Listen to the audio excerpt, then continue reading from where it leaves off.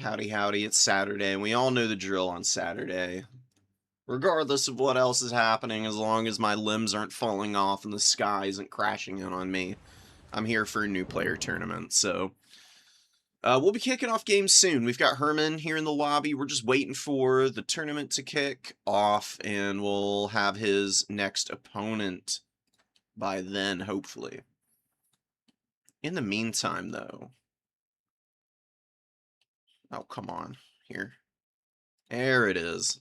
Now it wants to show up. We've got a little bit of something to show off here. Rizz Otto, who's been around the community for a while now. He's been streaming and doing his own thing, but he's also decided to enter the tournament website arena. There's Total Tavern, and honestly, it's gonna be a pretty stiff competition between Total Tavern and this. Like, obviously, Turn is the GOAT for setting that up when he did, but, Otto's put a lot of effort into making this website very user-friendly, and it's got some really cool features on it. I'm actually gonna scroll down and show off the one that Otto just, showed me, which is pretty freaking cool. You've got, after action reports with like really nice laid out information on how the game's shaked out. See the bracket here. You can see grand finals winner Darren Dimwitz just the other day won that. And he's got a super easy point and click, download the replays right off the website even. And it's all of the it's all the replays from the tournament. Like, each one is automatically saved and pinned into the actual tournament page. So, I'm going to be testing out this feature a lot today as we get the new player replays going. And I think it's going to be awesome, because then you don't have to exchange them over Discord. There's less fumbling around for the app data folders and everything for just like the average person. It just makes things way more easy and streamlined. So please go give Otto some love, because I think he's definitely made something unique here, and I am personally really excited to jump into his tournament site and use it some. He's got a launch tournament today, by the way, at 4 p.m. In my time, it's 4 p.m. Eastern Standard Time. East Coast US.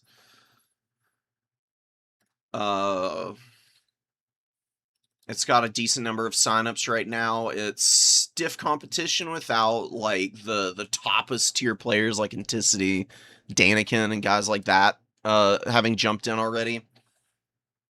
So if you're a little bit newer and you want to get some games under your belt without worrying about getting completely stomped by like the toppest tier players, might be a good time to check it out. Okay, tournament is underway. Let's find out who Herman is playing. Although it doesn't look like it's been launched yet.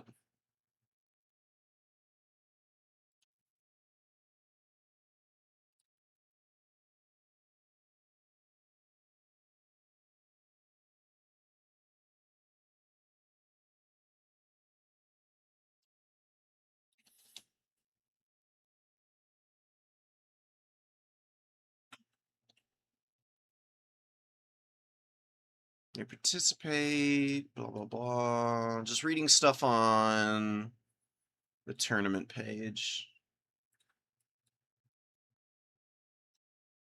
And let me check see what's going on here.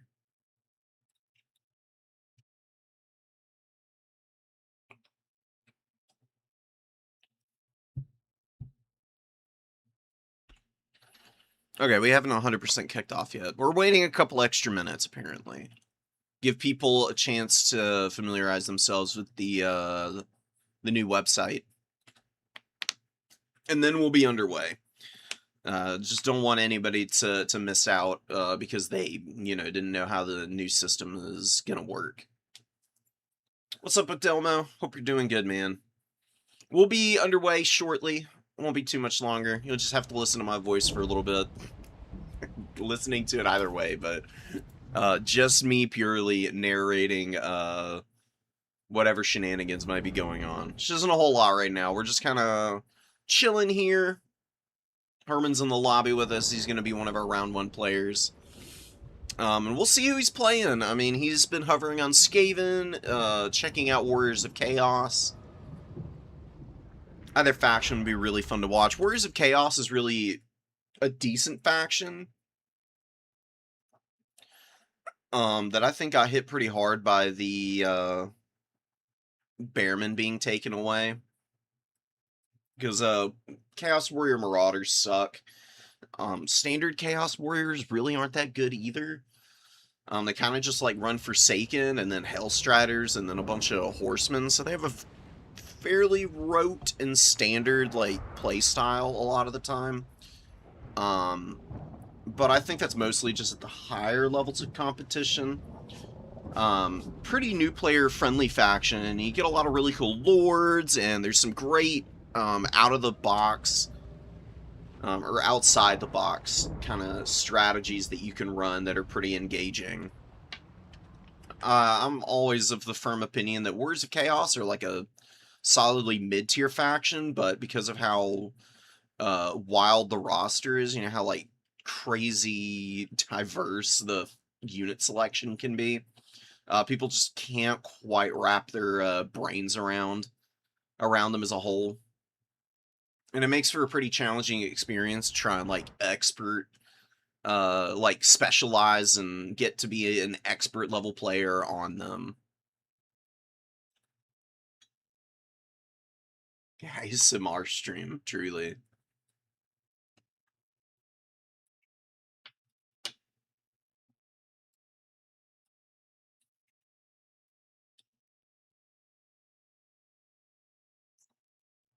I think what happened is somebody accidentally dropped from the tournament and they're trying to get him back in.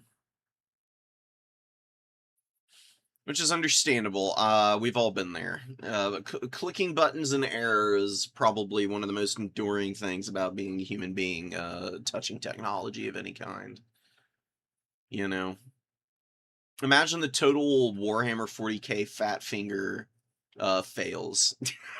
Like you're sitting in the chair on the battle barge as the Lord Commander of like a Space Marine chapter, and you accidentally hit the Exterminatus torpedoes button. Detonate a few planetary systems on accident.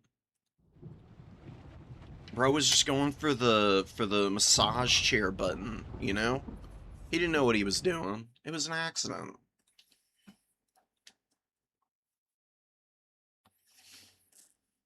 I imagine that only Inquisitors probably get massage chairs on their battle barges. Everybody else just has to stand solemnly.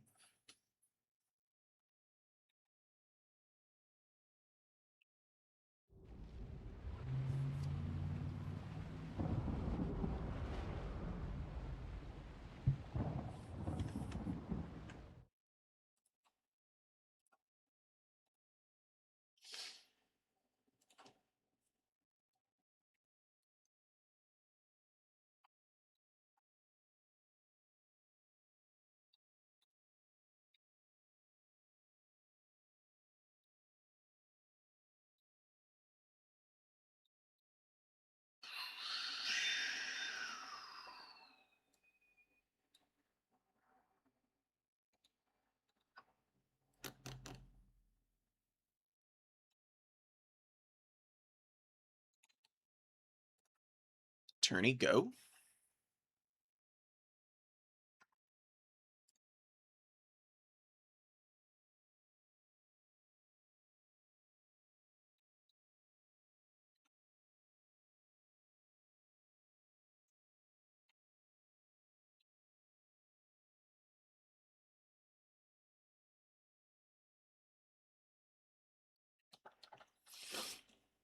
What's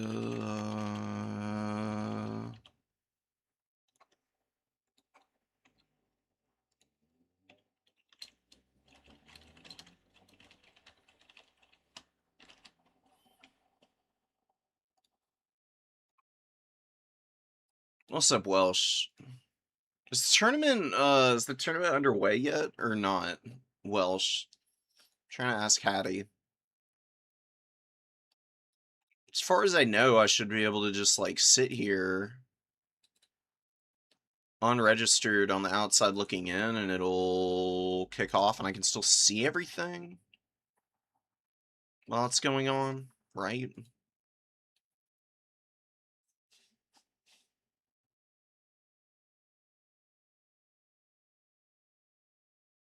Oh, I see. Push the start time back a little bit. Okay, we actually got a good number of signups too today. Oh, and there's open play. Oh, this is sick. Wait, what? There's a ladder too? Let's just keep looking at the website for a little bit. Because I showed one thing off, which was what Otto was telling me about with the ability to grab replays like right off the tournament pages. Like for completed ones and for ongoing ones even, I think. But this is unique. This is different. Join the queue. Oh, it's got a oh.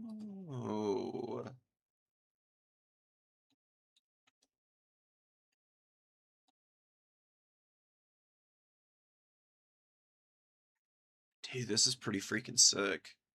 Oh, and you can set your own availability. You can post challenges? What the hell are these? Okay. So best of one, best of three, best of fives. Got a leaderboard. Darren Dimwitz is our all-time leader right now. Otto's not far behind. How are these calculated? Raw points for the anti-farm opponent modifier. Interesting. You can sort it by win rate, you can sort it just by like season and points and everything. You see Jimmy is out here doing crazy good. Turtle's doing alright. Hasn't played that many games to be fair. Otto's obviously been putting in the time on his own website, which is a good sign. Somebody's got to QA it. Why not the guy who actually runs the site? What is meta? Top win rate factions. Dude, holy crap. Look at the Demons of Chaos with a 91% win rate right now. How many games have they played? There's a whole layout for matchups.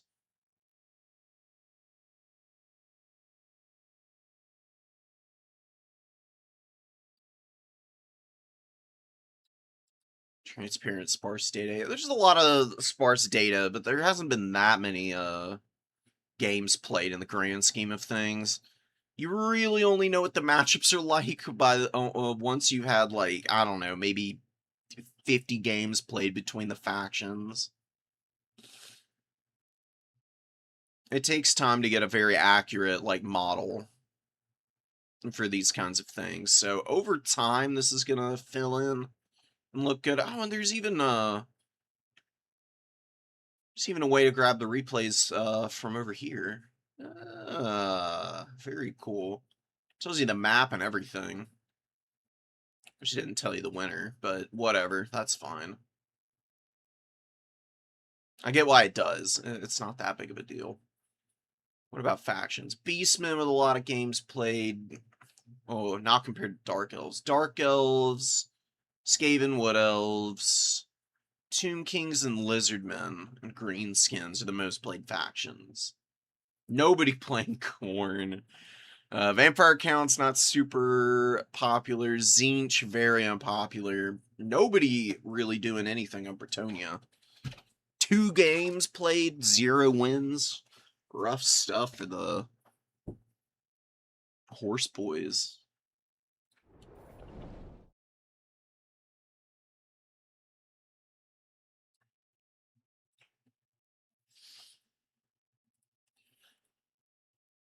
Tournament now? Ah, it's finally live. We've been waiting for a hot second, so thank you all for being patient with me. Oh, and we got TL. That's perfect.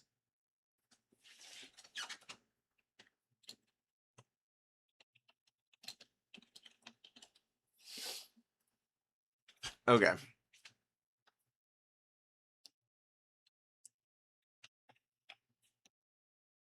So we grab. We drop.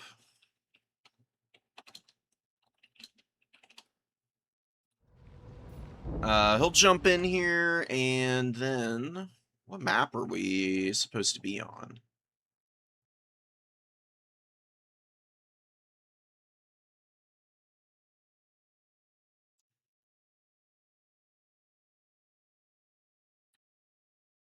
Do it say?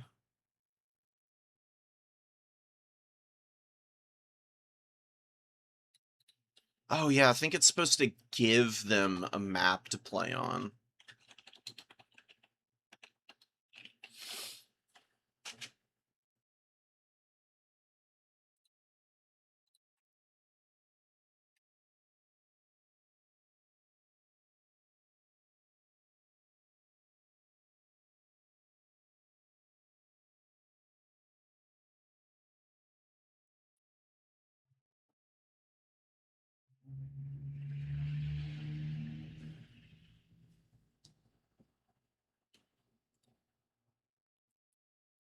Site's been great. That's good to hear, Jimmy. I'm really excited to actually play around with it a little bit more.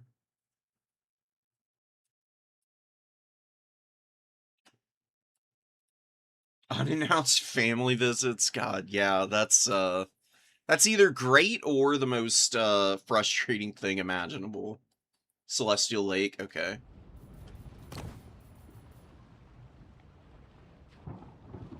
We're doing the cool Celestial Lake. Oh, it's the Celestial Lake too, isn't it?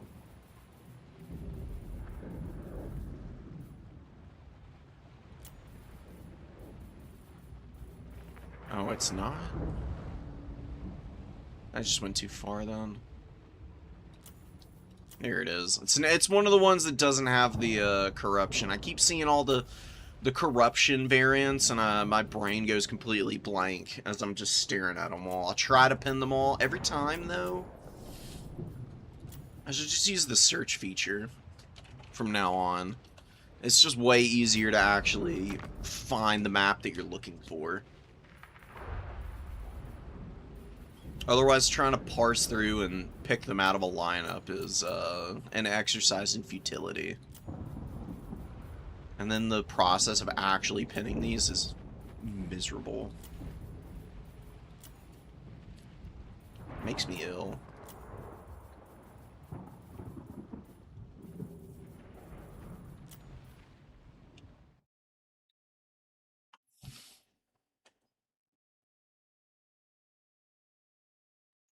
TL's still on his way. He's about to be here, and then we'll have them do their picks and bans.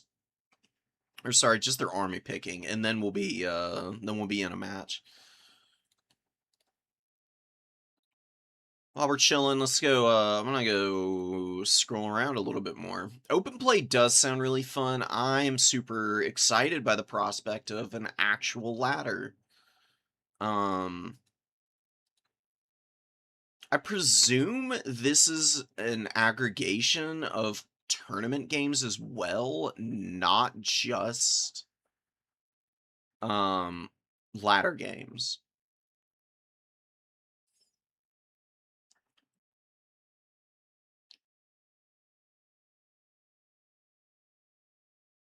I need to ask Otto how this is all calculated.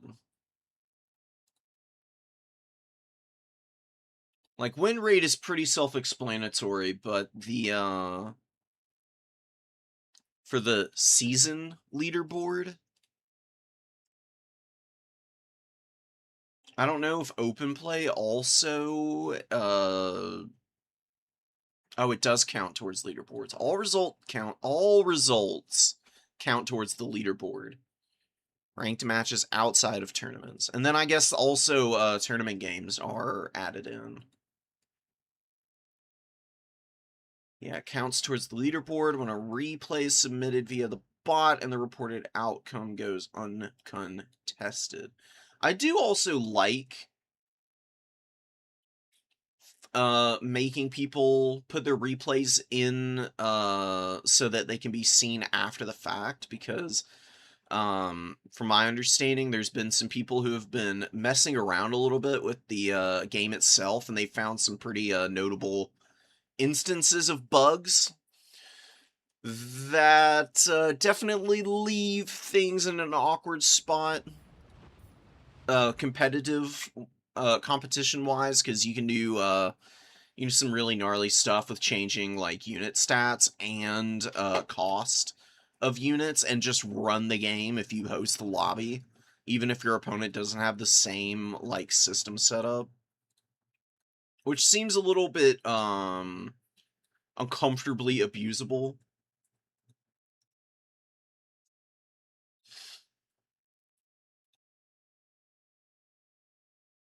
It's definitely not ideal. It's definitely not ideal. Didn't realize new player tourneys are no longer posted on Total Tavern, otherwise I would have joined. Yeah, this is like a brand new thing. Like, Otto is doing his launch day tournament today, which is what this one is right here, the upcoming. It's in like 4 hours. It means it will run into a bit of a time crunch with the new player tournament. Also don't have nearly enough time to play in this as well, I don't think. I'm gonna register though. And if I have a little bit of time to jump in and play just a couple of matches, then I will. We just gotta play it by ear and see. It looks fun. I mean, there's really, really great competition here. We got Fish is back. Dude, I haven't seen Fish around in ages.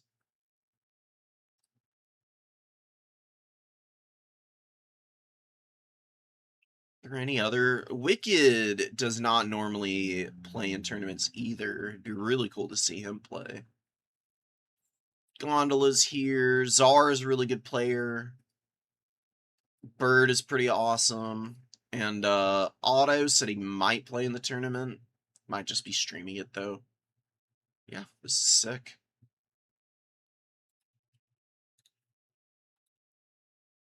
I'm really excited for the I'm really excited for the potential of a somewhat active ladder. That's like the big ask that I think everybody in the multiplayer community has desperately wanted. There's just never really been like a great system for it for domination mode.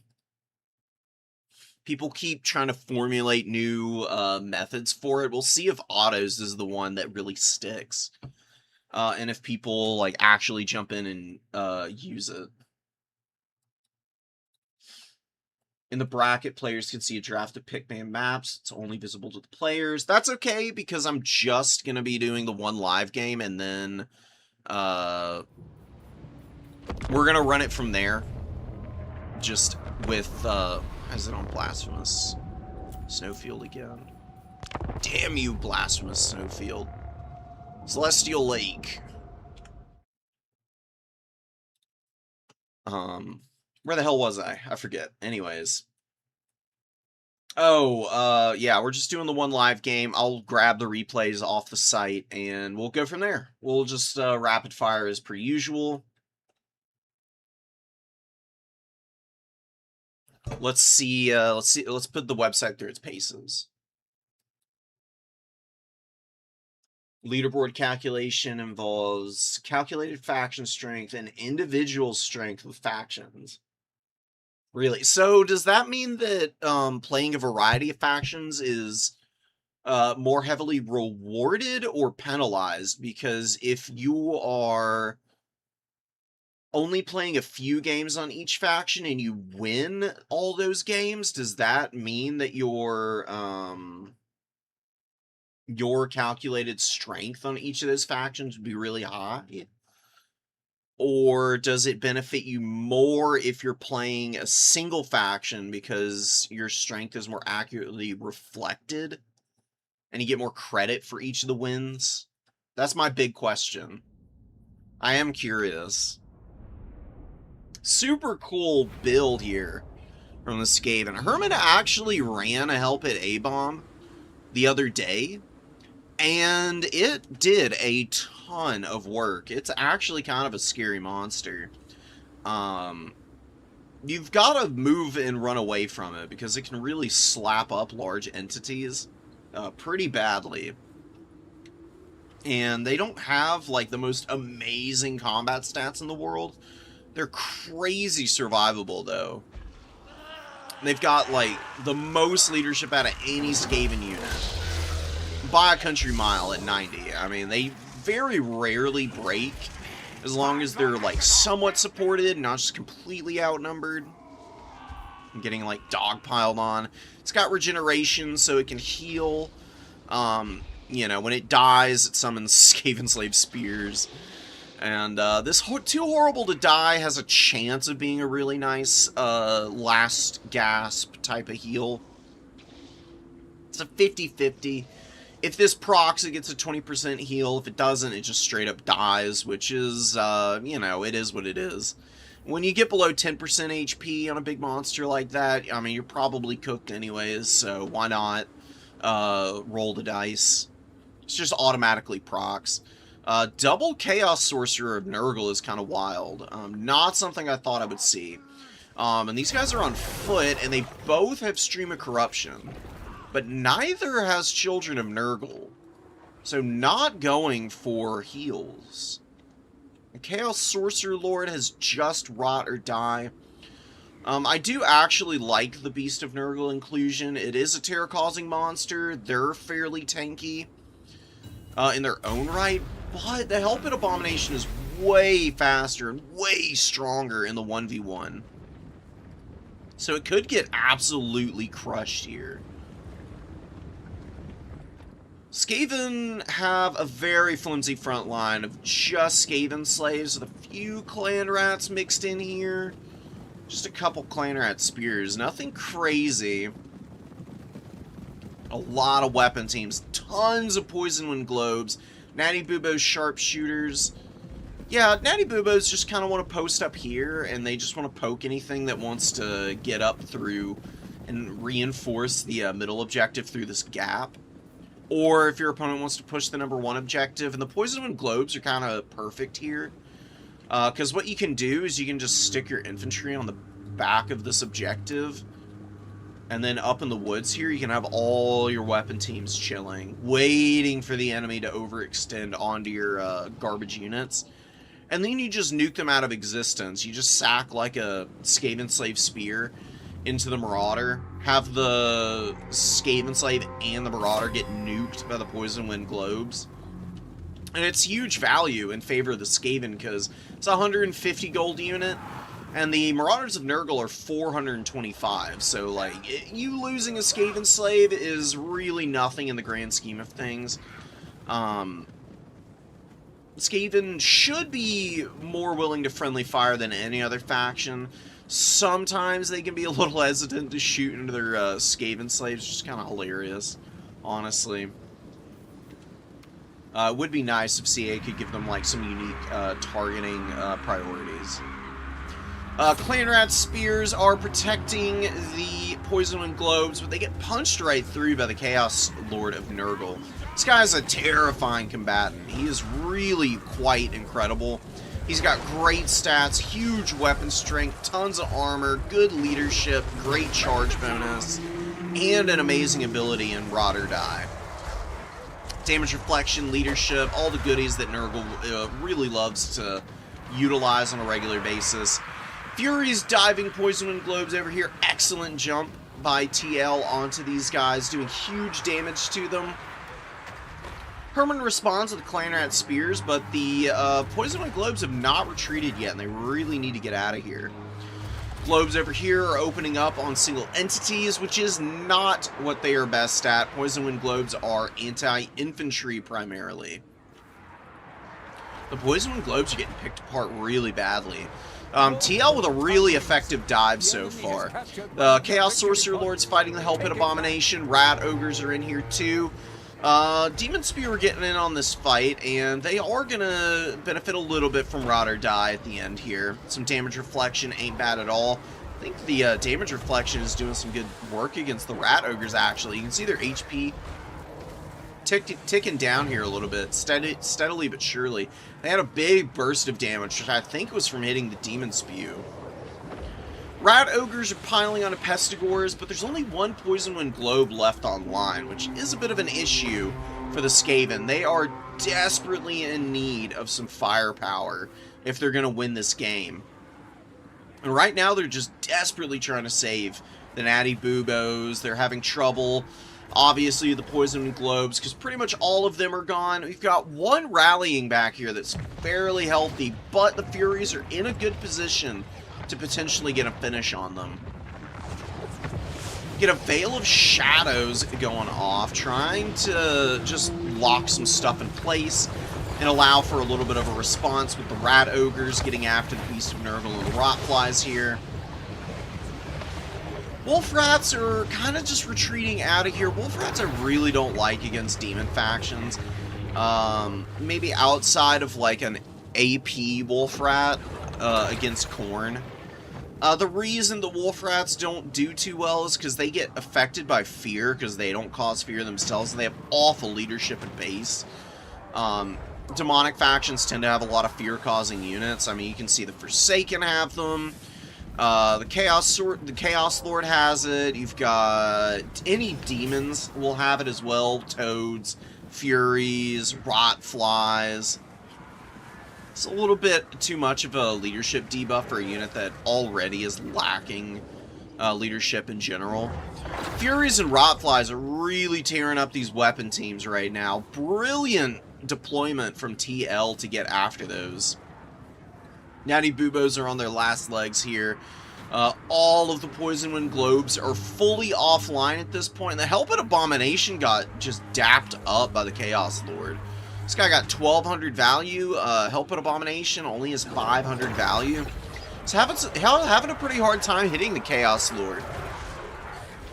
The Beast of Nurgle's just going around, getting a few punches in with its arms. You can see it just kind of like wibble wobbles in front of people, and I don't know. It's playing like patty cake with them. It's a cool monster. Its debuffs are like the real selling point, like losing some melee, debuffing the melee attack and speed on your opponent. On top of all the poison it's spreading around is pretty freaking nice. It's got Cloud of Flies, so its melee defense is nice and high right now. And it's just surviving and providing a little bit of an anchor point. It actually doesn't cause terror. I always forget this about the Beast of Nurgle. I keep thinking it is a terror-causing unit, but it is not just a fear-causing one. But I think being a nice little debuff piece and an anchor tool that can be semi-reliable is honestly pretty worth. There's actually some really funny strategies that people have pulled off with like quadruple Beast of Nurgle. It's actually been somewhat reliable in a few matchups, apparently, which is kind of intriguing. Wouldn't have really thought that to be the case. Brilliant charge here from the Rotting Riders, getting right up into the Clan Rats, onto the rear of them, and then immediately terror routing and now leadership breaking the Rat Ogres. And Rotting Riders are going to be able to just kill these guys on the retreat and then probably get after the Night Runners over here. Stream of Corruption doing some hideous damage to the Night Runners over there. In the meantime, Warlord is going fisticuffs with the Chaos Lord. Brave little Rapkey down here. This Warlord having absolutely no fear getting in the face of this guy. Chaos Lord is definitely winning this combat, though. There's really not much that this Skaven Warlord can do to him. Skaven Warlords don't have bad stats, but you can see he's getting debuffed by a lot right now. Slime Trail, Swarm of Flies, he's exhausted. The Chaos Sorcerer Lord, he's also exhausted, but he's just not losing nearly as many stats, because his are higher at base, there's not as many debuffs around. You can see him just getting into this guy's grill and dunking on him now. Might be able to finish him off. You get a little bit of Warp Star action from the Eshin Sorcerer. What's the Eshin Sorcerer doing? Only 448 value. Nothing too crazy. Definitely a little bit rough. Herman is really kind of just lacking. He lacked the tools to protect all of his Globadiers early, and he split a lot of his forces trying to defend them all, rather than just focusing on keeping one or two alive and healthy. I think that's part of the reason he's been run over by TL like this. Because Nurgle had a fairly straightforward win condition, which is just kill weapon teams, and then I just outgrind everything in melee. Skaven do not fight well in the melee combats. They desperately need their weapon teams to get big value if they're going to win games. And the Fury dies, and some good Rotfly play. Definitely put the Skaven on the back foot in a really bad way early on. And they're fighting okay now that it's on their side of the field. It's still not going great. Then the Wolf Rats are routing again. The other thing about the Wolf Rats is that they're 550 gold. They really need heavy support. They can't be by themselves. Can't be dealing with any leadership debuffs on them. Especially if your Lord is, like, dead, which he is just passed away as this sorcerer, or the Chaos Lord over here. I think this is the this is the Warlord right here. Poor little buddy didn't make it too far. Trying to run away heroically, but died horrifically. And the Skaven leadership being dead means that this game is 100% over. It was already kind of a foreboding comeback attempt. Skaven are functionally cooked here because the Rotting Riders are very healthy for one. Chaos Sorcerer Lord and one of the other, sorry, not the Chaos Sorcerer Lord. Just the regular Chaos Lord and his Sorcerer buddy are just running around together being a bit of a pain. Very reliable single entity roadblock that the Rotting Riders can kind of hammer an anvil off of. Rotting Riders have basically gotten their value. They're well on their way. They're just about 300 gold shy. They'll be there in a moment. Herman is going to call this one. Not much you can do when the Warlord is passed. And honestly, I think if you want a combat character as the Skaven, Warlords are really cheap and they can be hard to snipe if they're protected. I think the idea was to protect him with the Hell Pit Abomination. But because of the pressure that Nurgle was putting on the Poison Wind Globes, Hell Pit A-Bomb and the Warlord had to separate, and then they both kind of got clowned on separately by the Chaos Lord. If you really want somebody who can hold their own against somebody like Chaos Lord of Nurgle, get yourself Throt. Throt is actually a really strong combat character. He's got decent leadership. Solid stats, but really the selling point for Throt is the fact that he's on a Brood Horror and he regenerates and also has Terror that he can apply to whatever he might be fighting. Let's actually go take a little peek at him. And I can show him off. He's a little expensive, but you can make up for it elsewhere with some of the Skaven units, just like cutting non-essential things. I do like Master Controller, Remolder, and Beast Pack. They're all really good. Creature Killer is alright. The bonus versus large is not super necessary, though, for the Skaven, because they've got, you know, good anti-large tools in their shooting anyways. That's what you should really be using to kill big stuff, in my opinion. You can go Throt, you can get like Rat Ogres behind that. Pit Fighters of Hell's Deep are really quite good against the Chaos factions, particularly because these guys have ITP at base. They don't rely on their Frenzy to give it. They can lose Frenzy and still have ITP, which makes them pretty reliable at fighting just about anything, any big monster. They can run in on, get underneath, and start charging up the Berserk and scaling into a good value trade that way. I think they're a good option against Nurgle, specifically. Because Nurgle does like their single entities, and the Pit Fighters are going to be your most reliable mass to blob up around them and kind of stop the momentum of those big monsters. There were a lot of Poison Wind Globes, and while I do love them, I think 4 and the Natty Boobos is a little much to protect. You need roughly like 3 units for every shooting piece you have, so that you have enough protection for them.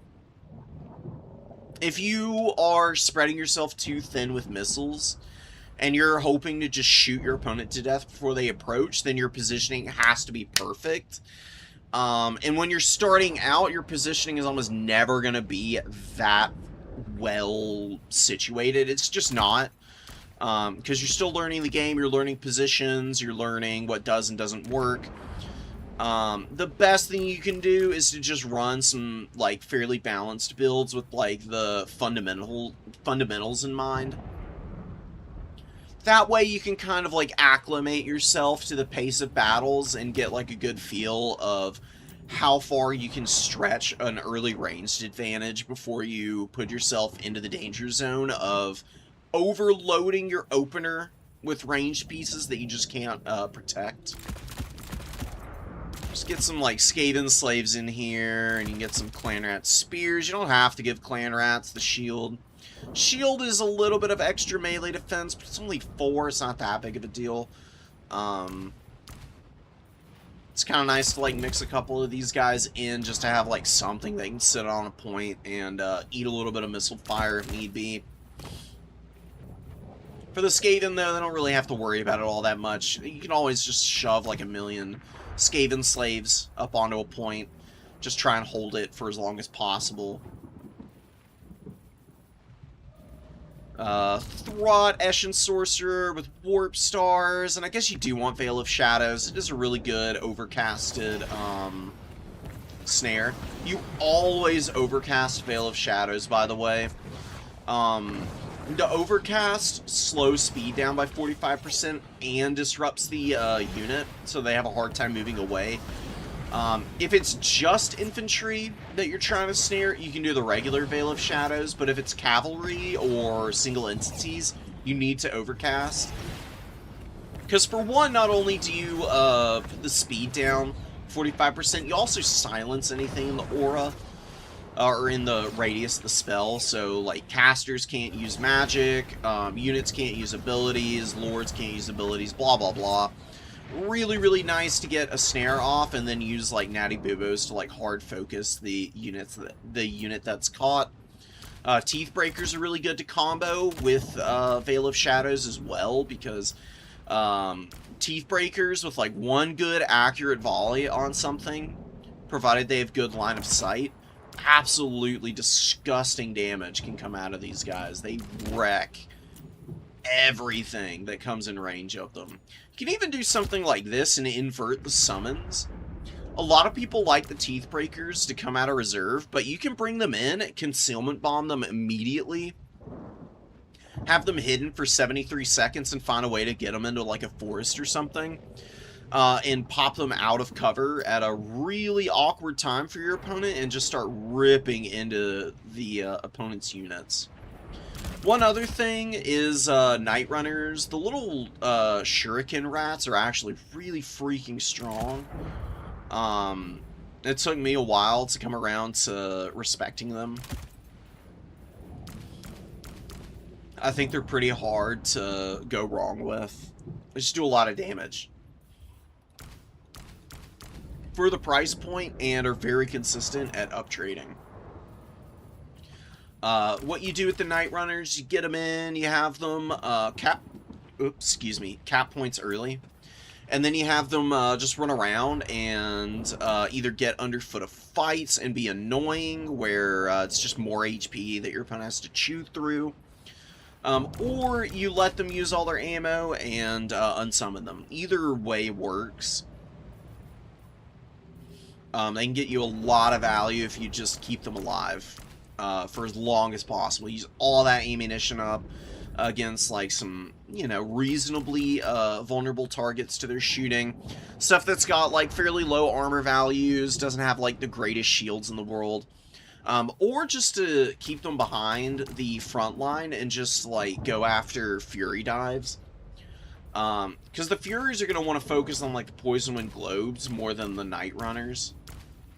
Because while Night Runners are pretty decent units, Poison Wind Globes and Teethbreakers can carry games by themselves. People are going to be hard focusing these more than the Night Runners will be. So the Night Runners can pretty actively follow like Fury Swarms in the sky and just kind of poke at them as they're flying overhead. And they do really good damage to Furies. I've learned that firsthand. It's very unwise to fly Furies over the heads of Night Runners. Other than that, though, I mean, you got, like, the bones of your army here. You can, like, fill in the reinforcements however you want. Help It A-bombs, I think, are just a little too expensive for what they do. Super cool monsters, more of a campaign unit, though. If CA really wanted to do the Help It A-bomb justice, they would knock it down to, probably 1450 or 1500. I think 1800 is way too expensive for what this thing offers in multiplayer. The Thing Abomination is arguably just straight up better, despite costing 400 gold more. If you bring a Help It A-bomb, you're basically centering your entire build around it.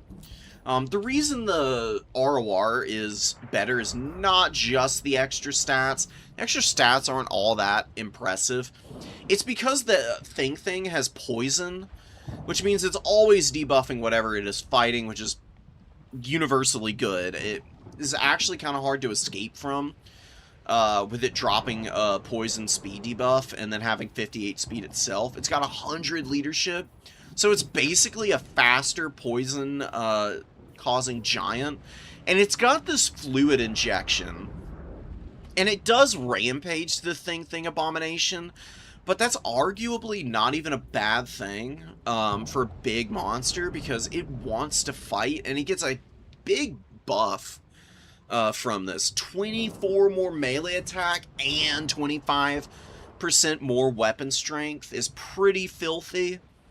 And it's on a crazy short cooldown of 60 seconds. If you're already committed to paying a premium for a middling monster, why not just go for the absolute premium for an absolutely superior option? I'm a huge believer in the Thing being your best bet for Help It A-bomb play.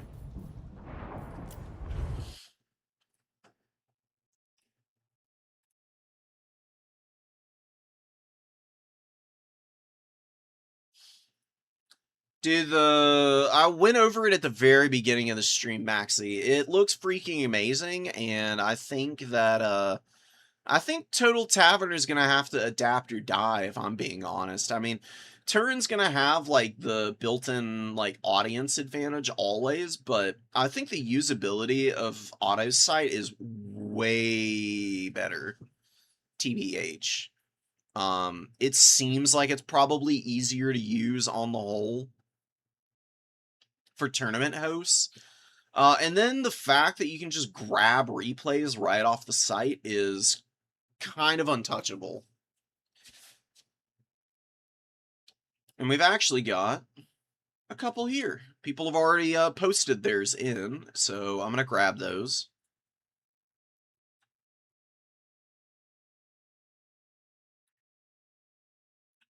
And let's get it going.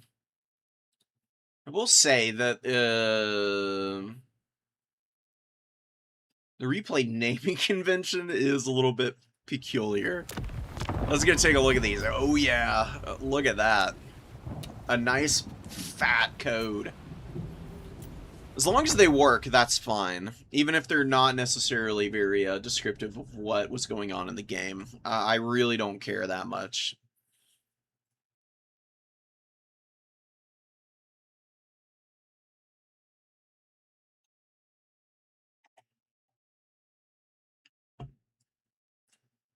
Armor of Dark. Ooh, yeah, Armor of Darkness is kind of nice. I mean, 35% missile resistance is cool.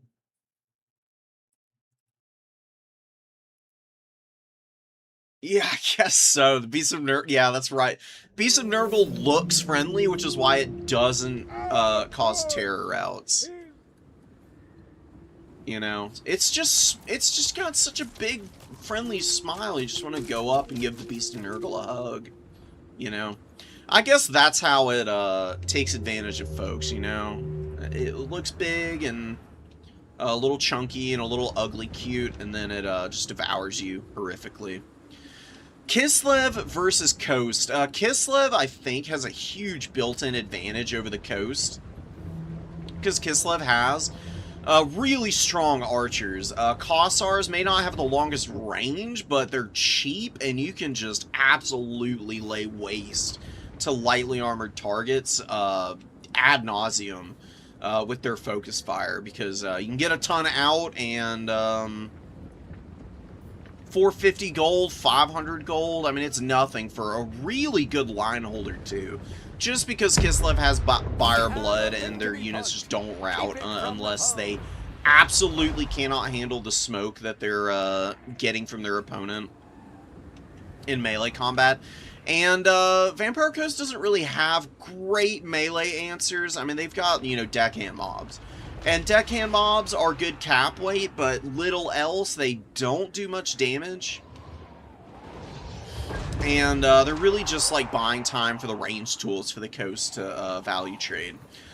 Shade Wraith Gunners, though, are suffering pretty horribly. This is why Little Grom is so incredible.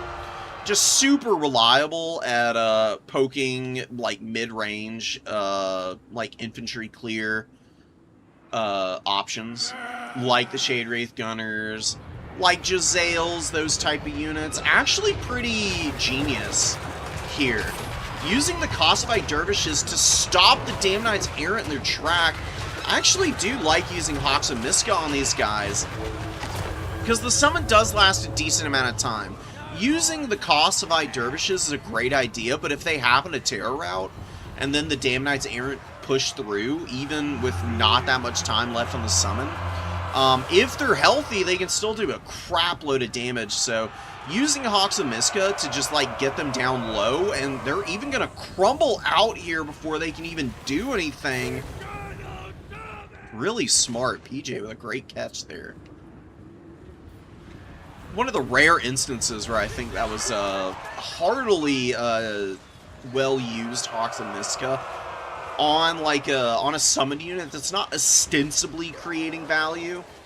I think low-key doing a lot more than you might expect, though. Actually kind of cool to see the Wind Blast spell. What the hell is this called again? Biting Wind. You never see people bring Biting Wind. Hits a deckhand mob and does some okay damage. Not really like the most worthwhile wind spell I've ever seen, but right now Kislev's just got a pretty decent little advantage here. You know, they're losing out on the value trading. I think that's very deceptive, though. A lot of that damage is tied up on Little Grom. Winged Lancers and the Griffin Legion are retreating from the enemy shooting now. They should be fairly safe in just a moment. Just need to get, like, out. They just need to get out of here. They're looking to charge down some deckhand mobs right now. Up top here, Mournguld's getting taken to Pound Town right now. Kislevite Warriors on them, Winged Lancers and Kossovite Dervishes charging down these low armor monsters, and they get absolutely rolled. Little Grom is saved. Little Grom needs to get back online. Probably want to get it, like, up here on the slightly elevated terrain. It's, like, in this little crevice right now. It's probably going to get obstructed by being too low and their target being on the other side of the map. But it actually takes a shot. Oh my god, takes out 4 models immediately. Little Grom with no fear, just doing its thing. Fellbat's going to dive Little Grom, trying to occupy its attention, but they're going to get taken offline by all the cavalry over there. One of the Wolfhearts here. Akshina Ambushers putting some big deeps down on the Lamprey's Revenge, who try to go for a flank, get tied up on the Kossars for a moment, and then end up needing to pull back. Akshina ambushers are actually really good AP shooters. They've got a ton of missile strength. Like, it's not just the base missile damage on the Akshinas they have to look out for. They've got more AP damage than some of the actual gun units in the game. 12 AP is absolutely ferocious, so Lamprey is doing a very smart thing in retreating there. Griffin Legion have been getting pounded all game. They really haven't done much up to this point, but 35 of these very beleaguered Griffin Legion do get into the Zombie Pirate handguns, and with Glorious Charge might be able to get these gun units to the breaking point. Gunnery Whites are looking to shoot in here. Are they actually shooting though? Looks like they were holding their fire a little bit. Wow, the Griffin Legion are going to kill this entire unit. Before they go offline, they might even be able to go into another fight with all that HP. Kosovoite Dervishes are just going to face check some gunnery mobs, which is a fine idea considering the battlefield situation. I mean, the undead have lost their entire front line. The deck-in mobs just aren't up to snuff. They go down pretty terribly, don't get a lot of value, don't provide much capture weight. The Gunnery Whites are doing what they can. They've been dropping some scab scrapes to decent effect, but they're just a little bit lackluster at clearing big numbers of enemy units. Like, you can hit some of these guys with Scab Scrape, get rid of maybe like half the Kossars, but then your opponent's just going to reinforce. And the problem with the Gunnery Whites is they're fairly expensive. They actually cost quite a bit on these mounts. These guys are probably upwards of 1,100 gold at this point. Add in the cost of Silostra, and a third of the value on your army is tied up in single entities that have pretty limited utility, if I'm being honest. Gunnery Whites are just not White Kings. Like, White Kings are just built different. Gunnery Whites are a similar-ish type of unit. They've got, like, you know, the Scab Scrape. They've got the armor. They just don't equal up to being as compelling of a choice, though. Because the benefit of the White Kings is the fact that they get tons of passive healing support. They're foot characters who are stupidly resilient. Have almost as much HP as the Gunnery Whites do on these crabs, while having a silver shield and 90 armor and just better overall stats, minus the weapon strength. White Kings also get magic damage, if I'm not mistaken. And they can just, like, sit with corpse carts and stuff and just get perfect vigor and just, like, ankle bite the hell out of everything. Gunnery Whites can't really do that quite the same way. I mean, they're not bad by any means. I just don't think that their utility is all that impressive. Wolfhearts are staying after the Lampreys, and W has kind of forgotten to W plus left click here with those guys. It's in your name, bro. You gotta get in there. Show us the aggression that you're naming yourself after. But he's kind of lost his momentum here. There wasn't enough range pressure. Vampire Coast lives and dies by what their range tools do. This is not a great map for the Vampire Coast shooting units. Like the handguns and the Shade Wraith Gunners don't really have good spots on this map. Your best bet, if I'm going to be honest, is probably going for a full mortar build. Now, normally you don't want to go too many range tools. I talked about committing too heavily into them. But something like double or even triple mortar on this map is honestly pretty safe. Because points are pretty close in towards the spawn points. You can have your artillery in your deployment zone, basically, and be able to just pound the objectives with them. I mean, it's one of the reasons that Kistha brought Little Rom. They were planning on just protecting this thing hardcore, using it to chip down any high-value shooting units, and punishing any dive attempts onto it. And Kislev did a really good job of protecting and playing around their artillery piece, while Vampire Coast just had a huge range disadvantage, waddling in with a lot of really vulnerable units who just got absolutely lit up by all the Kossar fire. And it was just a matter of reinforcing with like Kislevite warriors and you know, Lancers and Griffin Legion and everything. Really nicely done by Kislev here. The Kossars all got good value. Pretty much across the board up trading. Akshinas, the Wolf Hearts, premium unit, 1150 gold, but they got 1700 here, which is pretty disgusting. Them handling their business is not that shocking. They can do it pretty easily.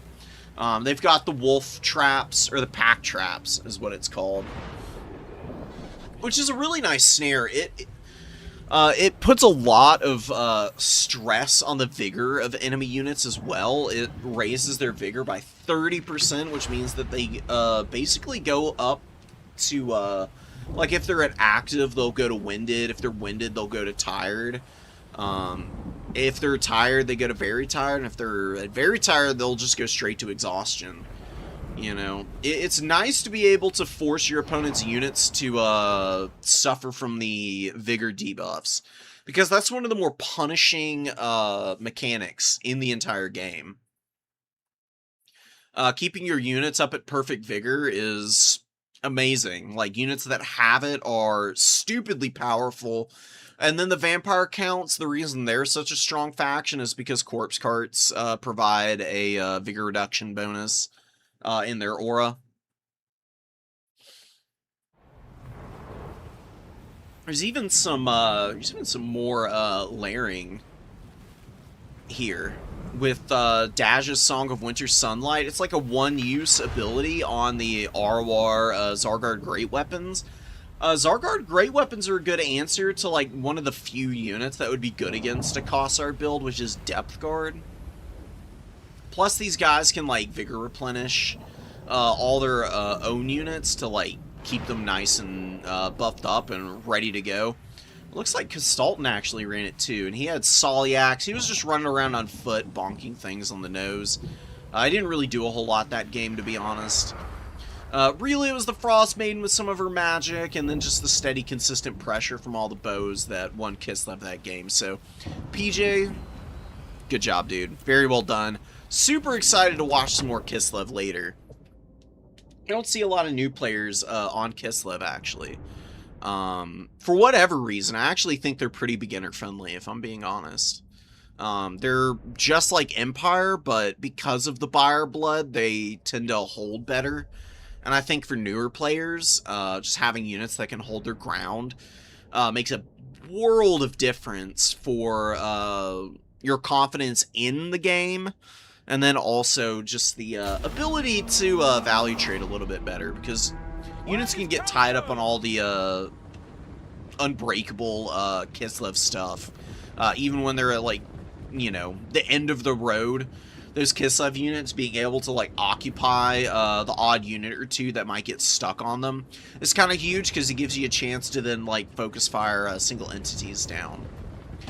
Engineer, Amethyst Wizard with Spirit Leech, Fate of Buna, Boris Toddbringer up in the sky, White Cloak of Ulrich, Blood Roar, Crush the Weak, all the debuffs, all the heals of the Midland Runefang. Very consistent Lord. Against the High Elves, the Leadership Bomb effect is not going to be as strong as against other factions, but High Elves don't have a lot of ITP.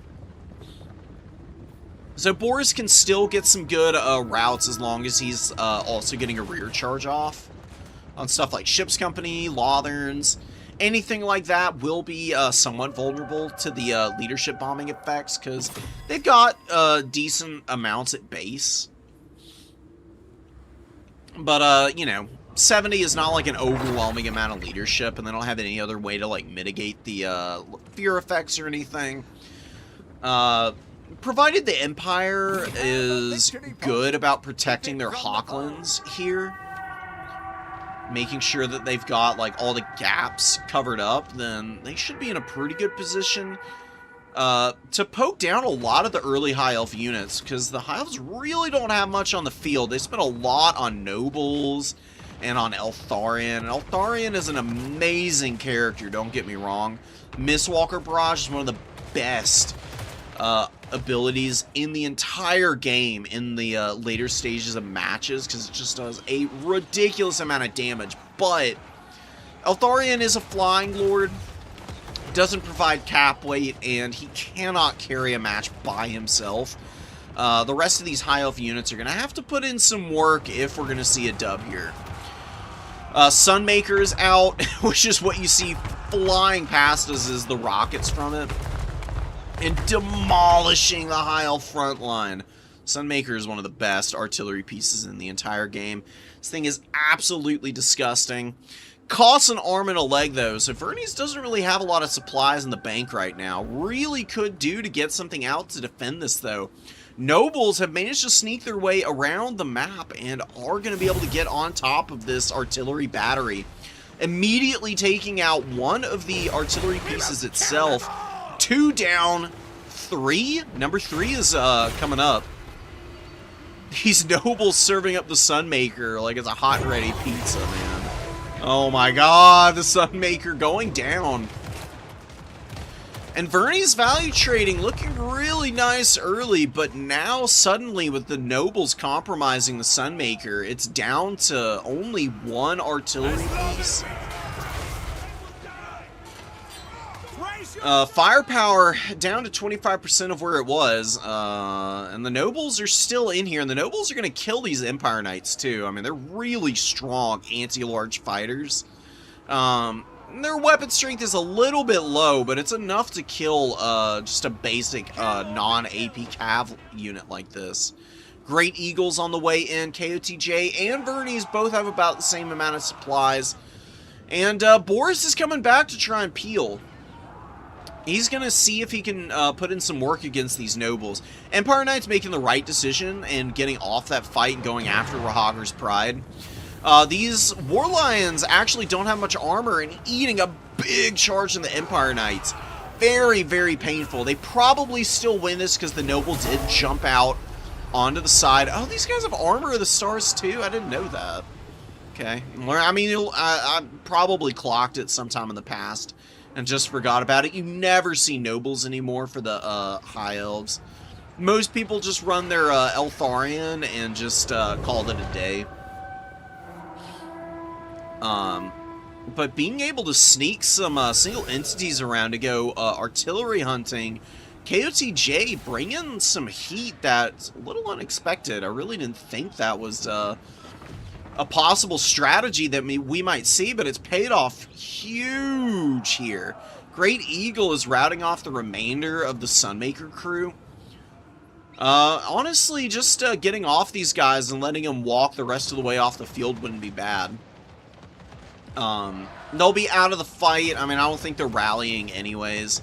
It's going to take some time for them to get back into the reinforcement pool, and then you can maybe use that Eagle just to get into the middle of this formation. You see, the spears are very well placed to protect these Hawklands, but they can't stop an Eagle from just landing on top of these guys. And then you could have the Nobles kind of creep in through any of the gaps and get after the Hawklands also.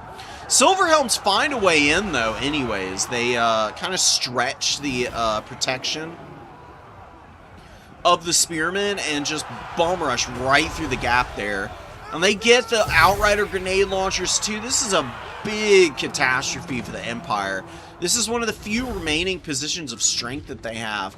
Because while State Troopers are a respectable line holder against Ship's Company and Spearmen and Lotherns, they are a little bit vulnerable to getting shot to death just slowly but surely by accurate bow fire, because it's only a bronze shield. They only have 30 armor. Plus, they don't have very good stats in melee combat. They just don't do a lot of damage. Ship's Company trades slightly better into the State Troopers overall. And with the fact that the Empire shooting is basically completely offline, it's going to be a very hard uphill climb, I think. KOTJ, though, could lose this game if Eltharion gets sniped here. And Demogryph Halberd's coming in and getting on top of this fight and getting a nice surround on Eltharion. You see him trying to push through a couple of the Demogryph models. He does drop an Apotheosis on himself. Mistwalker Barrage is going to come in, do a little bit of damage to those Demogryphs. Actually takes one model down. Nothing too serious, though, because he was just pushing through a couple of them. If it did hit the entire Demogryph unit, probably could have taken about 20% of their HP out. One of the reasons why it's so freaking strong. Yeah, Eltharion is just getting hounded by Boris here. Boris is going really deep to try and get the finish on Eltharion here, but the Eagle comes in to help out, and now Boris in the 2v1 is going to have to do a little bit of running himself. Eltharion needs to drop a couple more Appos on himself. He's got that spell for precisely this situation, but before he can, Silver Bullets come in and one-tap him from downtown. They just blast Eltharion out of the sky. Okay, maybe we can see a rally here. We're going to need to see some big routes, though. What the hell was... Oh, Mercurial shot from the Engineer. Whew. Didn't really do enough to peel for this Demogryph Halberd. Dude, these Nobles and the Silverhelm support actually running down this Demogryph Halberd pretty ferociously. Keeping them on the back foot, going to chase the whole unit off the field. I mean, they're pretty beat up, but they could have rallied and maybe gotten a surround on one of these guys to help drag him down. But they're just staying aggressive here. These Nobles with 1,300 value here, 1,300 on both of them, in fact. Very, very nice. Aggressive play with the single entities for KOTJ. It's kind of broken open this game against the Empire. You can see that Vernies has actually done a pretty good job of preserving his front line. It's not like he's completely out of this game in terms of cap weight. Like, he can recontest these points. But the Hawkland's going down, the Sunmaker going down, and a pretty beat-up Outrider grenade launcher is going to make this a little bit difficult to try and grind back. It's definitely going to take a lot of time and effort for Vernies to find a way to grab this double cap again. KOTJ is continuing the pressure, though. He's going really deep to try and snipe this caster, but the Silver Bullets from the high ground are pounding the Fireborn. And now Boris getting into this fight, too. He's beat up, but he's got a little bit of sauce left. He actually breaks the leadership on the Fireborn, too. Terror routes and leadership breaks them. That elite 1,850 gold cavalry unit got a whopping 35 value. And Vernies immediately swings back the value in his favor because of that. And honestly, now the High Elves are just looking completely gassed. I mean, these Nobles have been putting in a lot of work, but one thing that they cannot do is just, like, hold points. I mean, they're good combat characters, but they need to be used for, like, removing important tools, and they really kind of had a lockdown on the backline by themselves. They didn't really need the Eagle support that badly. They had Silverhelm support. I think just committing the Fireborn in back here, and then maybe using Eltharion a little too aggressively in the backline too is kind of what's gotten KOTJ into this really awkward late game position. If he preserves his Lord and the Fireborn, like you got like a third of his HP Eltharion here, a full health Fireborn, you can probably pretty easily hold these points here. But losing all of those in the back line and then suddenly leaving a bunch of very, like, you know, either low ammo Lothern Sea Guard or just beat up guys here, and then, like, mediocre ship's company to their own devices, try and stave off a wave of state troopers, and then whatever support Vernies can get out is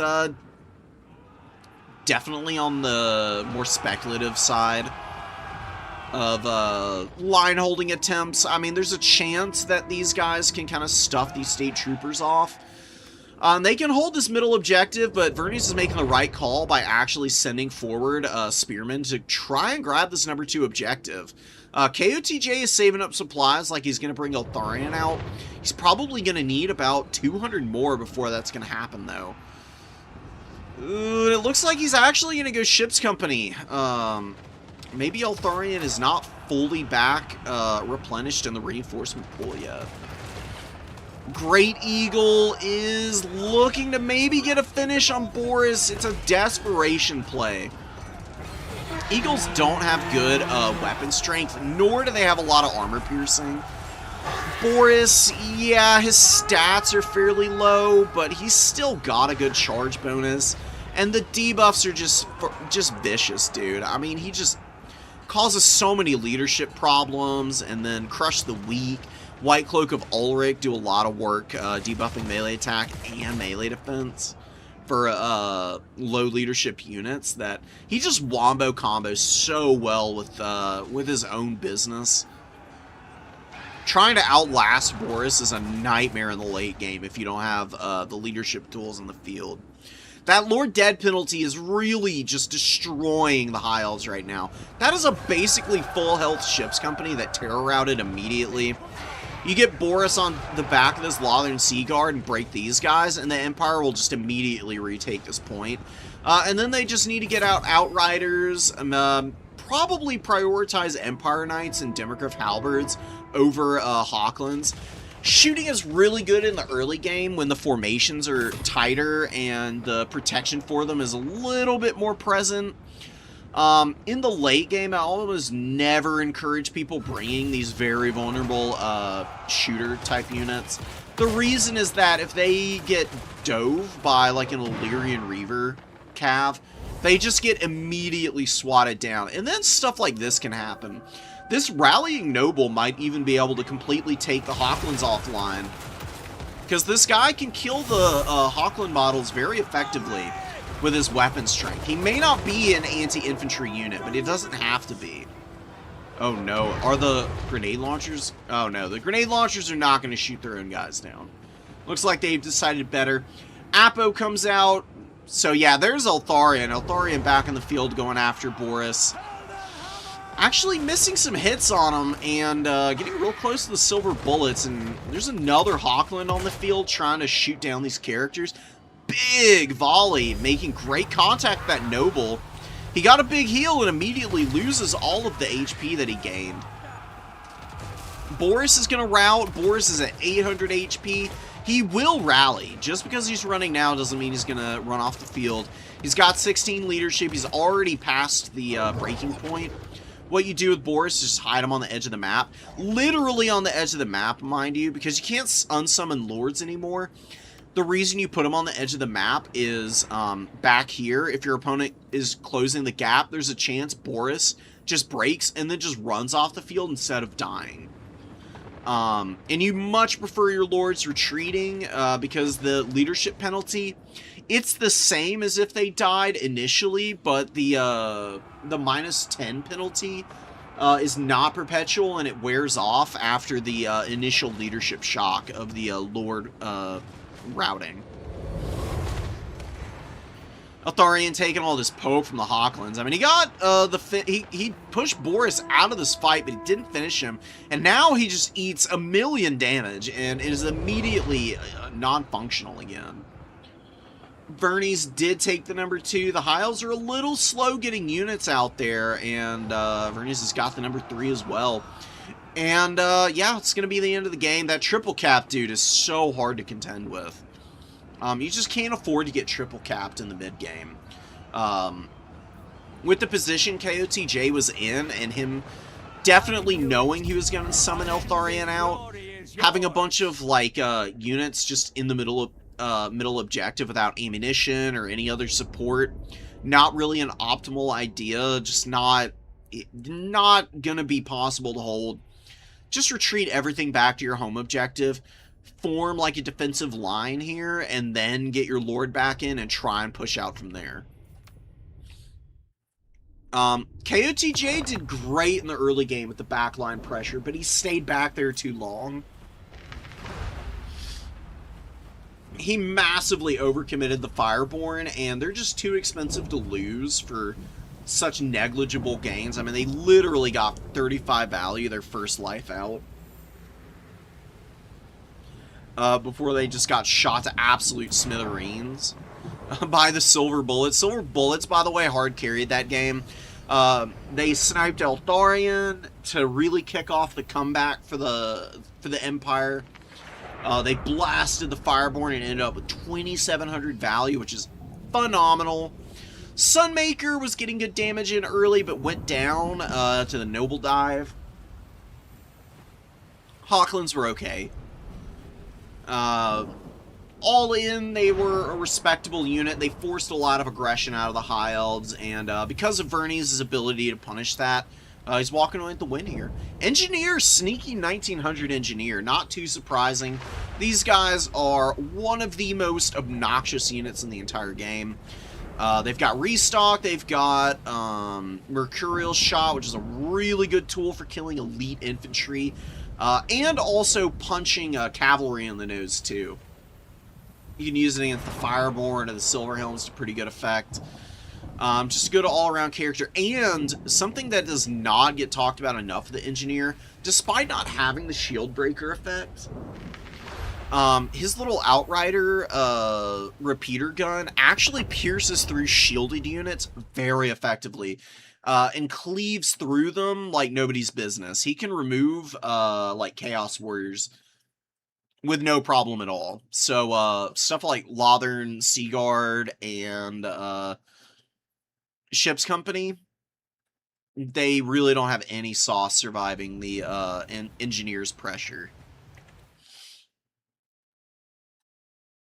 It's a very consistent Empire style. Empire is like the ultimate combined arms faction, so them mixing and matching and just running their opponent ragged that way is pretty awesome. Definitely a pretty ideal way to kind of run things.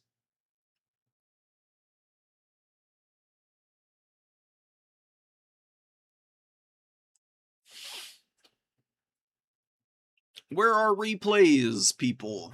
I need them. Yeah, there's been some people dropping their replays in, but there's a decent number of people who have not been. So I need to run them down.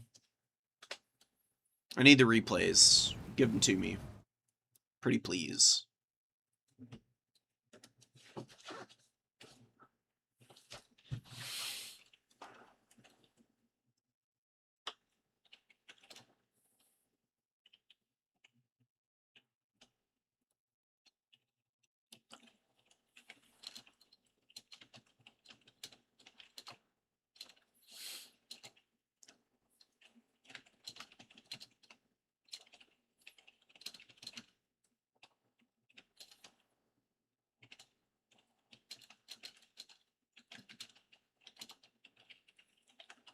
So, people are not dropping in all their replays for the Autobot on the, it's kind of funny that I can call it the Autobot. Anyways, they're not dropping all their replays in, so I'm gonna go actually back in time, and I'm gonna just grab some random replays from some of these other tournaments that have already been going on. I'm gonna do this intermediate tournament, actually.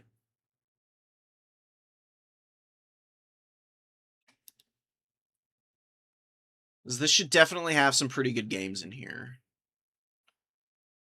What do we want to check out first? We've got some Ogre Kingdoms, which is a pretty rare sighting. Kind of want to watch, ooh, hold up. Jimmy on Lizardmen versus Ponty, who's on freaking Warriors of Chaos. Which I never see him on anything other than Dark Elves. Yeah, that's the sauce that we're looking for. Give it to me, baby, please. I don't know what the hell this is.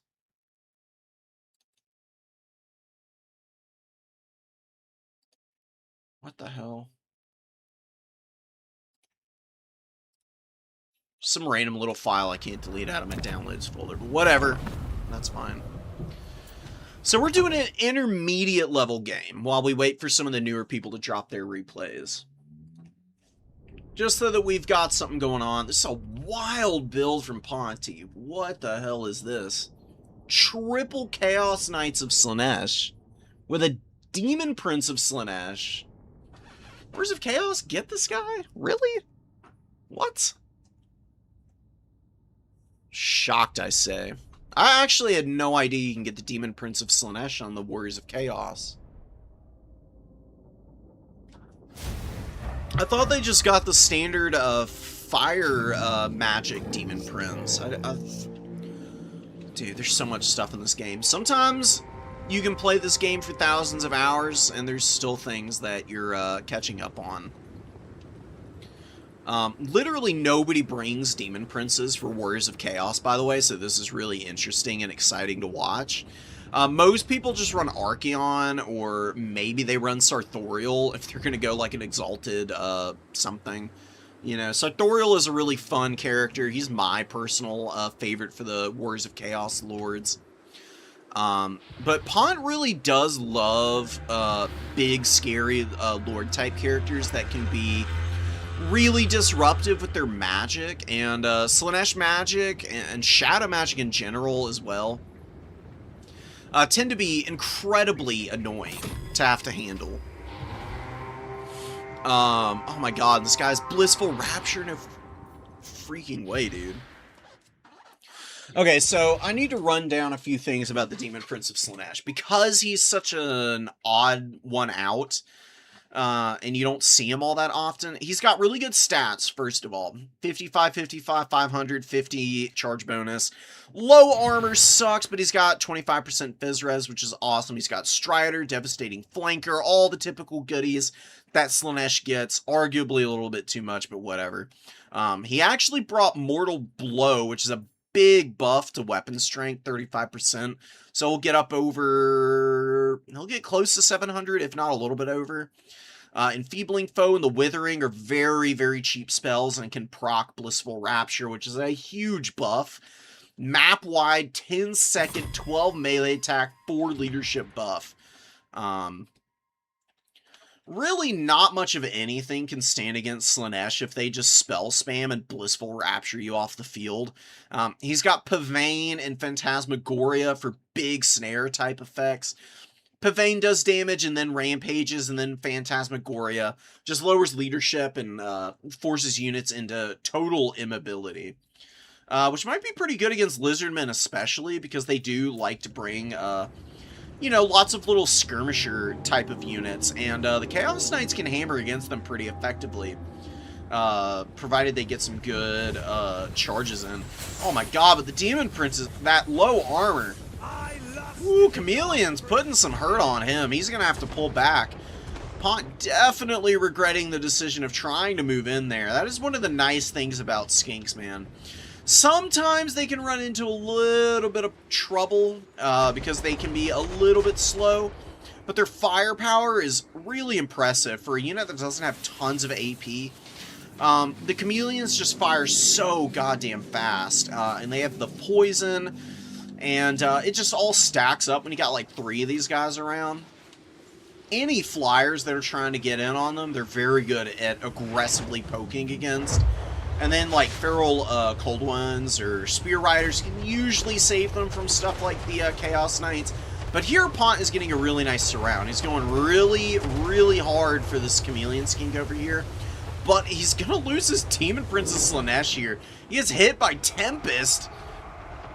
Tempest from the High Slan, and then the Umbral Tide blasting this poor fool out of the sky.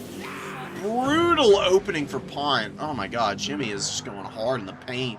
Defending all these flanks. Chaos Knights can't get around the edge here in the forest. Got some Chaos Chariots coming in. Halberds trotting up. Chaos Knights with Lances. Maybe because it's so early in the match, maybe there's a way for Pont to find a way to start grinding back a little bit of value and stay in this. Does have a double cap. He really should stop playing off of this #1 now. Just leave this Marauder to die over here.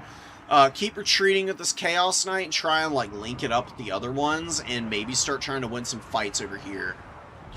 Chaos Knights with Lances get hit by Blood Statuette of Spite, which is a really nice bound ability against cavalry. It's a Melkoth's or Flock of Doom type effect. It's single target, so it's more like Melkoth's. It just does the same amount of damage as those two spells. And it lasts 1 second longer than Melkoth's, actually, I think. Really good for Cav.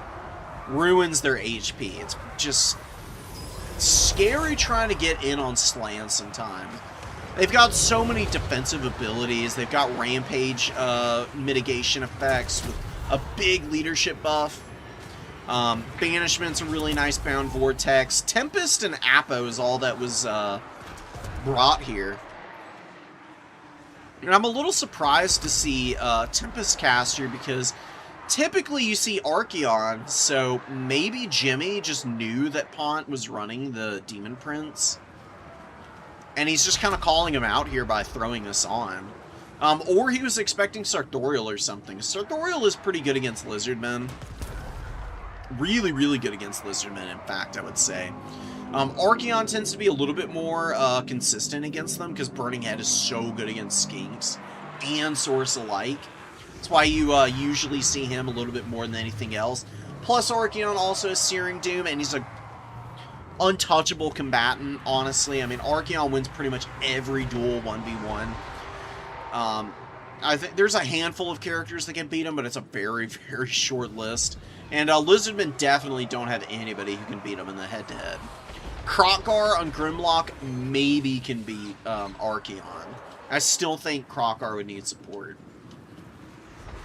The Slanesh Knights just didn't get anything done here. That was a dominant win by Jimmy. He just, he got up into his formation early, knew what points he wanted to play, and then he just punished Pont for overextending.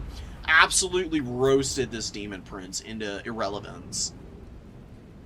Cool build from Pont. Definitely needs to go back to the drawing board against the Lizardmen, though. Chaos Knights in general tend to be pretty bad against Lizardmen because they get run down by Spear Riders like nobody's business. I hate to say it, but, you know, a couple of Hellstriders could always be nice. If you don't want to go that, though, then maybe, what could Warriors of Chaos do that's a little out of the ordinary against the Lizards? I actually really like running Kolek. Kolek against the Lizards is actually kind of a menace. Because he can fight just about anything that they've got fairly reliably. I mean, you just bring him with all his buffs. Lord of the Storm, you just drop on any spear cavalry that try to surround Kolek. This does ridiculous damage to cavalry that's blobbed up on him. Really good way of just peeling for himself. It does enough damage that oftentimes you can hit them with the Lord of the Storm and then get a terror out. And you just pop Star Crusher and Tempest Rage every single time it's available. Because Kolek with the extra splash damage and power attack just absolutely destroys any large target. He gets so much weapons. He goes over 1k with both of these active. And he's got good melee defense for an anti-large, like, specialist lord. Good enough base stats with a huge bonus versus large and good charge bonus. I mean, this guy is an absolute nuisance. Not only do you get all of the combat potential, he's got 25% missile resistance with 95 armor, which is no joke. Very, very resilient to the Chameleon Skink Fire. Umbral Tide don't do a lot of damage to him. The only thing that threatens him from range is, like, Razordon hunting packs. I've had a lot of success with Kolek and then just a Nurgle Sorcerer. And you just go Fleshy Abundance for Big Boy. And you just make this thing as dirt cheap as possible on a Chaos Steed. And watch it go, and you just overcast Fleshy onto Kolek around a bunch of stuff, or just single target him with it as well. That could be pretty nice. What else could you do? It's a little bit different. Summoners of Rage are actually pretty fun.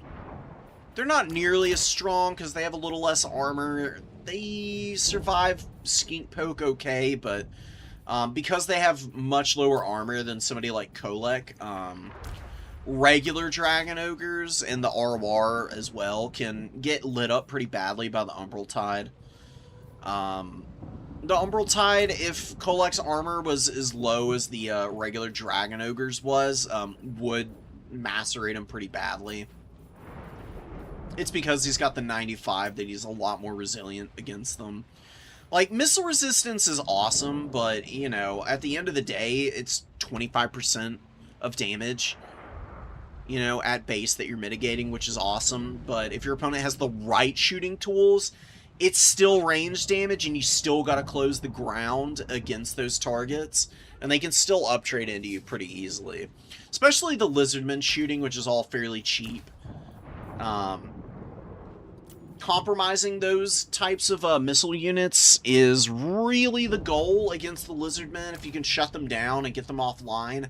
The melee fights are tough, but not outside the realm of possibility for the Chaos Warriors to win.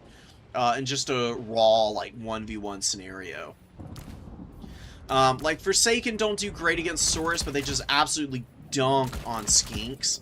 And if you really want to, honestly, I would run Chaos Warrior Great Weapons against the Lizards.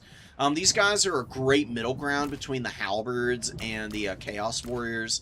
I think they're probably the best infantry that the Chaos Warriors have in general. They're meta against Bretonia, because you just spam out Chaos Warrior Great Weapons, and they hold their ground really well against the Cavalry and Foot Squires. It's similar against the Lizards, where the Chaos Warriors, they beat Skinks, because Skinks can't do any damage to them. They beat Saurus because of their AP, and because they have, again, 100 armor and good leadership. You don't see them too terribly often, but I think they would have been a really nice infantry choice. You get a few Marauders here, just to, like, buffer some shooting. You know, poke is poke, and the Chaos Warriors don't want to get poked too hard by chameleons. They don't have any missile resistance or anything. They don't have a shield. 100 armor is nice, but chameleon skinks have a ton of ammo and fire really fast, like I said. They can poke down Chaos Warriors pretty effectively. So you just kind of screen those out with Marauders and just get the Warriors on the point. And then bring in your mobility around that to support. I do think Trolls are really good for Warriors of Chaos. Kind of important to run a few. You can go Bile Trolls if you want, though. They're not bad. I think against Lizards, though, you want the Armored Trolls, because they have 110 armor, so again, all this armor means that Umbral Tide and Skinks don't poke them nearly as well as they might other things. I really love Blood Beasts. Blood Beasts are really good against Lizards for the most part. They're fast. They can be a really nice tool for rear charging and pinning the Spear Riders in place, because they're fast enough to kind of get on the edge of the flank fights within a reasonable amount of time and run them down. What else can you run? You can do Skull Crushers if you don't want to run Rotting Riders. Like, Skull Crushers are a really strong anti-large unit. All you need is one. If you use them effectively against the Lizardmen, not just taking, like, tons of free charges from, like, Spear Riders and Feral Cold Ones, these guys can really put a hammering on anything that they can actually get the charge off against. Support them with Fleshy Abundance, and I think there's actually some business that you can discuss there with your opponent. Maybe show them the error of their ways in trying to go fisticuffs against these guys. I don't know. Warriors of Chaos is such an expansive faction, it's kind of hard to, like, suggest builds for people. Because you can do so many different things. It's just that typically Warriors of Chaos players tend to run a lot of the same stuff because, you know, you get used to a few builds, and those builds tend to be a little bit more reliable than some of the other things that you can throw out there. I wish Warriors of Chaos got just some slight buffs, like maybe the Undivided Chaos Warriors can have 80 leadership instead of 75. Or something. I don't know. Giving them an extra mark, I think, is the wrong way to go about balancing, because then you're just not ever going to see stuff from the base roster. I don't know. It's complicated. Balancing in this game is difficult. Yeah, you can't bring all the demon princes. Which demon prince would be best against lizards, though? If only Khorne Demon Prince was Red Olgor. Red Olgor on the Warriors of Chaos would be pretty fun. Maybe not half bad. Probably the Demon Prince of Tzeentch, because Tzeentch just has really good magic.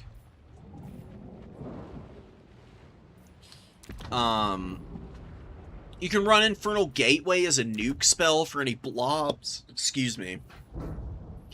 Infernal Gateway is a nuke spell for any blobs. It does disgusting amount of damage. I mean, you hit like a couple of Saurus with this overcasted spell, and you will basically delete them. I mean, this one-shots a lot of units, actually. And this guy does have Arcane Flight, so as long as WOM is above 15, he gets Spell Mastery, which is pretty insane.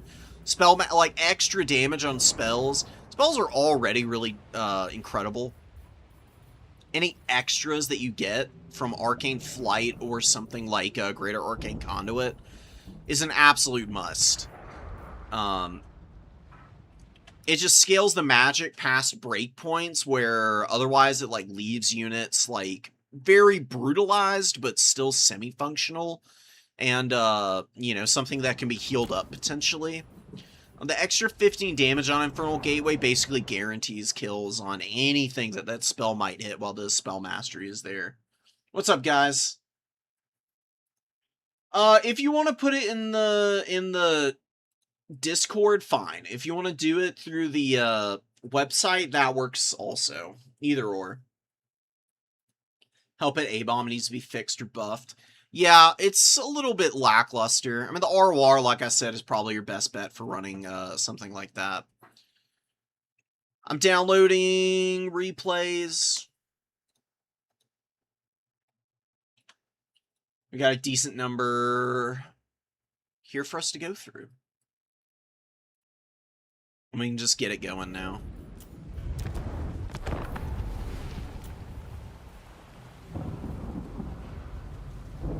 We already saw this game.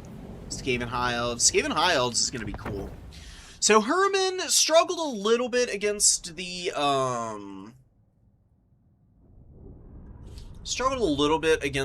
forces of Nurgle. Honestly, not too shocking. Skaven tend to be pretty terrible against the, Monogod Chaos factions. Funnily enough, one of the ones that they're best against is actually Khorne. That's because Khorne, if you fumble your dive as Khorne against the Skaven, you can just lose the game. Kind of goes for every faction, but Khorne is a little bit less... Khorne is a little bit less safe at diving the Skaven, because you don't have spells to, like, punish Skaven casters. So it can be a little bit tough to really bully them in quite the same way that, like, Slaanesh or Nurgle or even Tzeentch can. Against High Elves, though, I've actually always felt like the Skaven High Elf matchup was kind of Skaven favored. Skaven are amazing against other ranged factions, especially if they can use their Jezzails to just poke down stuff like basic archers. Basic archers are pretty good against Skaven because they just wreck rat ogres. They can shoot down night runners pretty effectively as well. You bring the Natty Boobos in Keep it from the foe. Just to get rid of the Archer Corps here. Because if you get rid of the Archers, like Ship's Company and Spearmen, they hold the line. They don't kill anything, though. And you've got so many bodies as the Skaven. If a Ship's Company beats a Clan Rat, it's going to be not the most amazing win for the High Elves in the world. And then you just, like, continue just spamming out cap weight to just grab all the objectives. And eventually your opponent's going to run out of, like, space, room, and units. Illyrian River Archer, honestly, kind of a brilliant summon of Plague there. Plague is a really destructive vortex. Just the base Plague actually does as much damage as an Overcast Pit of Shades. or Infernal Gateway, actually. If you upgrade, it actually gets even more full armor-piercing damage. The only reason it's not better than those spells is because it doesn't disrupt formations. You can just run out of it. But nuking a clan rat and getting all this damage on these Illyrian Reaver archers who went way too deep and kind of got stuck up on them. Huge dub for the Skaven rat out the gate. You know, Herman's got a little bit of business going right now. Dirk has a slight value lead. I think that's a little inflated. Fighting against the Skaven, for whatever reason, Skaven, of all the factions, have the weirdest calculations from the value bar. I never see the value on their units get reflected accurately. You've really got to be able to read the battlefield against Skaven, because you can be up in value and think you're winning, and see the Skaven are like, oh, the Skaven are down in value, easy peasy. They're like 2,000 down. Actually, you just killed like a bunch of crap. It's like all clan rats and Skaven slaves, and then like all the weapon teams have just been sitting behind that the entire time, killing your high value targets. Skaven just like pull back weapon teams and summon in like a wave of like crap, and then they just swamp you and overwhelm you. Dude, the Warp Grinders! Oh, the Warp Grinders are the brilliant bait and switch here. So the Teeth Breakers go up into the trees, attract the Illyrian Reaver archers up here, and the Warp Grinders hiding in the corner drop a Warp Quake and Seismic Snare, do huge damage to the remaining Illyrian Reaver archers here. Poor guys have been getting manhandled all game. And is it Ikat Zap Zap cannon? No, just a basic Warp Lightning cannon. Basic Warp Lightning cannons with some side shots can do good damage. Don't super need to against the archers. You've actually got a pretty good core here to maybe push all the way through. Onto the High Elf Zone back point even. Throt with a beautiful summon. Dude, Herman's going crazy this game. Throt is getting a big catch on the Archmage here. Oh, the Archmage is just barely able to squeak out of here on the Chariot. But Throt looks to be going deep. I mean, he's got poison. The Archmage is no duelist here. I mean, trying to run over infantry for the most part, and Throt does have poison. He's got 95 speed. God, look how quickly he closes the gap and just puts the work in on this character. High Elf Lord is routing and might actually die here because she's not going to be able to escape the Throt pressure. She's just not quick enough to outpace him. Throt is shaking hands with her right now. Is he going to get the finish? Even if he just runs her off, that would still be fine.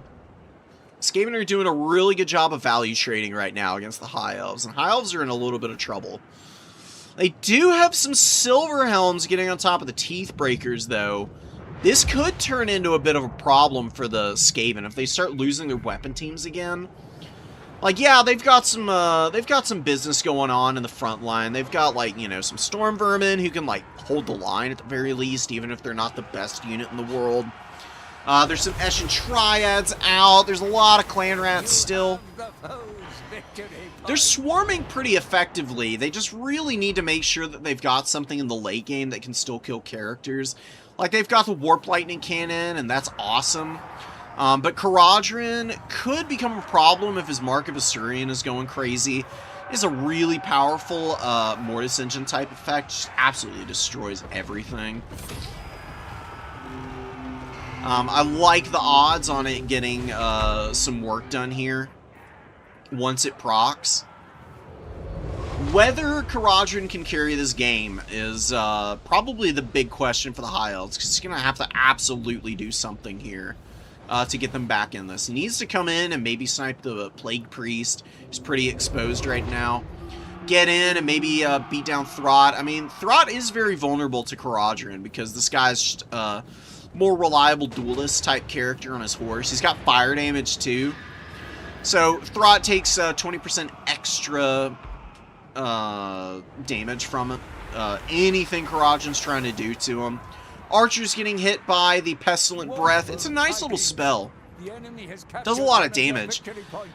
Probably one of the best spells in campaign, actually, because you can just spam the hell out of this as Skaven. They get tons of good like WOM recharge items and abilities and buffs from the faction as a whole. Here in multiplayer, it's still got some decent utility. I mean, it's just really good against low armor units, so Archer's like the perfect thing to use it on. I do love me some good breath attacks. Probably still has magic in the bank for some plagues. Should be really good to drop on the Fireborn if you can pin them into a fight.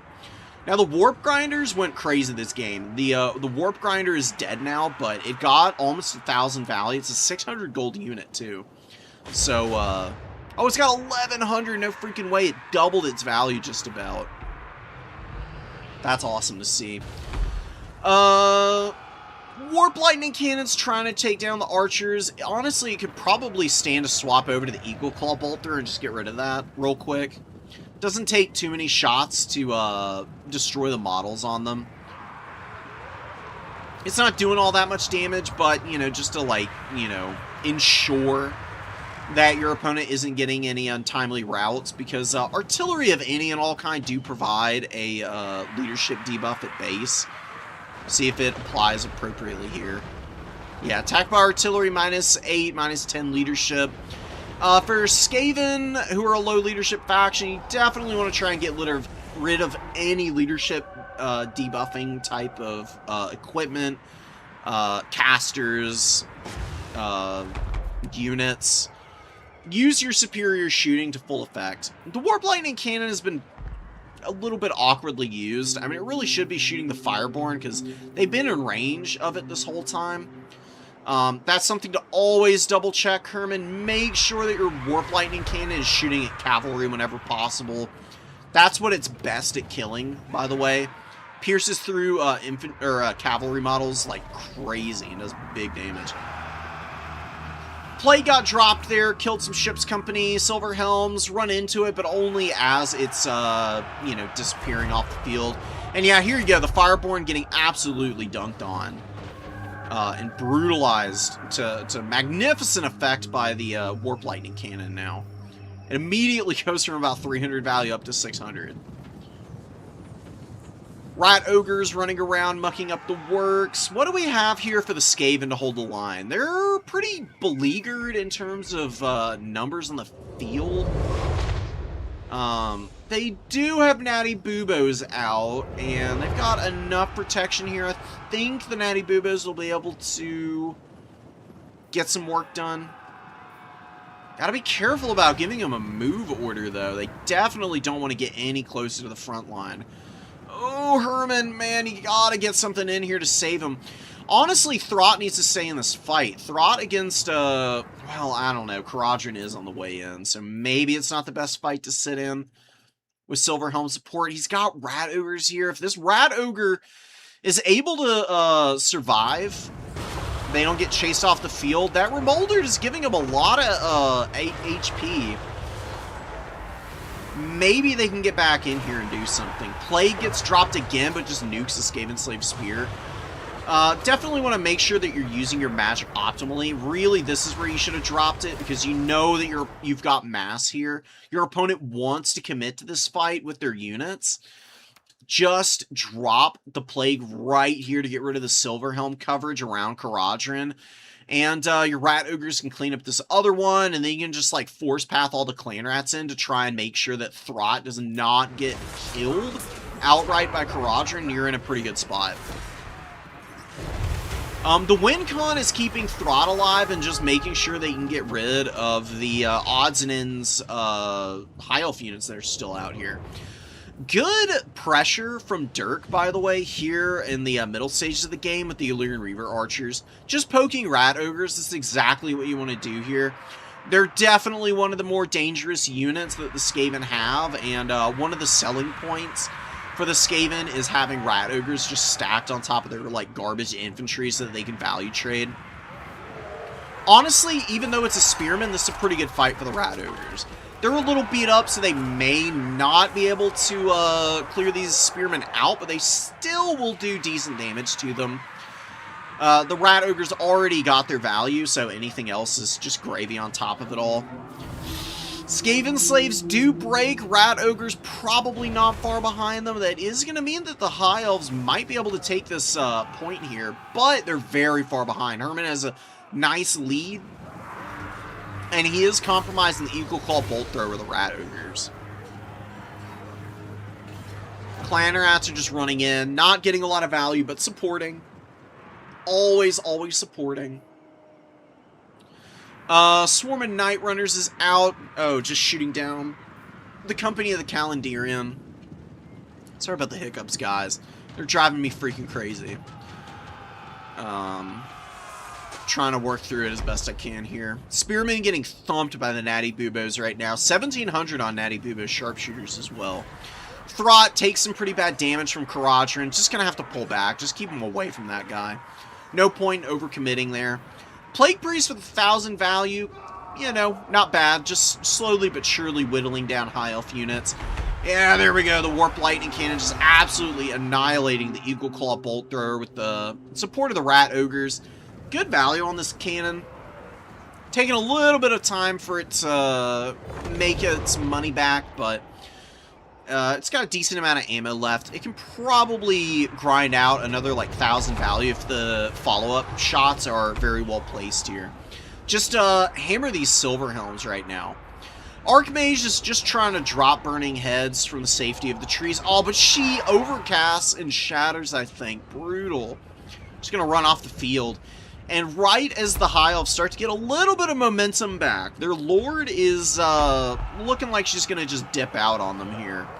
And the leadership penalty might be enough to potentially have all these Spearmen and Ship's Company break here.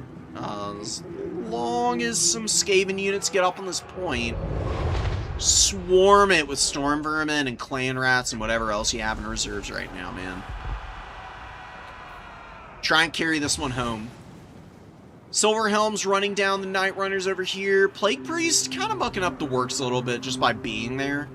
See if the Silver Helms get distracted and end up getting stuck on those guys.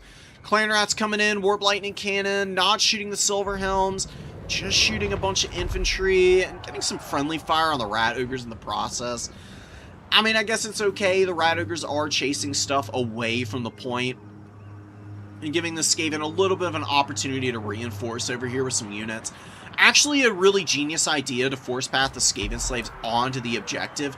People make the mistake of summoning in ranged units in the late game and then not getting them on objectives.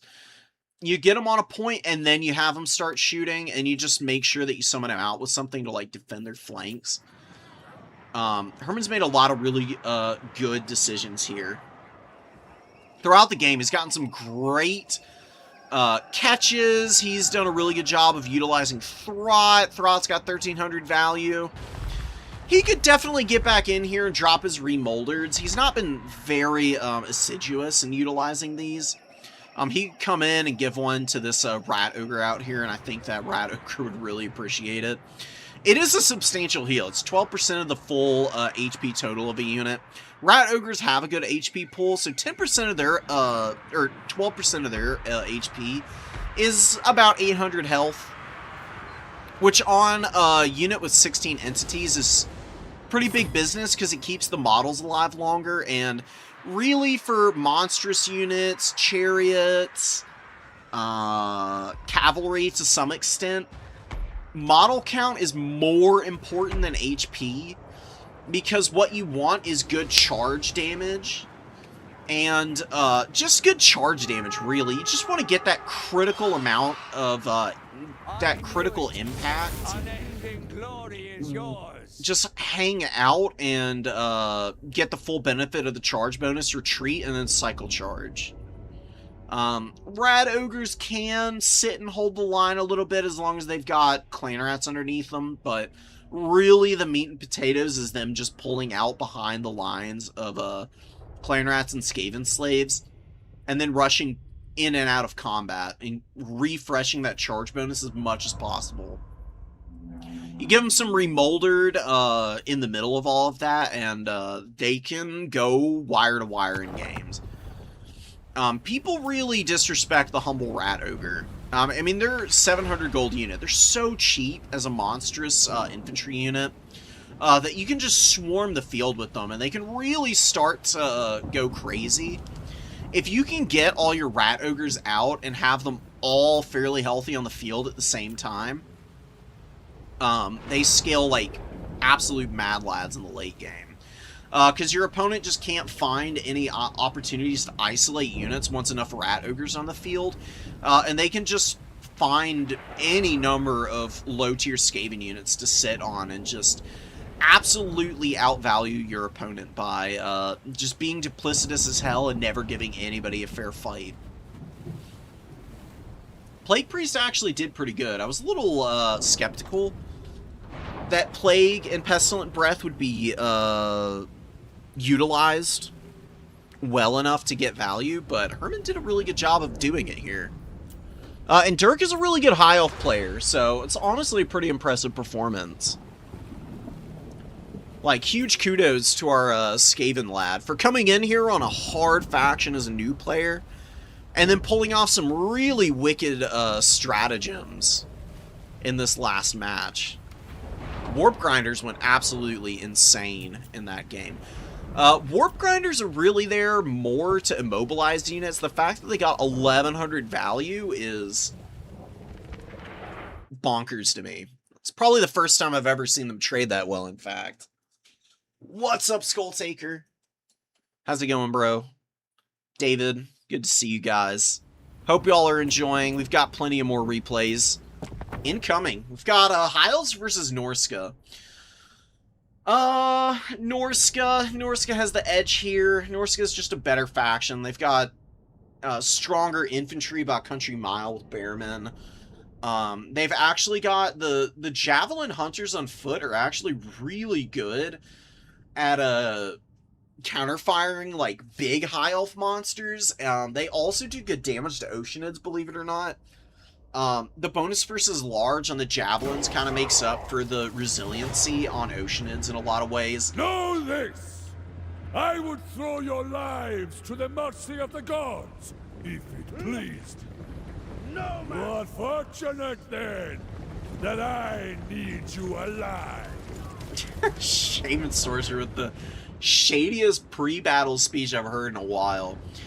Anyways, Marauder Hunter Javelins are really good at counter-firing Oceanids, and can even put some, if they get a shot off on the Illyrian Reaver Archers, they just absolutely demolish them. They get outranged pretty badly by them, though. And they're pretty safe to bring because, believe it or not, Archers are really dangerous to bring against Norska, because Norska has so many tools to hammer Archer-type units. Like, they've just got really aggressive, grindy infantry that can break through the front line. They've got really powerful monsters like Chimera with good breath attacks that can absolutely annihilate these low armor like Lotherns or basic Archers. Dreadmaw is banned, but Dreadmaw is also another disruptive tool that can be brought. Although High Elves have some tools against Dreadmaws that can like silence them and make them completely useless. And then there's also the chance that somebody brings Wulfric and his Seafang. Seafang is really good against tightly packed infantry. I'm actually surprised that Wulfric doesn't get picked still. You see him sometimes. I think he's arguably better after the patch. After the DLC, because Wulfric was an auto-include, being like one of the only good Lord options for the Norskins, but now they have the Great Shamans, and you see the Great Shamans all the time.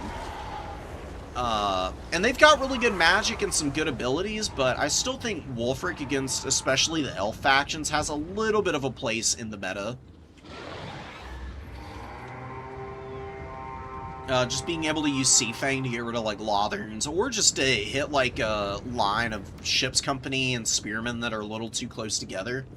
Stuff like that can be pretty ferocious and damaging. What these Horsemen actually want to do here is get in a little closer, because they can hit these Lotherns from the front just fully on the nose, because these guys don't have the shield. This is an unshielded Lothern Sea Guard. They're actually pretty vulnerable to the Marauder Horseman play. They're trying to poke down the ship's company currently, doing a good job of hitting them on the flank. That is a disgusting purple sun. That is kind of a perfect time to use it. 2 spearmen immediately. Oh, a spearman and a silverin guard too. No less. Oh, disgusting. Absolutely disgusting. Brilliant magic choice here. Not going for Spirit Leech because High Elves have a lot of heals. Why bother? Just going for Fate of Buna, Purple Sun to get rid of any like blobs or elite units. Definitely the better option here. See the Chimera and some Bearmen just absolutely over-forcing the High Elves' hand in their backline, having to commit the Illyrian Reaver Archers back here to try and help out the elite Blade Masters of Hoeth. Chimera could turn around and get a good breath attack onto the rear of these guys if it wanted to. Probably be a pretty good option for damage right now. Or you could fly over here and hit the Company of the Calendarian. These guys have lower armor, so the breath attack would be way more effective against them, actually. The reason I recommend the Blades, because even though it probably doesn't do as much damage overall, it's probably still more valuable damage, because the Blades of Hoeth are a real nightmare to fight in melee. And Norska doesn't have a ton of ammo on their Marauder Hunter Javelins. So they've been focusing Tyrion pretty hard here, and Tyrion's getting lit up. He's really not doing too hot. He brought all of his abilities. I really think the only one you might want on Tyrion is Sunfang. Like, he's a pretty incredible duelist. He doesn't really need Feint and Riposte in multiplayer, I find, for pretty much any faction. Like, either he's going to outduel what's already on the field, or your opponent's going to try and magic snipe Tyrion, in which case Feint and Riposte isn't doing anything for you. You know, it's just Fizz Res and some extra melee attack and melee defense. Sunfang is pretty decent because you can use it on just like blobs of infantry. And it does fairly good damage. It's actually pretty nice. It's actually pretty nice to have, I would say. New Jersey Rocks is really dominating this game right now. The Horsemasters are just viciously poking anything that's even slightly overextended or just vulnerable and by itself. Like, the Rangers right now are getting hit by the Marauder Horsemasters.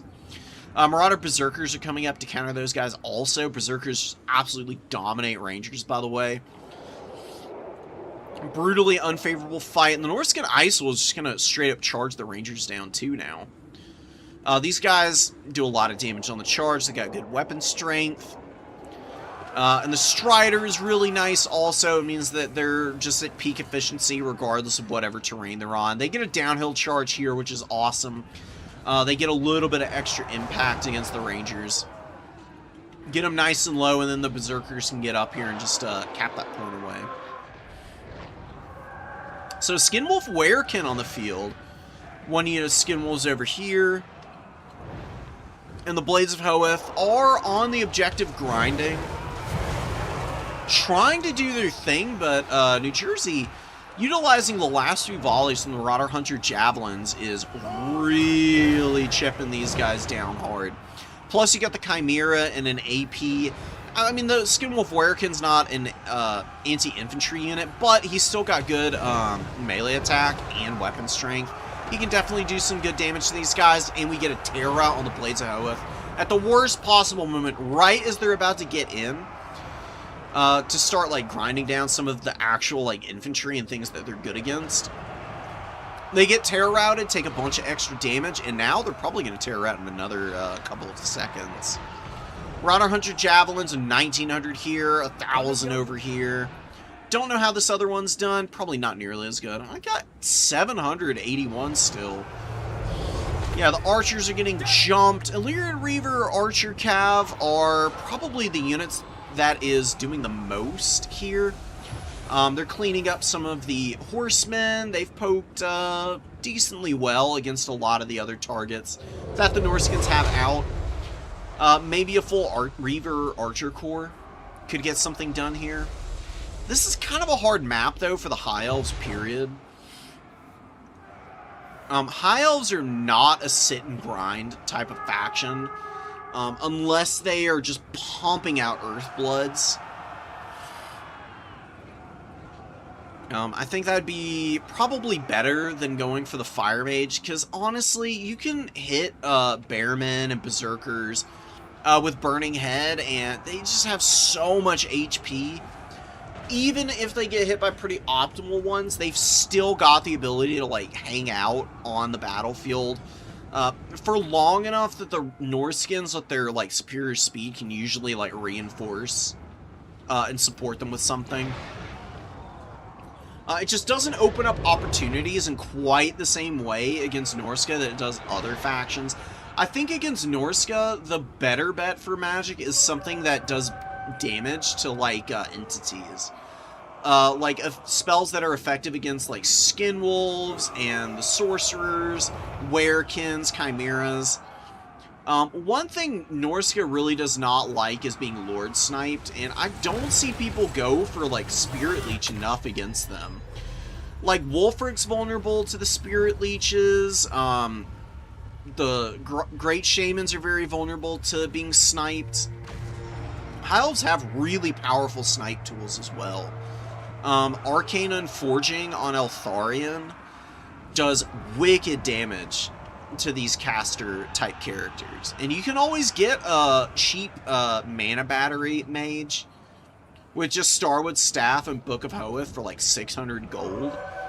And you just click those buttons, man. You just slam that like the monkey in a cage with his little food dispensing bar in front of him.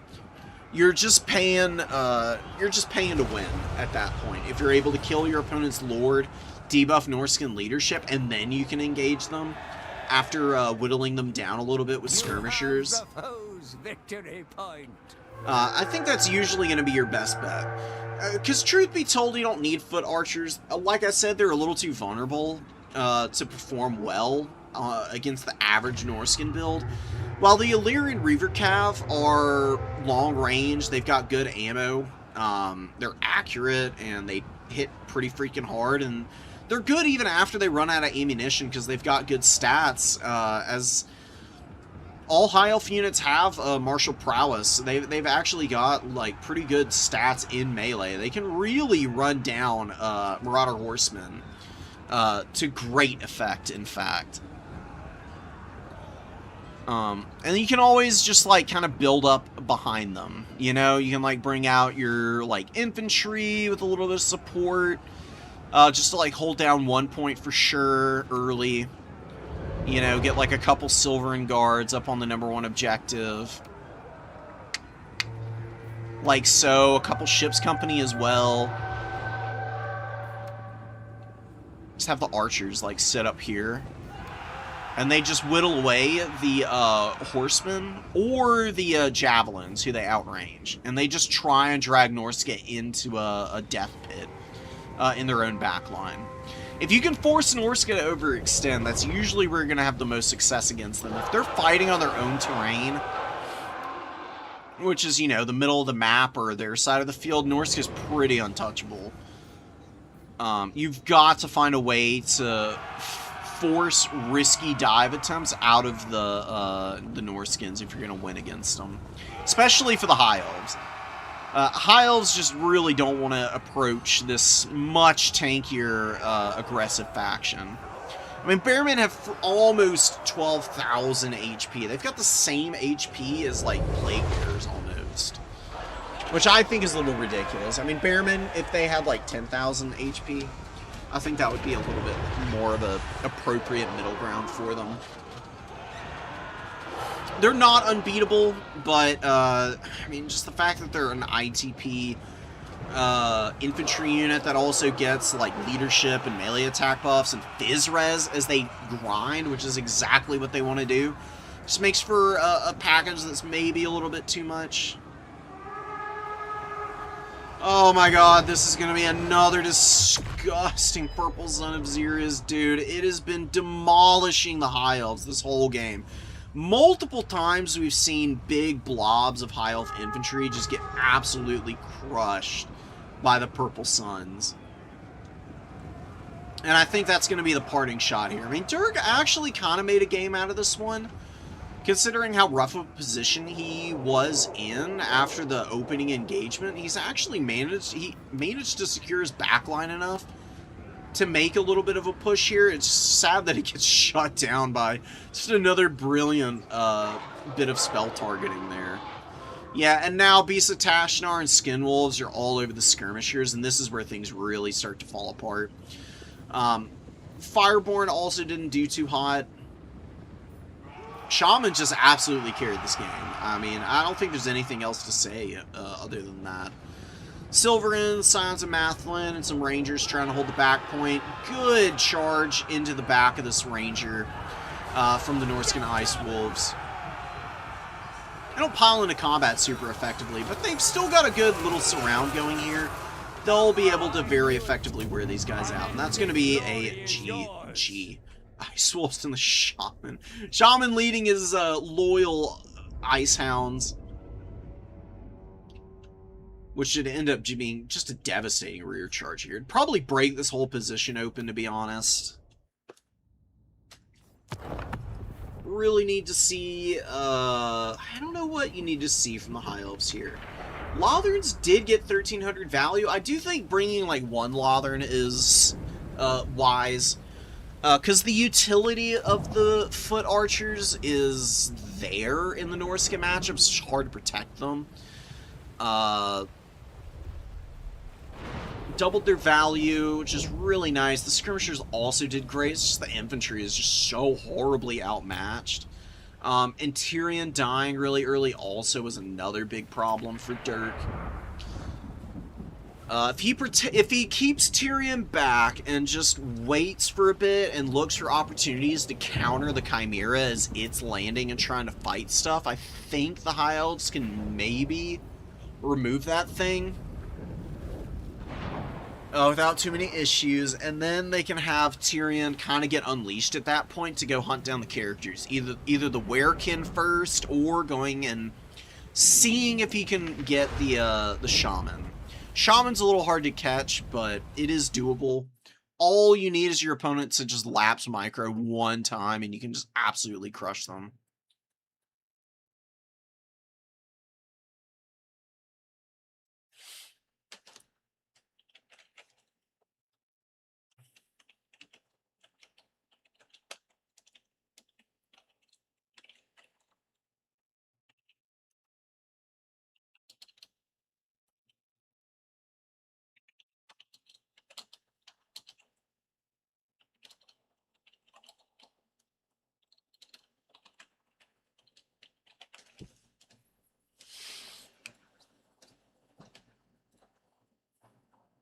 Shadow Walker? Yeah, Shadow Walkers are probably your best bet for the foot archers as High Elves against Norska.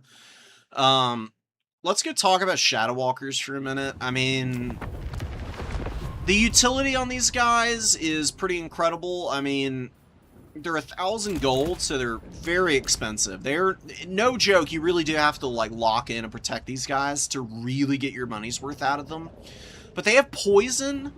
Their stalk unit, they have crazy long range of 180 freaking meters.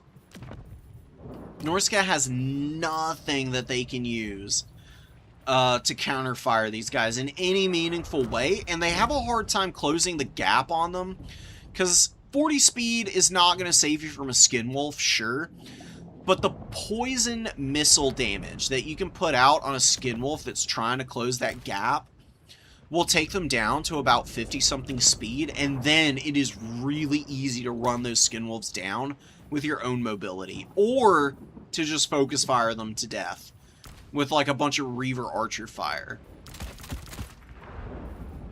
Like a nice mobility core with a couple Shadow Walkers like this, I think is a really good starting army.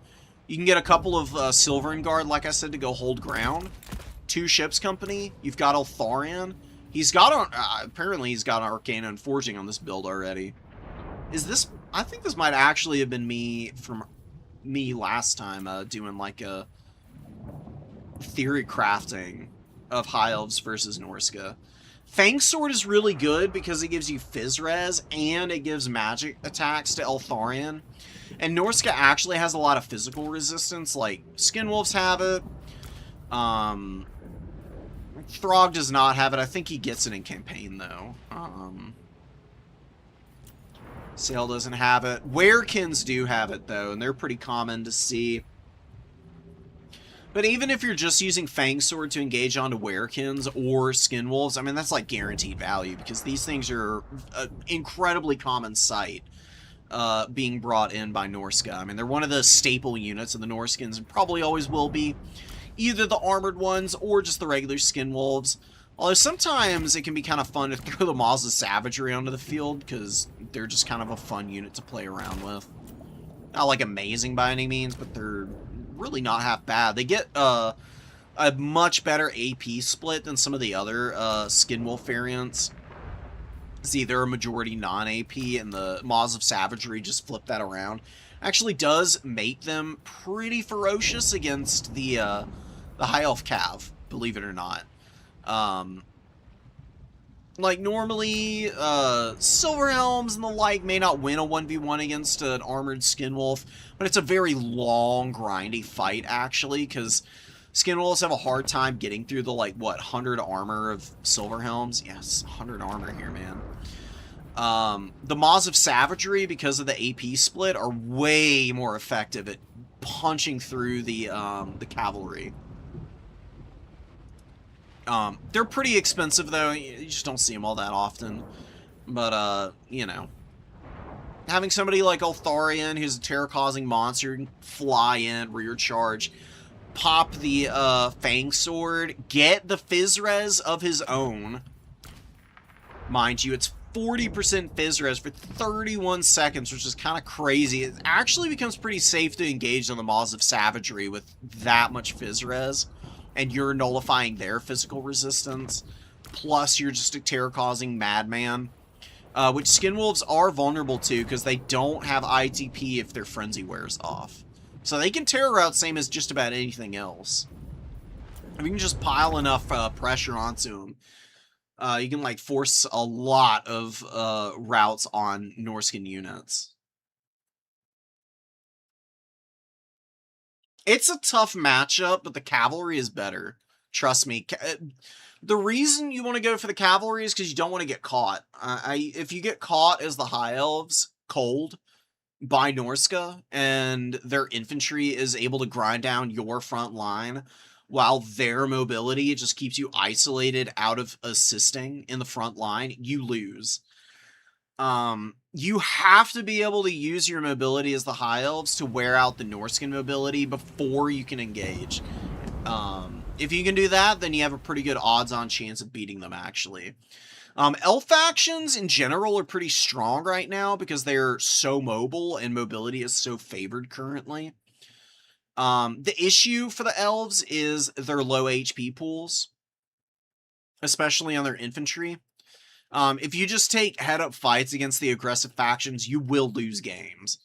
Khorne, Norska, Warriors of Chaos to some extent. That one's a little bit weird at times. Slaanesh can just completely face roll the Elves. Greenskins are another faction that can really bully the High Elves because of low HP. There's a lot of things you need to do to be very, very careful. Not to just immediately start down trading in matches. Perfect Andrew versus Yiffer is doing the classic double Cygor. I mean, for Yiffer. I don't see double Cygor too often from anybody else. I like running the Eye of Morsleep in a few matchups. Honestly, double Cygor against the Dowie isn't really even a bad idea per se, because Cygors are most effective against infantry, and slow-moving infantry at that. And they love chunking stuff like Longbeards, Quarrelers, just basic archers in general are kind of what Cygor's hard counter. The artillery is going to be a little bit of a problem for these freaking Cygors, though. And you do have Malachi here, who's pretending to be unnamed. Oh, he doesn't have his, I mean, Makaison's Persuader is more for the heal, but it also replenishes some ammo, which is not bad at all. Cygors, they don't kill any models on that miner, but they do some damage. This boulder, oh my god. Yeah, right on the nose. Kills 8 miners, does a nice little chunk of damage. Cannon opening up. Big shots on the Cygor. Yeah, just one Dowie cannon is probably going to completely shut this Cygor play down. What these guys probably need and want to do is just position behind this shot blocker for a bit. I mean, they've got some opportunities to kill some Dowie right now, just chunking their boulders, so just taking the opportunity while they've got it. If any more artillery comes out, they definitely have to retreat, though. Oh, triple Cygor. Malagor going for the Savage Dominion summons. Tossing in some boulders here, and we get another nice shot on the Dowie Great Weapons. Cygor value looking okay. Trying to hit the artillery crews actually kills most of the crew on one of the artillery with a boulder, actually. Cygors, are they good at counter-firing? You never see this. You never see a Cygor artillery duel.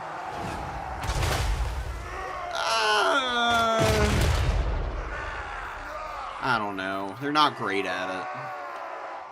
Single entity artillery tends to be pretty bad in just like a straight up artillery exchange. Because the regular cannons just like out DPS them, usually.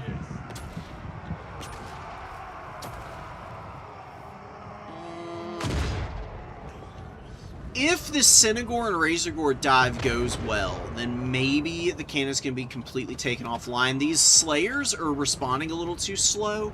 Need to get them out of the trees in front of the Cygors way quicker. Oh, but the Synagores get stuck up on the Dragon Slayer, actually. Razorgore Herd are going for the back dive. What are they going after? It really should be the cannon. If you shut the cannon down, your Cygors can kill all the infantry, probably. Look at the damage that they're doing to all these guys, man. They've been putting some serious heat down. Cygor Summon with about 400 value ain't bad. It's got probably time to throw one more boulder before it crumbles out. I'd hit the Quarrelers personally. Dowie, Warriors, Longbeards and stuff really are not that scary. Dwarves don't fight well in melee combat unless they're in incredibly attritional-based fights. Beastmen have plenty of tools that they can use to like grind these guys down in melee combat. They got like Pestigores, even like Slangors and Goreherd don't do badly into Longbeards. It's not like the best fight for a Goreherd. But I will say, you can also use throwing axes to like whittle them down just by surrounding them and shooting them to death. Best Goreherd are really good in this matchup also. And then you've got the best chariot in the game for anti-dwarf duty, which is the Razorgore Chariot. Razorgore Chariot just absolutely clowns on the Dowie because they literally cannot stop those things with anything in melee combat. They have to use gyros or cannons to lock down the Razorgore Chariots, and that's really tough. Look at the Quarrelers getting chunked right now. 69 kills and 70 kills in the Cygor. they're trying to outpace one another. Now they're both up to 70. Another boulder coming down. Definitely want to swap targets now that these guys are routing. And actually, you can just use Malagor to chase these guys off the field. Just to make sure they don't rally, you know? I mean, better to force your opponent's stuff off the field entirely than to let it rally and potentially come back and value trade a little bit. I guess you could always just shoot them again with the Cygors in a moment if you really wanted to. It's not that big of a deal. Miners with blasting charges. Oh, being given an attack order in melee, going after the Synagores. Really wanted to use their blasting charges that they got in range. Synagores are very vulnerable to blasting charges because they have very bad armor. I mean, only 35. They don't hold up well to concentrated blasting charge fire. But they're going to move off here. They're doing fine. They're just maneuvering very aggressively. It's a very high mobility Beastman build into the Dwarves. Which is fine. I mean, this is a style that can definitely work. It's very different than what I typically do. I usually just go for very aggressive, high DPS infantry. Get some Bestigors out early. Have a nice core of, like, sneaky Ungors to, like, tie up units in melee. The ranged units in melee, and then I get Razorgore chariots and just completely steamroll the Towie army off the field. Going for this double Cygor method, though, I actually do like the inclusion of all the Centaurs. Normally, I don't really go for them that much, because I'm always a little bit worried about just, like, mass Slayer builds, and then Centaurs getting, put in a position where they just can't find any engagements. But the Cygors do pretty good damage to Slayers, actually. The splash damage on the boulders is pretty significant. Gotta look out for friendly fire, guys. Pestigor is getting hit there. But, you just use the Cygors to bully the infantry a little bit, and then the Centaurs are just, like, harassing all the flanks, forcing the Dowie to, like, form defensive positions in their own backline, what we see here. Really what Yifer should do is get all these Centaurs off this fight and just rotate to the other side of the field and just get the double cap and just let it ride from there. I mean, it's going to take ages for all these units to reposition. There's really no reason to commit to this fight. I mean, they're never ever going to be able to get up onto another objective before you're able to just, like, swarm reinforcements out and start stuffing them back. Goreherd coming in to clear the minor blasting charges and the Longbeards. Miners just never use their blasting charges. There's no point in bringing them if you're not going to use them, you know? Just basic miners would be a better option because they're cheaper if you just want the cap weight. Miners here with decent value from the blasting charges. Some more miners coming out. Centaur throwing axes, honestly not that great. You know, they can do well in this matchup, but honestly I just prefer more infantry. Centaur great weapons, doing some good work. The Dowie have swung back a value lead though, and I think it's because of this big commit back here. It was fairly even in terms of value for Yifer up to that point, when he just took this pretty reckless engagement. If he just preserves all those Centaurs, like I said, just starts controlling the #1 objective, and then just summons forward hordes of Goreherd, then the Dowie are going to fall apart. Because at that point, you can use the Centaurs to, like, rear charge positions. Because you'll have stuff that can tie up the Longbeards and the Giant Slayers, and then the Quarrelers are just wide open. And Quarrelers are very bad in melee combat. They just get completely steamrolled by anything with a half-decent charge bonus and good weapon strength. And melee Centaurs and Centaur throwing axes don't have, like, great AP or anything, but, you know. Quarrelers' HP does tend to melt pretty badly if you can just, like, surround them with some Centis. And then your Goreherd can kind of just, like, work in tandem with the great weapons to kind of, like, finish off all the melee troops, and then you can easily push through with your melee into the back line and just fully take over the game. Sons of Goros are going for God knows what. I don't know why you want to engage Giant Slayers and Centaurs. I mean, this is going to look pretty nice at first, but with all the focus fire coming in from these Quarrelers, and the potential that your Centaurs get stuck and tied up on these Giant Slayers, I don't think the risk is really worth it. Although a lot of the Centaurs are able to force path off, but now a lot of the Sons of Goros are very stuck and fully surrounded by these guys, and they just get absolutely ripped up here. Pretty brutal losses for the Beastmen, and they're not controlling a triple cap here, so they're not really accomplishing anything by fighting on this point. Cygors are also out of ammunition, and they actually didn't really even get their value back. Another one of the risks with the Cygors are either hitting their shots or they're whiffing, and if they're whiffing shots, then they oftentimes don't get their value back. The Eye of Morsleep is a little bit more accurate as the ROR, which is why generally it's the only one I think is worth running. Yifer has been running these double Cygor builds a lot, and he's made them work sometimes. You see right there, that just absolutely crushed that poor Goreherd. The Cygors are very unreliable at shooting into blob fights, because more often than not, for whatever reason, they really seem to love hitting your own stuff. I don't know why. It's been my personal experience with playing the Cygors, and every time I watch Yiffer, it seems to hold pretty true for him too. That for whatever reason, these boulders are like magnetically connected to your own units. Kills a few Giant Slayers. Giant Slayers, though, got their value back. And you can see the Dowie are going to start swarming out with cap weight, and they're going to suffocate these points. Like, they can just spam miners out of the vanguards, push all this down. They'll need the triple cap. There's really nothing to hold the number 2. There's, like, some Gore Herd here. That's kind of cute. Pestigore coming up. There's a lot of healthy Quarrelers. And the Dowie are really starting to punish these dive attempts. Like, early in the game, when the Cygor fire was doing a lot more damage to the front line, there wasn't as much coverage, and the Quarrelers are a lot easier to jump on top of. But now there's Dowie great weapons, Longbeards, Longbeard great weapons, Giant Slayers, Dowie Warriors, Miners, so much on the field that it's becoming increasingly difficult for the Beastmen to find these engagement opportunities, because they just are not really able to outmaneuver anymore. Like the Razorgore Herd keep getting rampaged onto stuff and then shot to death. Pesties and the Cinegores are going to be taking a fight against the remaining Giant Slayers and this Dragon Slayer.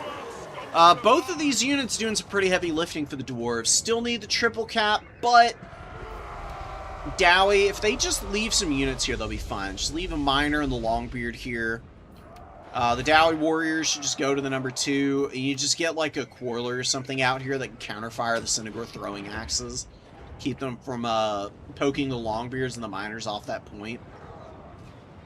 Cinegore is getting hit by some missile fire. A very healthy Dragon Slayer in now. What is Andrew going to do to finish this game out? He's got 2 Quarrelers coming in. I would move one Quarreler onto the point and then have the other one slightly offset a little bit more in the center of the map. And have Malachi kind of sit by those guys and just, you know, exist near them. Because Malachi doesn't really provide buffs to typical Dowie ranged units in the same way he does artillery. Like, he doesn't give the accuracy. He still buffs them up with Eyes of Grungni, though, which is a pretty good buff in its own right. I mean, it's extra missile damage and some more range. It's in a pretty big aura. You can maybe even position Malachi in a way where he's, like, covering both the Whirlers that are coming up now. Yeah, good push through. We got Longbeards and Miners going for this number 2 objective. Cygors have both been unsummoned. That is cap weight that the Beastmen no longer have. They also summon this Fury out. Fury's not very well suited for holding points, being a flyer. So now all the Cinegores kind of have to rally back here with whatever remains of the infantry, which is a semi-healthy Pestigore and some Gore Herd. This is pretty good positioning and maneuvering. As long as he gets the rear charge in with the Gore Herd in a moment, be pretty well set for a little bit of value that way.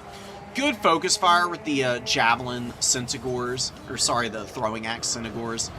Hammering these poor Longbeards. Longbeards do get up on the point, but they're going to get turned into pin cushions here. Dude gets domed in the head with a freaking axe and dies. This guy doesn't even have a helmet, and he's gotten hit in the back of the freaking head. Whatever. Freaking Dowie, man. Try and split me in twain, they say. Enfeebling Foe goes down on the Longbeard Great Weapons. An overcasted one for the extra duration on it. Yeah, Malagor is just not doing anything, but he doesn't need to. He's just supporting with the magic. His 2 Cygor summons, they got roughly 500 value on each of them. Didn't do bad at all. Oh, and I think the Beastmen are just barely going to be able to win this game. Dower took a little too long to get the double cap back, I think, and just didn't have enough time for this triple cap. Bussy, struggling a little bit in the middle of the game here, but he's done a really nice job for the last, like, minute or so, delaying the Dowie advance and punishing the few Dowie units that were able to get on this point. He's been hammering these Longbeards. They've just gotten savaged by the missile fire. And the Giant Slayers being intercepted by Pestigors, not able to push up on here either. And this Longbeard is useless back here. You know, Andrew's just taking a little too much time moving these guys up. It's your last gasp. You're probably not going to cap it, but you might as well go for it. Ooh, and what the hell was that? Cinder Blast Cluster Bomb. Okay. Actually killed quite a few throwing axes there. I don't think I've ever seen anybody bring this before. Malachi got about 1,000 value, which is pretty respectable. It's not too far outside the typical value trades that you get out of him. You have been bested. He usually gets like 13, 1400, a little bit less depending on what's on the field. He didn't really have a whole lot to shoot this game. He was like poking Malagor a little bit. That's why Malagor is so beat up. Yeah, not being able to keep the artillery piece alive kind of sank the dwarves there. It lost them a lot of battlefield agency because they just didn't have answers for Cygors at that point. While the Cygors didn't get their value back, they killed a lot of the Dowie opener.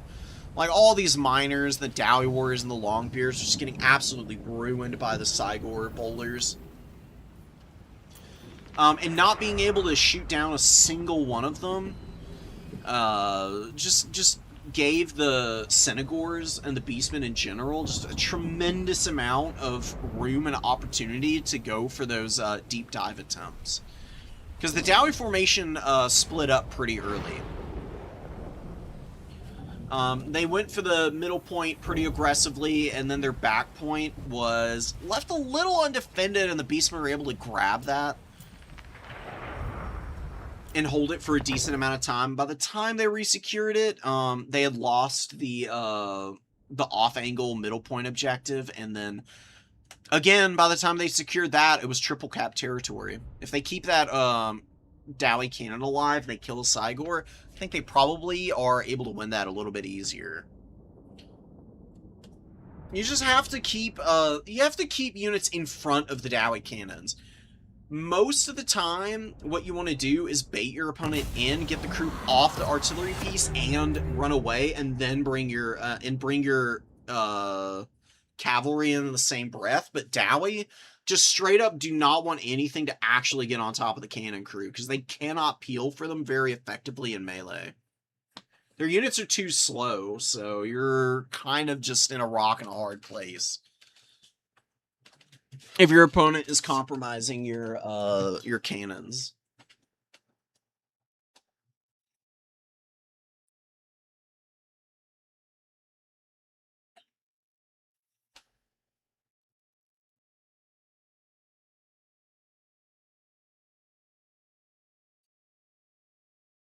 Sisters of Avalorn are a really good unit. The flimsiness on them is a little bit painful, though. Excuse me. If they really wanted to make Sisters of Avalorn a better unit, they'd give them just a little bit more armor. Because Sisters of Avalorn have like 40 armor. If they gave them 70, they would still be fairly light in terms of the troop archetype, and I think it would make them just a little bit more survivable against some of the maybe over-tuned pressure in this game. Mobile pressure just crushes foot infantry so badly, 9 times out of 10, that against aggressive factions, so freaking hard to protect them in any meaningful way. Units like Shadow Walker, Shadow Warriors, Way Watchers, Deepwood Scouts, they're a little different from the other foot archers because of the way the formation is set up. They're in a very loose formation. And for whatever reason, it seems like sometimes mobile units have a harder time hitting these types of units for some reason. I don't know why that is. I've seen Deepwood Scouts get caught cold by cavalry and just keep running, and for whatever reason, the cavalry was not hitting them very effectively. Whereas Sisters of Avalorn just can't stick and move in quite the same way. Shadow Warriors are just chilling on the number 2 objective. A million Fellbats on the way in. We got Sea Lord Azelin. He's got Master of the Mists. Gonna be going for some snipes, probably. Gunnery Whites doing their thing. Lore Master Ahoth, Spirit Leech, and Earthblood is interesting. Might want to just start dropping Spirit Leech on Silostra, actually. She's pretty horrifically vulnerable to it. Being an ethereal, she doesn't have any magic resist or anything. So it just lays her up, to be quite honest. And she's only got 4,500 HP, which is not like a terrible HP pool for a foot character, but does kind of leave a lot to be desired. Lore Master of Hoth being sent to his death here. I mean, honestly, the Gunnery White shouldn't even retreat here. I mean, one of them, I guess, could stand to, because he's pretty beat up, but this other one can kind of just run in and double up with Silostra to take this guy down. I mean, he's getting pretty beat up. A lot of missile fire coming in, but none of it really effective against our ghostly old lady here. Brutal Scab Scrathe. Oh, God, and a Tide Call hammering the Shadow Warriors. Lore Master's trying to pull back. The Fellbats got shot up pretty ferociously. They ain't doing too hot. Shadow Warriors moving up on the points, trying to hold their ground. Ooh, but the mortar's opening up now. Oh, they've been shooting. They've been shooting trees. No! Please don't shoot trees all game. Oh my god.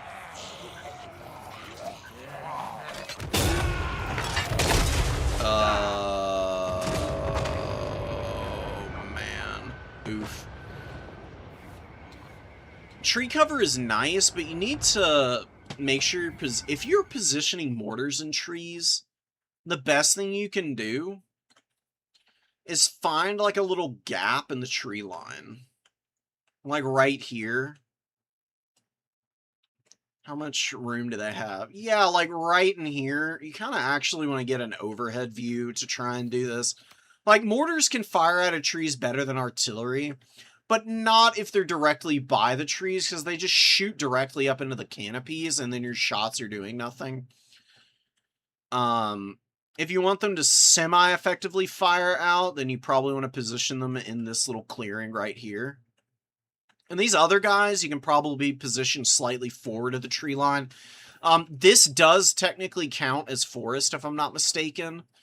And the tree cover is part of the appeal of being in forest, but I will also say units firing into forests get an accuracy debuff. Their shots scatter a lot more.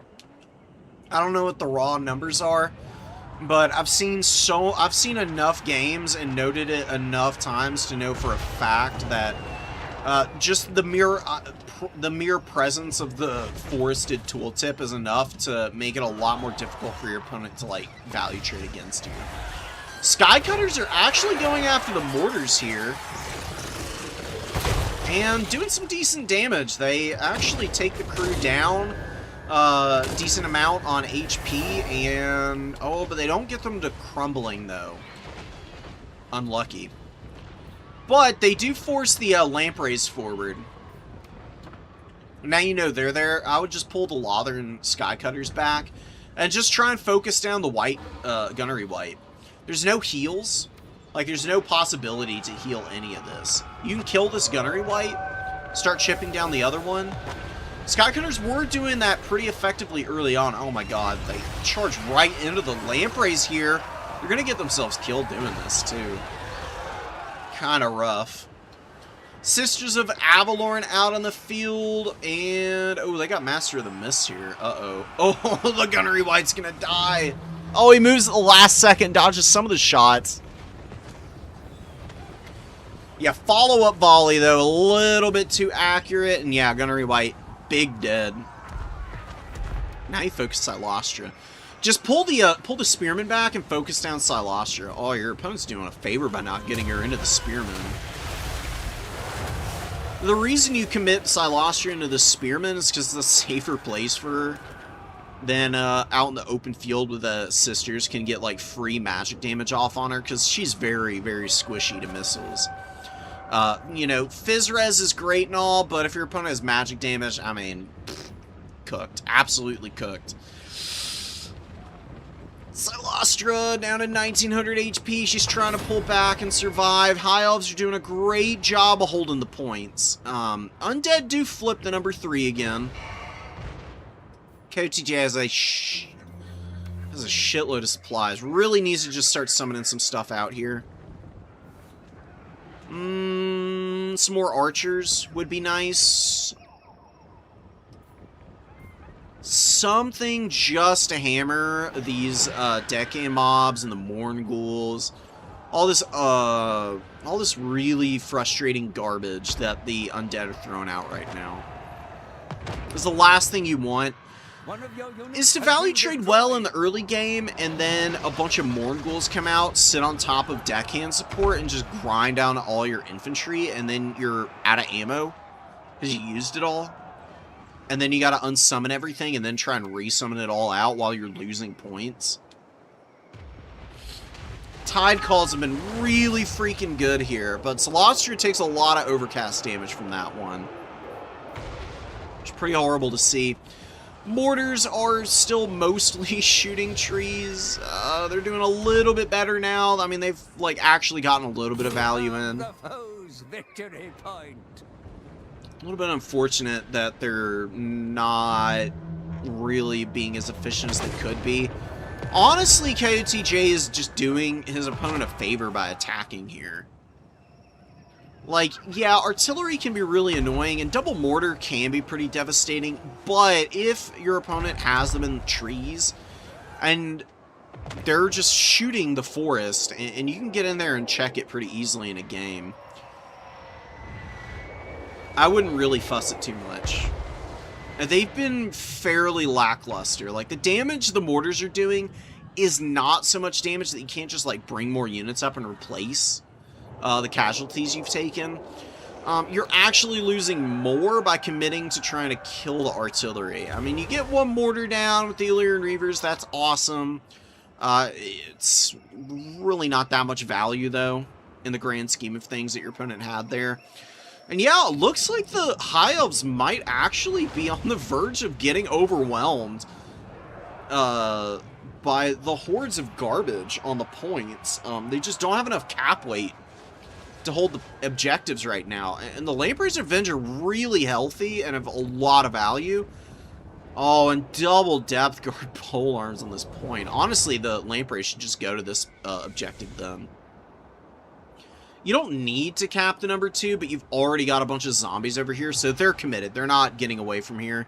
You might as well support them for as long as possible, some of your heavy hitters.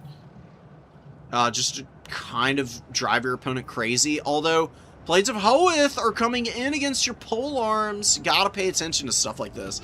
Polearm Depth Guard beat every High Elf unit except for Swordmasters. Swordmasters are like the only counter to the Depth Guard polearms that the High Elves have. Everything else is really vulnerable to them. But the Blades of Hoeth are going to turn these Depth Guard into, I don't know, just limbless, absolutely worthless piles of goo. You can see the Depth Guard are going to try and retreat here. Oceanids on the way in is kind of cool. Not a lot of shooting to get rid of Oceanids. I can definitely see them being a bit of an issue for the undead. But I think High Elves are maybe overemphasizing their push on the number 1 objective here. Instead of just securing their number 2 objective and then threatening the number 3 and trying to, like, pull attention over here, you're just splitting your forces into equally vulnerable segments. Like, over here, there's a bunch of Depth Guard already. You saw the Lamprey's Revenge on the field. All you have to support the Blades are some Oceanids, and now a Morngul is on top of the Blades of Hoeth. With the Depth Guard support, I mean, if it were just the Depth Guard, then the Blades of Hoeth would be fine. It'd be a tough fight getting through both those Depth Guard, but it is doable with the Mornguls now. with their wacky inflatable arms and bonus versus infantry of 20, you can see how quickly these guys are dropping HP. And again, the elves are just not the hardiest of folks. Like, some factions can take engagements like this and outgrind all of this. High elves, not really built different for that kind of a fight. And you can see, look at this, man. I mean, KOTJ is finally able to take it back, but just a bunch of zombies locking that point down for as long as they did. It's actually giving W-Click the ticket lead again. And now he can just sit on his double cap for just a couple minutes, and he'll be in triple cap territory, and he can just hold on his number 3.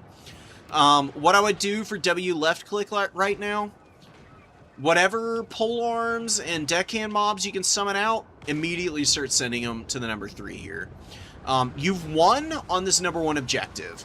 And you even have the goods to push down the Sisters of Avalorn here. You got Scurvy Dogs going for it already.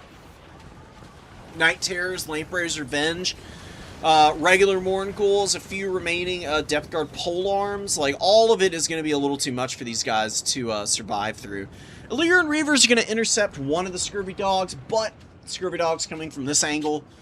Not getting the charge order onto the Illyrian Reavers, but they are going to pile into combat pretty nicely anyways. And the Mournguls, they're going to be able to push through and get on top of these archers. Shadow Warriors on the way in.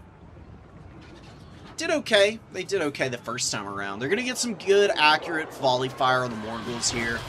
Probably help finish them off pretty fast. I just don't know if that's really the kind of unit that you need out on the field right now. So I talked about it last time we saw the High Elves play. Against Norska, the Shadow Walkers are a pretty good choice. But I think against a faction like the Vampire Coast, this is way more of a basic Archer and Lothern Sea Guard type of matchup. If you're going to be bringing a bunch of ranged. None of the High Elf Archers are very safe from mortar fire anyways. You know, the Shadow Walkers arguably might even be a little bit more vulnerable to the mortar fire, because the loose formations are good against most artillery, especially cannons, but mortars have a pretty big AoE. The real problem with the mortars is the fact that the scatter on the mortar rounds is pretty high, so they tend to have a pretty big dispersion area. Which means that tight formations, if they get hit by multiple mortar rounds, take ruinous damage. But at the same time, it actually means that mortars are fairly effective against these loose formations in a way that they are a lot more consistent at hitting them than you would otherwise think. And the low HP and the splash damage really messes with Shadow Warriors and Walkers. And plus, these guys, for like the price of 1 Shadow Walker, you can get 2 regular archers. For the price of 3 Shadow Walkers, you could have 5, 6, 7 archers. I'm pretty sure. Shadow Walkers are 850 gold. Basic High Elf archers are 450, and if you give them light armor, they're 475. You can get 7 regular archers in the field. And the regular High Elf archers have a lot of range, too. It's a little bit less than the Shadow Warriors and Walkers, but still more than enough to be able to outduel handgunners, and to also very easily, like, poke Mournguls, Scurvy Dogs, and the like. It's a little too elite for KOTJ, I think. And that's probably why he's faltered so badly here in the later stages of the game. Plus, he just doesn't have answers for the Mournguls. I mean, the Mournguls have been left to their own devices way too much. The shooting is pretty good against them, but what you really want to use to grind down some Mournguls is just some Illyrian Reaver Cav, like, well supported by some basic spears. Silver and Guard are also pretty good in this matchup. And if you just force the Vampire Coast to come to you, oftentimes you're very easily able to deal with their units. Because their guns are almost always shorter range than your archers. You can pretty easily just focus fire down a handgunner with a couple of basic high elf archers. I knew it. Throw up some spearmen with really basic cheap cavalry support, and just keep the Mornghuls and the Lampreys tar pitted, or just in a position where they're value trading down because they're getting hit by so much anti-large damage. And you don't really have to worry about deckhand mobs much. Depth Guard are a little bit of a danger. They're definitely one of the more annoying units that you can run into. But well-placed Blades of Hoeth and Rahaka's Pride and stuff can kind of drag them down. I actually think the Fireborn are a little bit of a trap in this matchup. I don't think they're that good against Coast. Like, sure, you can run them in and get, like, a clean kill on the Lampreys, maybe. That's counting on your opponent to make a mistake, though. And Mornghuls and Missile Fire is actually really good against Fireborn. And the reason for that is the Mornghuls have slow effects. They have Frostbite, and the Night Terrors have the Chilling Aura, which is another 30% slow. Fireborn can very easily get trapped in just like a horde of garbage against the Coast, and then you're just suffering as this 1850 gold unit does nothing.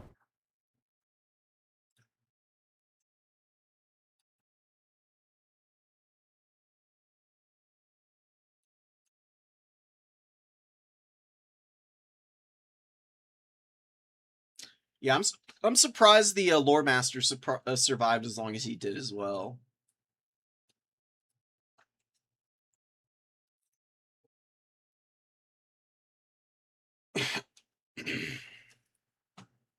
Yeah, the overlapping spears on ranged units, that would work against something other than Coast. Coast has a lot of shooting and artillery and magic they can punish, layering on top of your ranged stuff.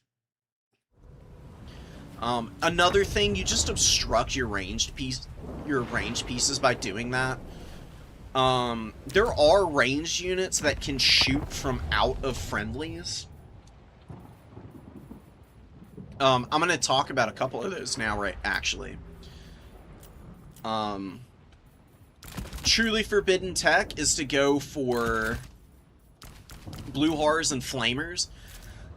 The flamers are tall enough that they can sit on top of the really short blue horrors and fire from out of the middle of the blue horror unit. And they can do a ton of damage. Flamers are very powerful ranged tools. Very hard hitting, low cost, and it's a fairly safe spot for them to sit and value trade. Ogre Kingdoms can do it. They're lead belchers. Actually, one of the safest ways to protect lead belchers is to just put like a basic Noblar on top of them. Just put Noblars underneath the lead belchers, and that's immediate buffering for damage from anything that tries to land on lead belchers. And then you get your bulls to just like rally back and clean up whatever might be diving on you. That's another really nice wombo combo. Excuse me. Hiccups. I don't know why. They just won't go away. They're killing me. Skull Cannons can fire from out of Corngore units. Chaos Doubt, like Hell Cannons, Magma Cannons, and Death Shrieks. They can all fire out of any of the infantry. Although, to be honest, if you're going to camp an infantry on top of one of these cannons or whatnot, it should be Goblin Laborers. Goblin Laborers, and then have Bull Centaur's handy nearby to, like, come in and clean up anything that might try to get on top of them. What's the other notable one that really likes having support? Oh, yeah, duh. Little Grom. Little Grom being camped by Kislevites warriors is a really nasty, combo.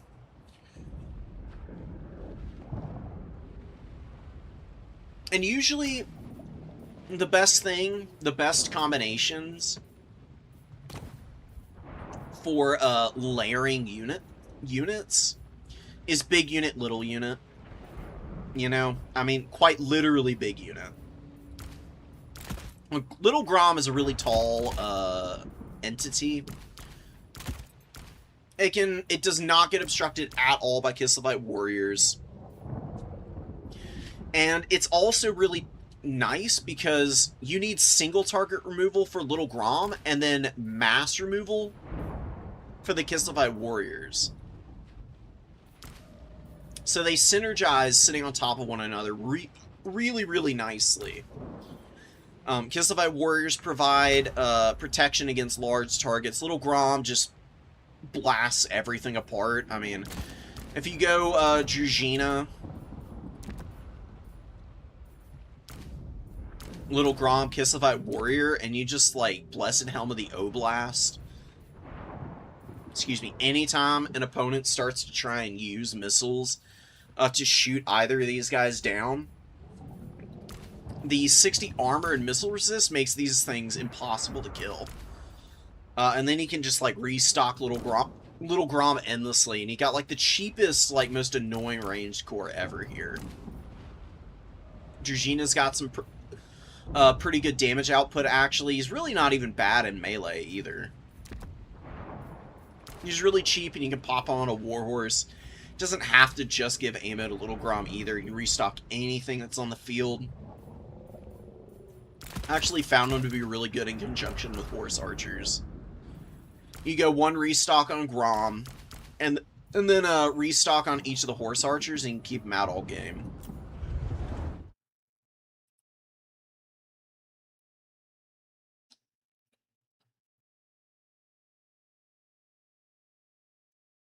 Oh, that's awesome. It's been a while since we've seen you around, Fly. Come on in, man.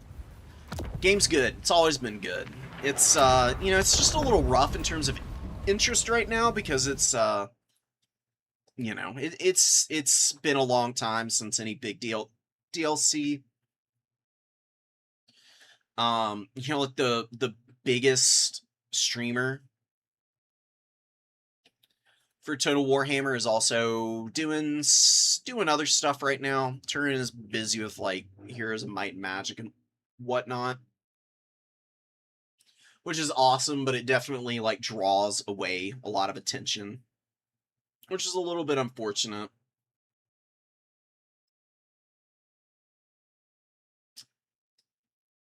Just saw this game. This is one we haven't seen yet. Bernice and Herman. Ugh.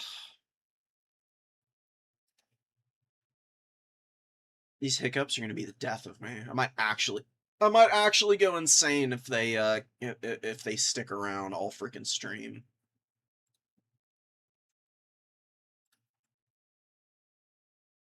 Find me, like, foaming at the mouth on the floor, probably. Oh my god, please. Okay. Some Empire Norscus, Skaven Warriors of Chaos, Vampirates versus Dowie. Lots of good matchups. Let's see what people are running in them.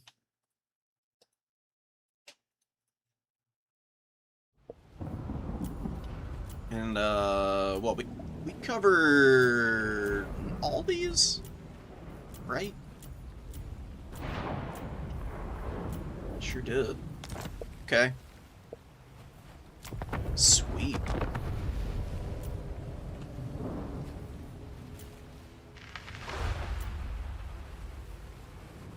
What do we want to watch first?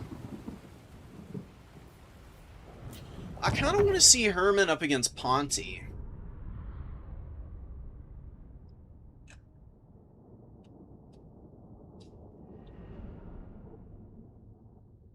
Playing it out on Edge of the Darkwood here. Big Skaven line of Jezzails. A little bit of Storm Vermin support. Skrulk is going to be making an appearance. See Icket all the time for Skaven, but I actually do think, I think a lot of their characters actually have a little bit of sauce in here. Kill heathens. And, oh my god. And, he can definitely put some big damage down. All on the front line and also the characters.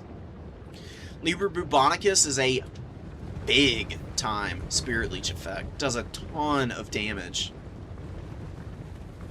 Very effective at just like wearing down sorcerer characters. The Chaos Sorcerer Lord's going to be a little hard to wear out though.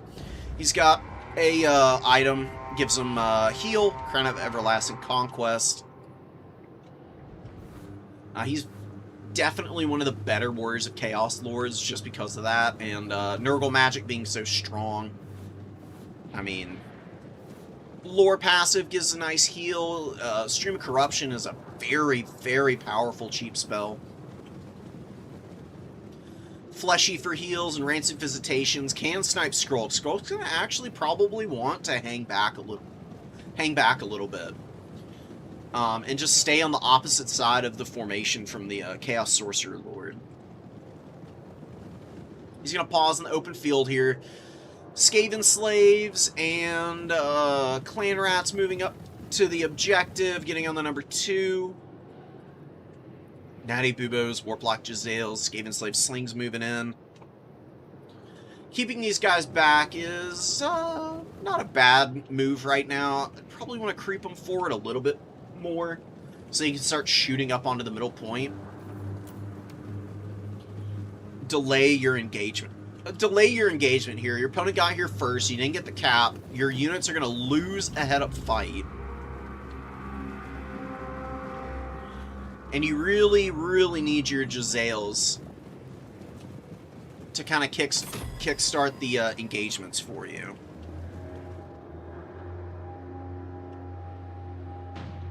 Warp Stars, Black Whirlwind, really, okay. Not a very good spell. I don't think I've ever seen it get more than a couple hundred value. Even against, like, fairly large blobs, it's not all that good.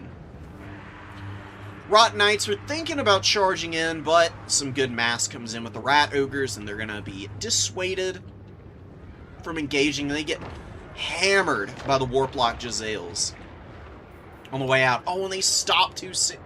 Stop too soon. They are going to eat an extra volley here, which might actually cause them to drop a lot more models. Chaos Sorcerer Lord is attracting a little bit of aggro. He's getting hit pretty hard by the Jezzail fire.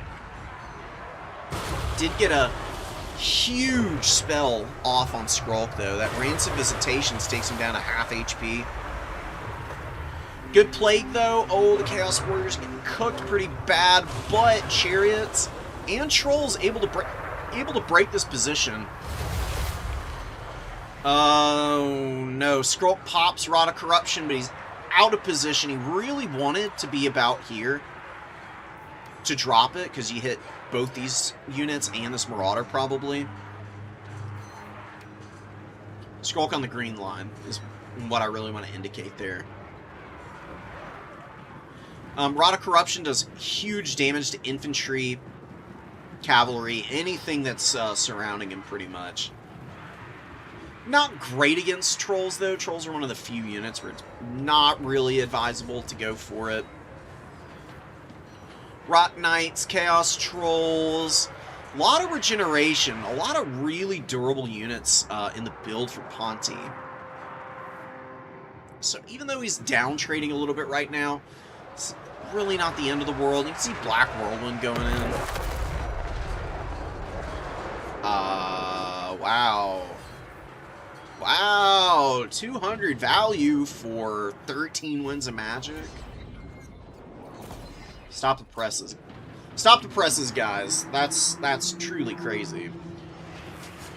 It's one of the worst spells in the game. Do not bring this spell. It's... excuse me.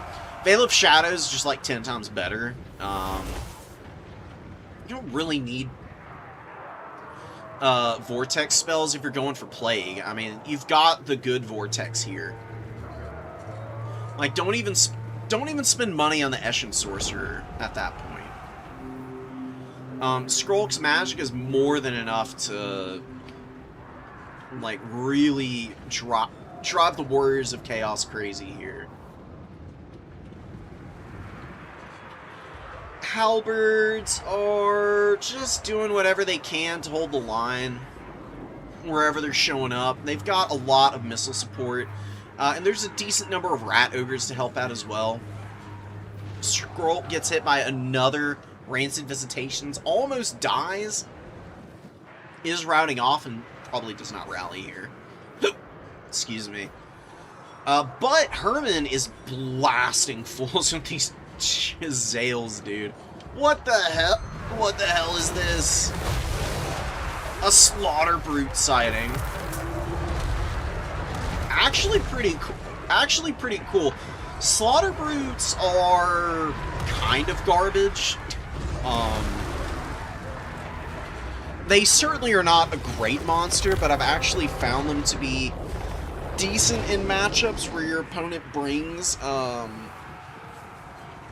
like, lots of monstrous infantry or, single entities. Which, I don't know, I mean, Skaven bring lots of Doomflayers and Rat Ogres, and a Slaughter Brute can punch those in the mouth pretty hard. It's just such a vulnerable monster to shooting. I mean, it's a gigantic target. And you can see it getting hammered by the Jezzail focus fire right now. Jezzails have used pretty much all their ammunition, and they're all doubling up on value. Yeah, you can see the Warriors of Chaos are staying in this because they've got their own healing and regenerating stuff. Oh my god. Again, apologies for the hiccups. The problem, though, is that the Warriors of Chaos are really not killing anything important. I mean, they've killed a lot of Skaven slaves and clan rats. And meanwhile, the Jezzails have just been picking apart all the high-value targets. They've killed the Gorebeast Chariot, shot the Rot Knights up so bad that they're like all the way at the back of the map pretty much, and they only have 255 value. Armored Trolls have been getting hammered pretty hard, but this Armored Troll is going to get this Warplock Jezzail, it looks like. It took all freaking game, but maybe, just maybe, the Warriors of Chaos can kill the Jezzails before they get unsummoned. Even up the value a little bit, and maybe they can fall back on higher quality infantry to try and close this one out. Slaughter Brute gets a nice fleshy abundance, back up to 5,000 HP. Yeah, maybe with healing, Slaughter Brute isn't so crap. I just don't really know. I don't know, man. Natty Bubo is getting run down by the Chaos Knight, so we do get a big collapse here on the weapon teams. I mean, granted they're out of ammo, but at least stopping the unsummon is huge. Forsaken and Throwing Axes are coming up. Marauder great weapons are chasing some Storm Vermin. Storm Vermin are chasing the Rot Knights with the Rat Ogre support. These poor Rot Knights, dude. They just have not had a good time at all this game.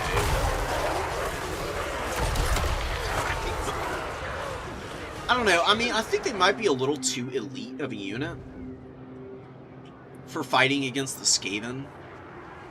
I see the appeal of the Slaughter Brute in the late game. I mean, it is going to tear out every Skaven unit it comes in contact with.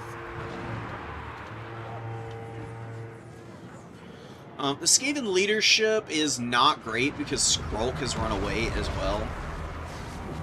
So it's definitely causing them some problems.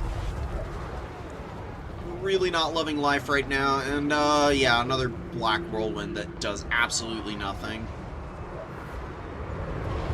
Like, dude, the Forsaken are going to run into this, and they're just not going to take any damage. I mean, it's already wearing off, and plus, because of the way Black Whirlwind works, even if your opponent runs into it, it actually keeps units at the edge of the vortex, and then it's only tickling them.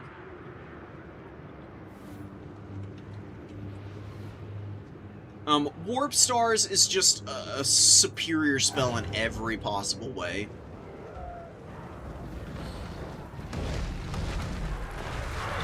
It's kind of the meta of magic missiles once more. And there is where you can see the power of a Slaughter Brute. It's really in their big weapon strength. And their ability to just slap monstrous units around. I mean, it swats them away like nothing. It's really good for bullying. So you can see a lot of units here getting beat up pretty badly. A Warp Star comes in, does a little friendly fire damage, but does kill a lot of Forsaken. Maybe even a couple of Chaos Knights. I'm not 100% sure on that. Seemed like it took a little HP off of them. Skaven Slave Slings are shooting from afar, and they always seem like such a bad unit to bring, but, I mean, if you use all the ammo on a Skaven Slave Sling and they double their value, I mean, dude, that's fat. That's huge. I mean, it's a 200 gold unit. I've seen them get like 400, 500, 600 value, and I've seen them do it in numbers and 100% help win a game. Just by, you know, throwing their 1 AP pebbles. It's like the Ungor archers for the Beastmen, where the unit is actually genuinely kind of crap, but because of their status as a fast-firing ranged unit, they're able to uptrade safely and be unsummoned and just drive your opponent nuts. Slaughter Brute finally going down here. It's been alive for a long time, but, you know, it got stabbed a whole bunch, and it has like a bunch of swords and other crazy stuff sticking out of it. But now it's got a bunch of new little shurikens that finally did it in.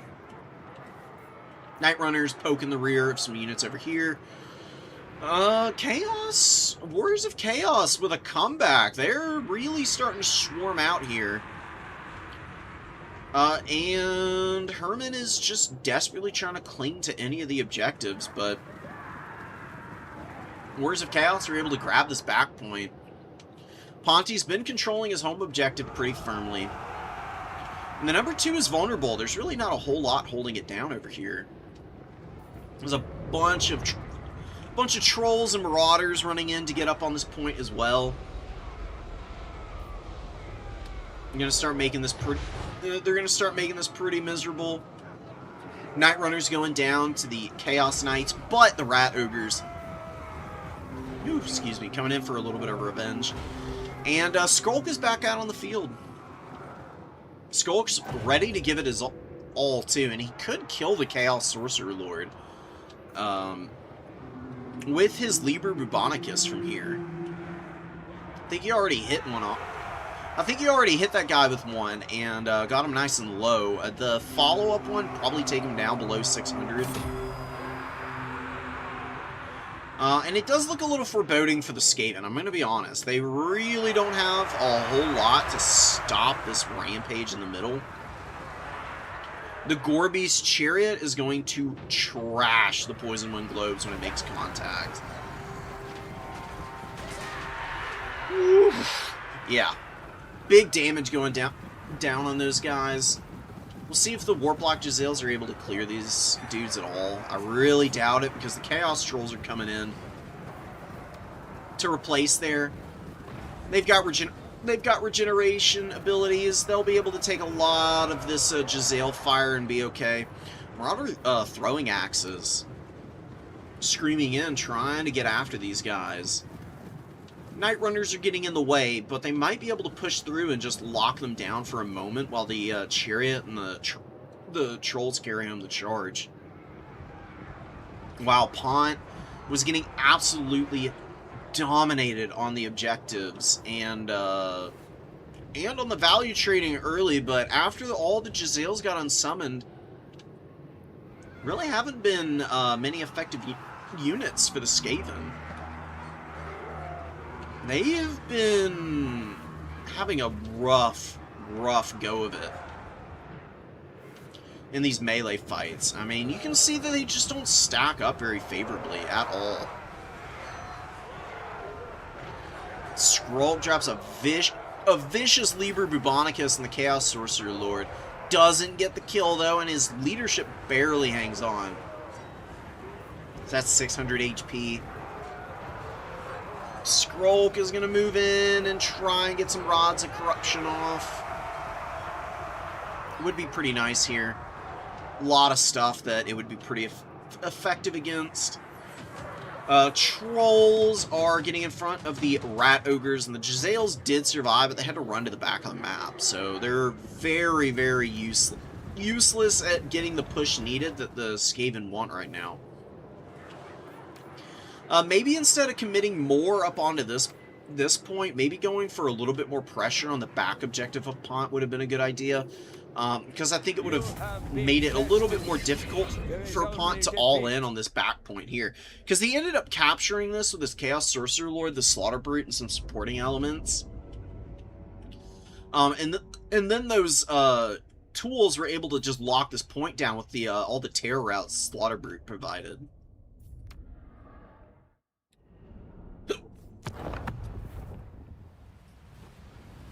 What an incredible game by Ponte. That is endurance, dude. I mean, I would have probably thrown in the towel, to be fair.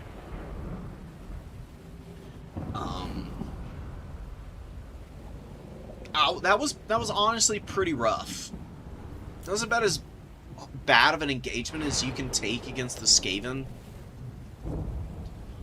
in the opening moments, and just having all this regeneration, though, and just keeping things alive as long as possible, and tanking out all this Jezzail damage, and then coming back with a big counterpunch, with just, like, your swarms of infantry and good usage of the trolls, secured a very hard-fought victory for Pont there.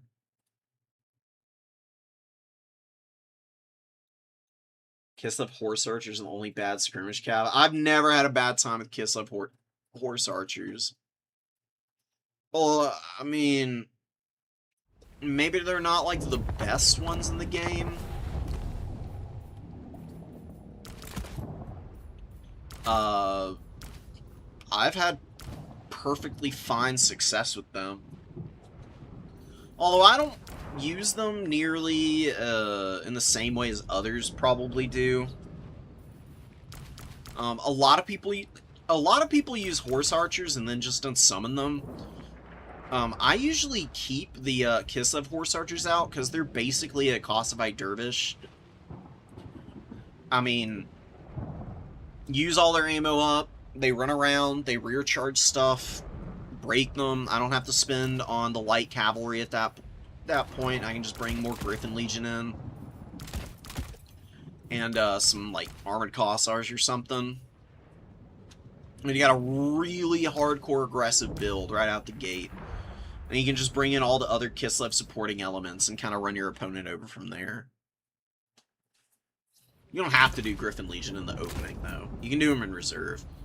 But I've had success with going very cavalry heavy with Kislev in the opener.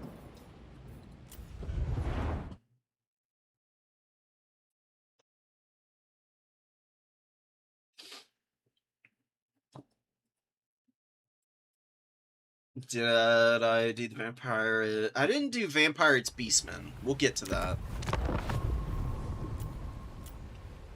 DM me the replay, cause if it's... Oh, there it is. Alright, let me download it and we can just watch this one immediately. Before I do that, I'm gonna get up. I'm gonna do a little lap. See if I can put an end to these damnable, interminable hiccups, please. Somebody spare me. I'll be right back, guys. Like, 5-minute break.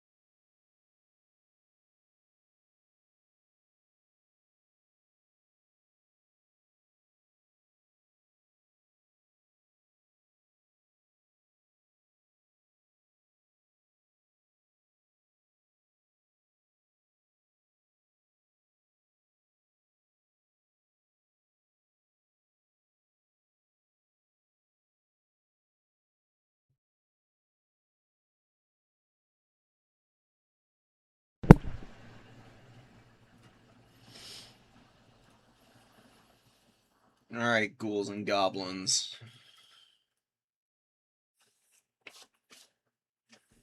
What the heck? What do you mean? What's going on here? Okay, OBS, are you detecting my microphone? Yeah, it is, okay. It's just being weird. Okay, we're all good. Let's get back into our games then. Oh yeah, and we're gonna watch one I just downloaded, right? So we got semis and stuff going on right now, so we're gonna get into that in just a moment. I'm gonna watch Beastman versus Coast because W left click is asking. about it. Cool builds, by the way, brother. They've been really fun. I really love watching people bring really wild off-meta stuff and making it work. It happens more often than you'd think. Really and truly, being able to surprise your opponent is oftentimes better than just trying to play pure meta style. Like, playing the meta builds is, you know, not like a bad thing or anything. It gives you good chances for victory, and they're usually differentiated enough, even within the meta builds, to still be new and interesting, and there's always something fun to look at, but, you know. Nothing equals watching 4 Mournguls right out the gate, gearing up to just completely overload the opponent's flank and try and roll up their army. I don't think there's really anything that can equal that feeling. Celastra has got Ghost of the Past, Song of Enthrallment, and Tide Call. Honestly, not going for the Rotting Promethean Sun I think is a good call, because Tide Call against Beastmen is vicious. They got low armor across the board, pretty much. Like, Zangors at 50 have, like, more than most Beastmen units, but are still vulnerable to it. You don't see Corngors from the Beastmen in this matchup often. And it's even, you know, good at just, like, using to debuff the speed on Senegors and the like as they try to get in. Gives you that little bit of extra time to shoot them and wear them out. Morgur should just be aggressive here. He should just, like, YOLO Morgur in. He's basically unkillable. I mean, although I guess, no, against Kos you shouldn't actually just YOLO him in. Kos is probably one of the few factions with good tools to kill him. Mourngul Haunters and just Mournguls in general can kind of beat him up. He's here with his, he's only got one of his summons, which I guess is fine. One of the summons is kind of terrible because it just procs on enemy units that are below 20% HP. And that's on anything within range of the ability. It's like 100 meters, so it can just be procced in like the worst possible spot imaginable. Staff of Ruinous Corruption is just a straight-up Chaos Spawn summon. He can just drop it wherever he pleases, whenever he pleases. He used to have multiple charges on this, and summons used to just slowly degrade over the course of a game. And I think actually he had 2 charges on this and 2 charges on the other one. So we got 4 free Chaos Spawn back in the day in Warhammer 1 multiplayer. If you ever want to watch the stupidest bullshit you've ever seen in your life, those early days of Warhammer multiplayer were honestly pretty rough. I would go so far as to say that it was honestly really not that fun to watch. The reason it kind of became a thing is because Tourney is just a really good caster. So he like had a really easy way and style of like making the games interesting. And you know, he's pretty knowledgeable about the game, but I would not trade those days for now. The game is in a way better state overall, I would say. You know, there's a lot less overpowered, like, cheesy strategies, and I think, for the most part, we're in a state where single entities are situationally good. Mobility is almost always good, but still has times where it can struggle. You know, infantry has its time and place now. Even elite infantry can do pretty well for itself. I think skill expression is just way more central and integral to the overall like Battlefield Total Warhammer 3 experience than it has been at any other point. Not to say that the Warhammer 1 and 2 guys were not like goats at the game, because they were, you know. It's just that there were a few more like intimately dominant strategies that were maybe a little frustrating to see overrepresented at times.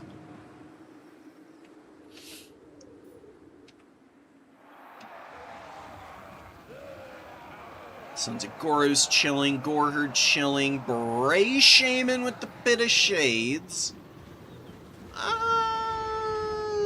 probably just want to drop that on Sirens. I don't think he spotted the Sirens at any point, so he may not know they're there. Using it on any of this other stuff is just not worth it, man. I mean, Pit of Shades is a pretty expensive spell. Beastmen don't have great spell options against Coast. I actually think, though, that this is a matchup where Vile Tide, Devolve, like, more of the baseline spells from the Wild's magic are really strong here. Because the lore passive for Wild's magic is really, really effective. Because what the Wild's passive is Bestial Surge, which lowers the vigor on your units and gives them a big charge bonus. And it lasts for 15 seconds. You can have your army at perfect vigor for pretty much the entirety of the opening of a match if you're just proccing some of the cheaper spells and, you know, keeping your units, like, fairly well situated so they don't get, like, swarmed and overwhelmed, and they can kind of do the swarming and overwhelming that they want to get done. This was a very, very, I would go so far as to say haphazard attempt to break through. You're charging uphill. Units charging uphill actually don't do too hot. No matter what the circumstances are. These guys do have Strider. Why are they struggling so badly charging uphill then? I don't get it. Normally, units with Strider don't really have a problem engaging on uphill terrain, but for whatever reason here, the Morgul's impact off of this Zangor and the Sons of Goros and just get completely tossed. Maybe the attack orders were causing some issues for the Morgul's. If you give attack orders to something and it's stuck on a unit, then it's just getting hit for free, and they'll continue to try and attack something that they cannot hit. You gotta be really careful about that. It loses people games way more than I think people are aware of. Yiffer's got a nice little lead right now. Bloated Corpse just explodes randomly? What the hell just happened? I think he touched a routing unit and exploded, dude. Oh my god, bloating corpses are so dumb. Like, day 50 of just, like, begging for the bloated corpses to function somewhat effectively. Because, honestly, the problem was never really even their price point. Is that bloated corpses have no HP and they just explode if they get, you know, like, a tummy tickled, you know? Like, somebody comes up and purple nurples them and they just turn into, you know, gaseous goo. And then it's completely useless and you just wasted, like, 300 gold.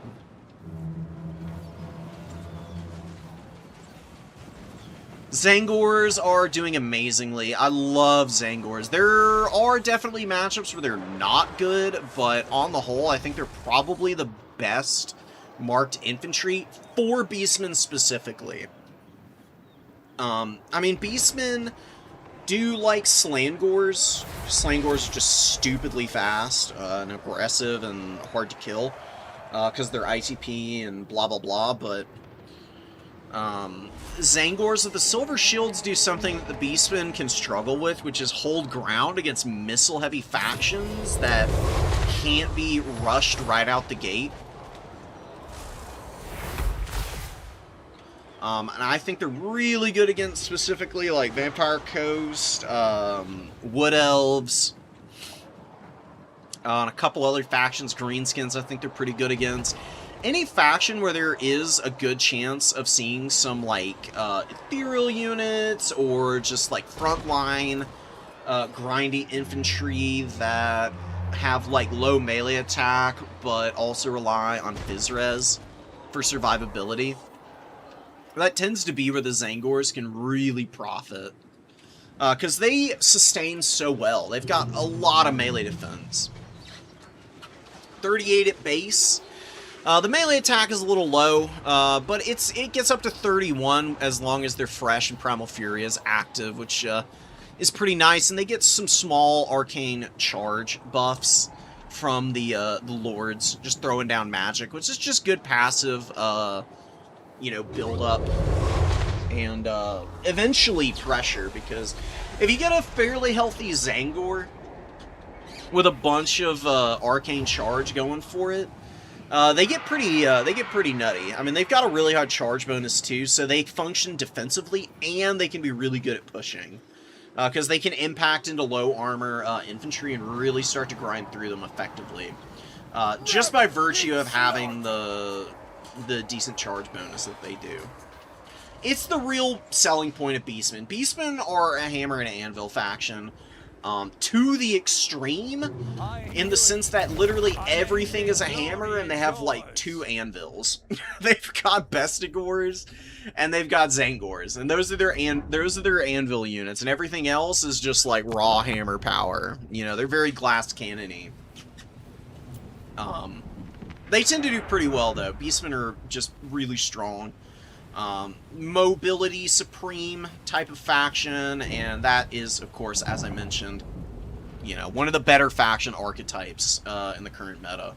Ungor Raiders got a crap load of value just shooting down all these Morn Ghouls. For Coast here, I think that this is an instance of a matchup that's kind of just pretty cursed in general for the undead, because Beastmen can swarm you with the same, like, intensity of numbers that you can them. They've also got archers who are shorter range than some, but still can outrange a lot of the range tools of the Vampire Coast. Durable Lord and Morgur, who I do think is a great call here. Good magic options. I don't think Shadow's magic and Pit of Shade's the right way to go.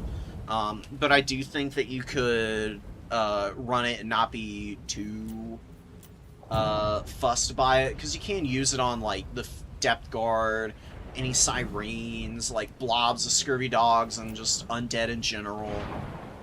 It's not terrible. I just think Viletide's a little better. I'm gonna like just go and point out why I think that is. I think it's worth discussing, since you never see anybody use that spell. So, Great Bray Shaman, Lore of the Wilds, you get, definitely want to bring Traegerkin, but Viletide has a pretty big effect radius, and good damage. Like, the AP is non-existent, but you don't need AP damage on spells against the Vampire Coast especially, because everything other than Depth Guard is very weak on the armor front. Viletide you don't use on the big stuff. That's where Traderkin comes in. And you can just spam Viletide. It's on a 31-second cooldown. You get 200 meters of range, which means you can stay out of range of gun units and cast this. Devolve is also really good against the Vampire Coast, because what you do with Devolve is you just drop this on their whatchamacallits, frickin' Morn Ghouls. Morn Ghouls, Lamprey's Revenge, Depth Guard, all of them hate getting their melee attack debuffed, because they all have fairly low base stats on those things, except for the Depth Guard. Depth Guard have pretty high base melee attack. But you look at the Lampreys. Lampreys win most of their fights not because of the 48 melee attack. 48 melee attack is pretty middle of the road, and honestly pretty bad for such an elite unit. It's their melee defense that really pushes them over the top with the regeneration stacked on top. These guys just don't take damage from anything, hardly. Lamprey's Revenge are not terribly dissimilar to how Wrathmongers function. Like, Wrathmongers, you never want to engage in melee. Wrathmongers are just like a better damage output version. And the Lampreys are a better, like, long-lasting, wire-to-wire, hanging out on the battlefield and just anchoring objectives type of unit. if you can just use Devolve on these guys, you just get their melee attack down to nothing, and then, okay, maybe they can hold for a long time, but they're not really doing anything with their time on the field. It's just really good for, like, frustrating Coast players. You can do a great Bray Shaman if you want to. I mean, he's, like, fine, but I did really like the Morgar. Just Stab of Corruption. Don't need anything else. You can do a Wilds Bray Shaman. You know, you can Jagged Dagger. The you can just use Jagged Dagger to get your power recharge up early. And then you can just drop your spells. He's not that expensive with a pretty big kit. This is like one of the few matchups where I would recommend bringing a decent spread on spells. Because Traderkin just ruins Silostra and the single entities and Mournguls and everything, pretty much. I mean, Traderkin is just a really strong AoE. Vile Tide is good for, like, poking the guns a little bit and just, like, lowering their HP before you, like, push up with archers to, like, finish them off. Devolve is just really good for debuffing anything your opponent might want to throw up that can do damage to you. Like I said, Depth Guard of both varieties. Mournguls especially. Mournguls are really annoying as the Beastmen. They're definitely one of the more terrifying units that the Coast can throw out at you. You gotta be a little bit careful, and I really like the debuffs with them. The concept is sound. You need to flank a little bit more if you're gonna dive the Beastmen like that. The Mournguls do not need to be going up the front of the fight, nor do the Scurvy Dogs. All of those units needed to be flanking all the way around your opponent's front line and just going for a rush onto the Ungor Raiders alone. Because if your opponent has to turn their infantry around at that point, then you can just zombie tide up to the objectives and start trying to cap and just reinforcing those fights. And you force your opponent's formation into complete disarray. And if you're going for rush builds, the most important thing you can do, it's not killing all of your opponent's stuff. You don't need to table them. The most important thing you can do with a rush build is force your opponent's formation apart. Make the battle chaotic. And then have your quick reinforcements getting up into positions to continue making it impossible for your opponent to form defensive lines. If you can do that, especially against that Beastman build, then you've got a very clear path to victory, because the Beastmen were really relying on their Ungor Raiders there to shoot stuff down, and they were able to actually do that because your units got stuck so badly.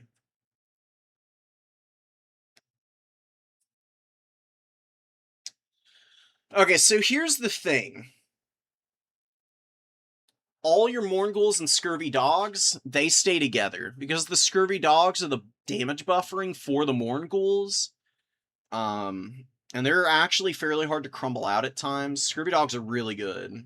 I highly recommend Coast players bring a lot of them.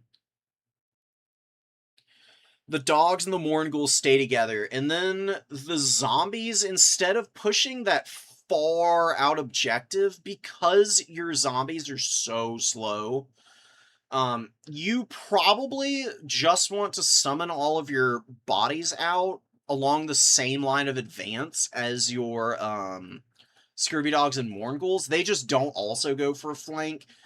They just fill in across the front line and start trying to just force engagements against your opponent's, like, infantry, just to tie them up and allow your Mournguls and Scurvy Dogs maybe a little bit more time to actually kill all the Ungor Raiders, and then you can come back and try and rear charge the front line that your opponent might try to throw up to stop your infantry pushing through. And then you can get a lot of terror routes that way, because the Mournguls have terror, the terror-causing attribute. All of them do, not just the Night Terrors. So they apply the fear leadership debuff, they apply attacked in rear, and then they can cause terror. Your opponent's entire formation has a chance of collapsing at that point.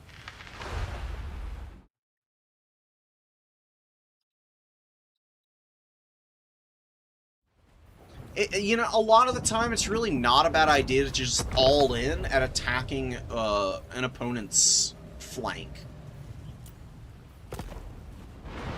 Because a lot of people, they get a little complacent sometimes when they see their opponent over-positioning on one side, and they think that they can use...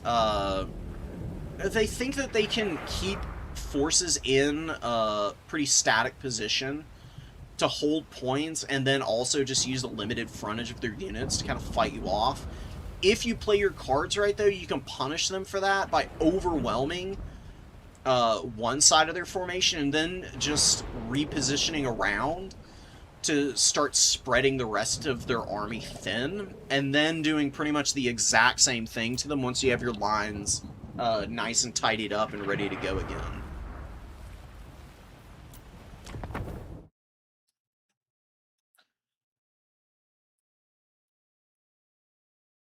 If the plan was to do a rush, would you make build changes? I don't really know. I think that was a decent rush build. Maybe just 2 Mournguls in the opening. I don't know about Sirens. I mean, you really do want probably some pistol mobs and then just basic deckhand mobs. You do need those kinds of units as the coast, because those are your, like, tar pit units. Like, the zombies are kind of crap, but they do buffer a lot of damage and they occupy attention. And Sirens don't really do that very well. There's just too many counters to Sirens. Like, Ethereals are just kind of a bad... They're just bad units in general. The Green Knight is, like, the only good Ethereal unit in the entire game. We have a victory point. Anything else, I would say, is kind of like a liability more than anything. Sirens are like a campaign unit, you know. Some units are better in campaign, some are better in multiplayer. It's just the way of things.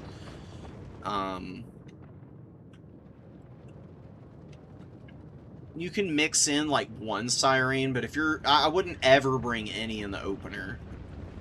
I think they're a very situational unit.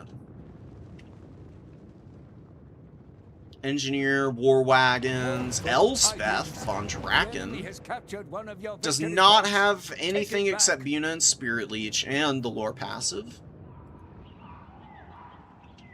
I do really like her Spell Amp ability. I think it's pretty wicked, honestly. It does a ton of extra damage, but understand not emphasizing it. And just going for something a little bit more standard. I don't know, man. Why just bring an Amethyst Wizard at this point, though? I guess he's running Elspeth because he's doing double engineer and he really wants to run the double engineer. I mean, they are great characters and really frustrating and oppressive.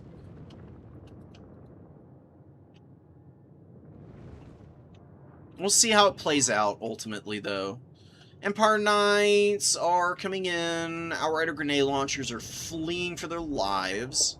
Are they going to try and get a volley off here? Are they going to hit anything? I mean, a few grenades make their way through and make contact. You need to get the hell out of here, though, because that's a lot of mobility. You don't want to take any fights in the trees, either. You know, Skinwolves have Strider.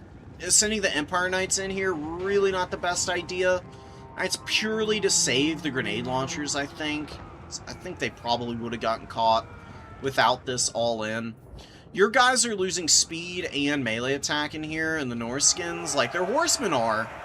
Skinwolves literally do not care. I mean, they're just going all out, same as they always are. It doesn't matter where they're fighting, they're happy. Norsk is going for a high mobility build. All of their infantry is out on the number 3 right now. Truth be told, Rocks could definitely stand to divert a couple, or maybe even 3 of these Bearmen to go hold the number 2. Like, just the shielded Bearmen going for a big push on this objective would be a bit of a problem for the Empire, because they've got one good unit at clearing infantry, and that's grenade launchers. And, I mean, you can just have your mobility over here continue to harass those guys and keep them from shooting, and you'd be in a pretty good spot. Skinwolves are getting shot up a little bit by the war wagons, but it's really not that big of a deal. I mean, they're a regenerating unit. They lose like a couple models, it's no big deal. You just don't want to let Skinwolves get caught out by Empire Knight charges. Kurgan dual weapons going deep, and they're about to get crushed. Ooh, they catch the war wagons for a second, though. But now the war wagons are moving. For whatever reason, units just can't hit war wagons when they're moving. It's really dumb. It's one of the reasons war wagons are so strong. I don't think people talk about that enough. That's definitely one of the more annoying things that's been an ongoing issue in Warhammer 3 is the fact that a lot of units that are very mobile, like already they've got an edge by just being quicker than most units, so it's hard to catch them. Some units, like war wagons, skull cannons to some extent, and a couple others have these buggy little hitboxes that mean that unless they are stopped in their tracks in their entirety, they just ignore attacks that are coming in on like the rear of the unit. They just keep rolling away like nothing ever happened. Oof. Outrider grenade launchers get swarmed over here. Beasts of Tashnar, Marauder Horsemen all over them. Skinwolves doing their thing, running around. One of them gets terrified by the Royal Altar Griffites. Elspeth taking a little bit of damage from these Skinwolves here. Yeah, just pull both these back and just let them regenerate for a while. I mean, they're still usable, but definitely looking a little rough for them right now. All this infantry sitting over here and doing nothing is a huge mistake. I don't know what the hell's going on with the Shaman Sorcerer. Does not need to be in here like this. What is the plan? New Jersey is just not utilizing most of his army. This is one of the things this is what I was talking about that last game. You know, New Jersey is like keeping a bunch of units static in his army. While he's using, you know, like a nice mobile force to try and harry the Empire, but the problem with this is he's got absolutely no easy way of compromising the war wagons. Although the war wagons do get a little bit incautious here, one of them is getting caught up finally by the Skinwolves. This is where the Skinwolves can do damage. These war wagons are not able to move out of here, and they're actually getting attacks onto the war wagon models themselves for a change. In a way where they're not able to just keep moving, and then, like, you know, the unit can't hit them on the move for whatever reason. So it's a nice little exchange for the Norskins. Skinwolves get hit by a Spirit Leech, they're getting shot up, they just need to pull back and just try and regenerate some HP. Rally back to help this other Skinwolf against the Royal Altar of Griffites, in fact, would be pretty amazing right now. So the Royal Altar of Griffites are one of the more dangerous units your opponent has. You see them terror routing a whole bunch of your Marauder Horsemen, which cannot be a good feeling. They're a little isolated out in the open field. If you can get multiple Skinwolves on the Royal Altar of Griffites, you can beat them up pretty quickly, because they get overwhelmed by the sheer number of Skinwolf models. Because there's extra models in Skinwolf units. Most monstrous infantry have 16. Skinwolves have 24. So individually, Skinwolves are weaker, but they get more attacks off. Which means for these monstrous cavalry units, if they get outnumbered by Skinwolves, the Skinwolves just surround each entity with like multiple Skinwolves attacking them, and they just rip them apart. Fight, man! It's pretty brutal.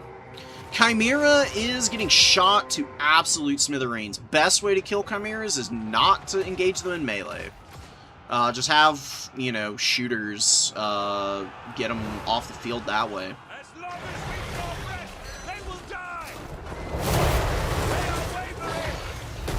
this thing is so cool looking. I love the chimeras.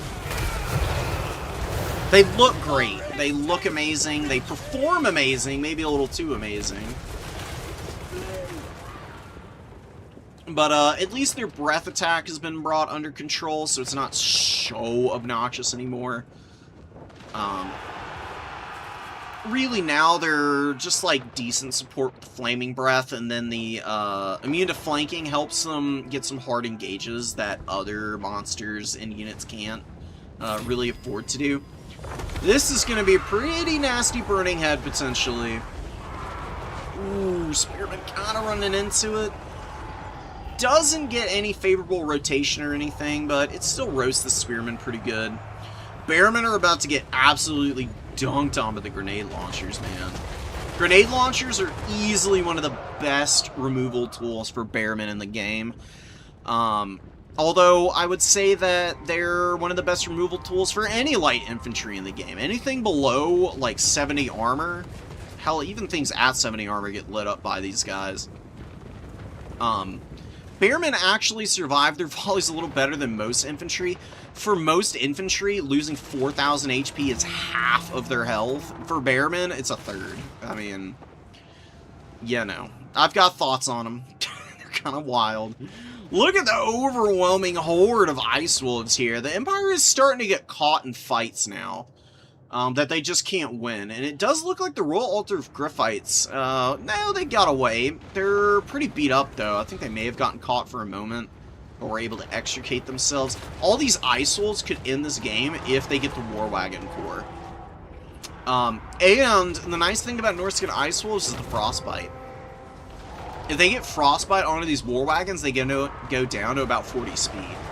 And then they're really vulnerable and easy to kill.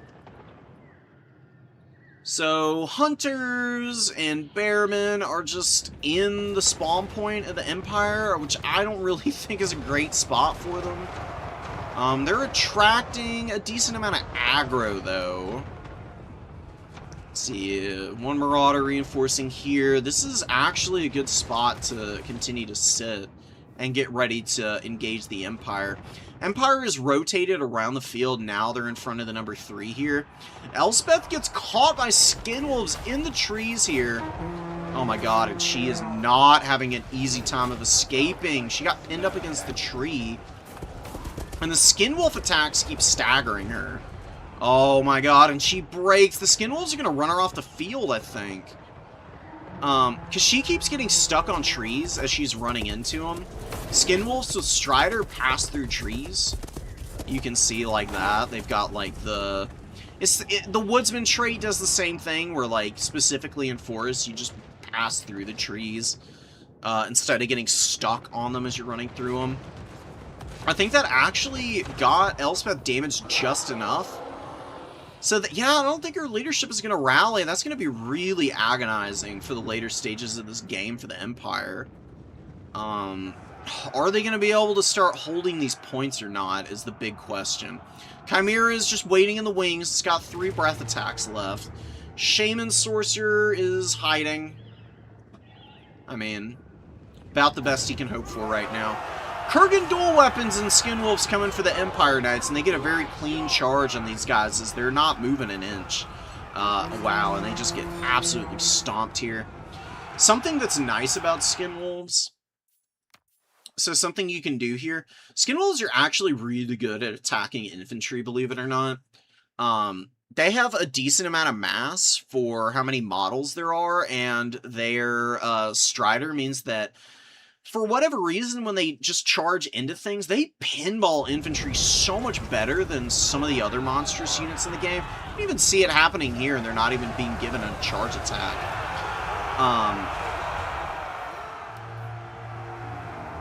You can charge the Spearmen with the, you can charge the Spearmen with the Skinwolves. Skinwolves, you know, they take a little bit of charge reflection damage, but they got the regeneration. And then the dual weapons get the devastating flanker off, and they would crush the Spearmen. But there are some Empire Knights around. That is complicating matters a little bit. There's also some Outrider grenade launchers. More Skinwolves on the way in. Oh, no. Oh, but the Ice Wolves don't have an attack order. Who's going to notice this first? War Wagons are getting shots. Oh, that's going to be a dead bundle of War Wagons in a minute here, probably. Yeah, down to 42 speed. You can see how hard it is to get away from the Ice Wolves now. Reiksguard come in and start to press the Ice Wolves off of this, though. But the Skin Wolves are moving in very aggressively, trying to get that full surround and wanting to get the kill. Oh, but the Royal Altar Griphites very beat up, but they get the rear charge and immediately terror out the Skin Wolves. Back and forth on this side of the field over here. Huge win for the Empire, though. All these mobile units streaming backwards in disorder. Wait, but the Norska wins? What? I guess because, well, I guess because Elspeth ran off and Empire's not doing too hot over here, I guess. Oh, man. Man, oh, man. You know, the War Wagons and the Engineers, I'm sure, got tons of value, but the Empire wasn't able to hold points very well. State Troopers are just not very good at it, for one, and then also there's Norska's cheap-ass infantry just absolutely farms them for value, so, it was mostly playing keep away. They did a good job of it, as you can see. But losing Elspeth and... yeah, a lot of this cavalry really didn't do too hot. Grenade launchers were okay. Sunmaker probably needed to be the first summon, actually. Because, yeah, your opponent's kind of in the trees on that off objective, but you got 2 engineers to restock. Just get the Sunmaker in and just bombard them anyways. I mean, you'll run out of ammo, but you just give more restocks over, and maybe you can pull the Norskins all the way up into your deployment zone at that point. And then you can just blast them into smithereens.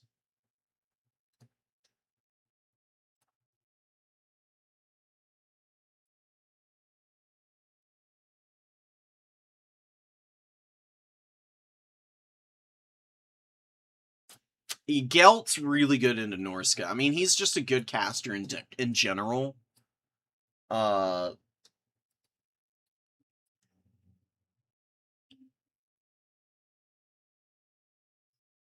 Yeah, I mean, Gelt just slaps up stuff with Final Transmutation. I mean, he can just Staff of Valons a million WOM instantly into his bank.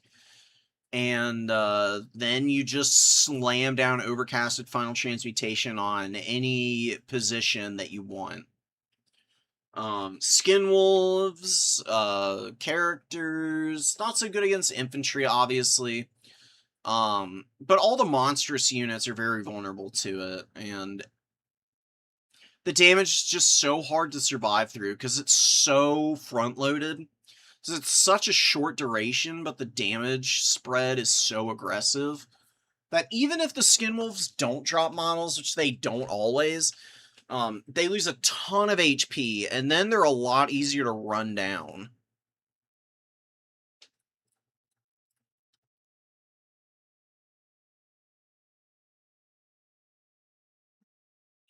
Alright guys, so we've got our final and semi-final game, last one, so we're gonna check out who's winning between TL and Yiffer here. We could have a Norska Beastman showdown or a Nurgle Norska showdown. I don't know which I'd rather see, to be honest. Beastmen aren't bad into Norska. It's a pretty even matchup. It's just that Skinwolves really eat Synagors alive. So you gotta be pretty careful of that. But Synagors can outswarm, the, Norskins. Just comes down to whose micros better, usually. Zangor's moving up, 4 of them. Morrisleeb is out here on the field. Love this guy, he's got a snare. He's very accurate. Just trundle him forward and get him anchored on a point, honestly. That's what I really like to do with the Morrisleeb. I don't even use him from super long range. I try and trot him in as close as I reasonably can. before I start dropping shots from the baddie. Beastmen should make efforts to secure this outside objective. Stalling the cap here is nice. I wouldn't really want to tangle with Nurgle here right now, because Tamarkon is kind of a big, scary single entity to fight. He's undoubtedly... Yeah, I got Fleshy Abundance. It'd be very silly not to bring it. There's a Bombarding Noxbringer, there's a bunch of Throwing Axes.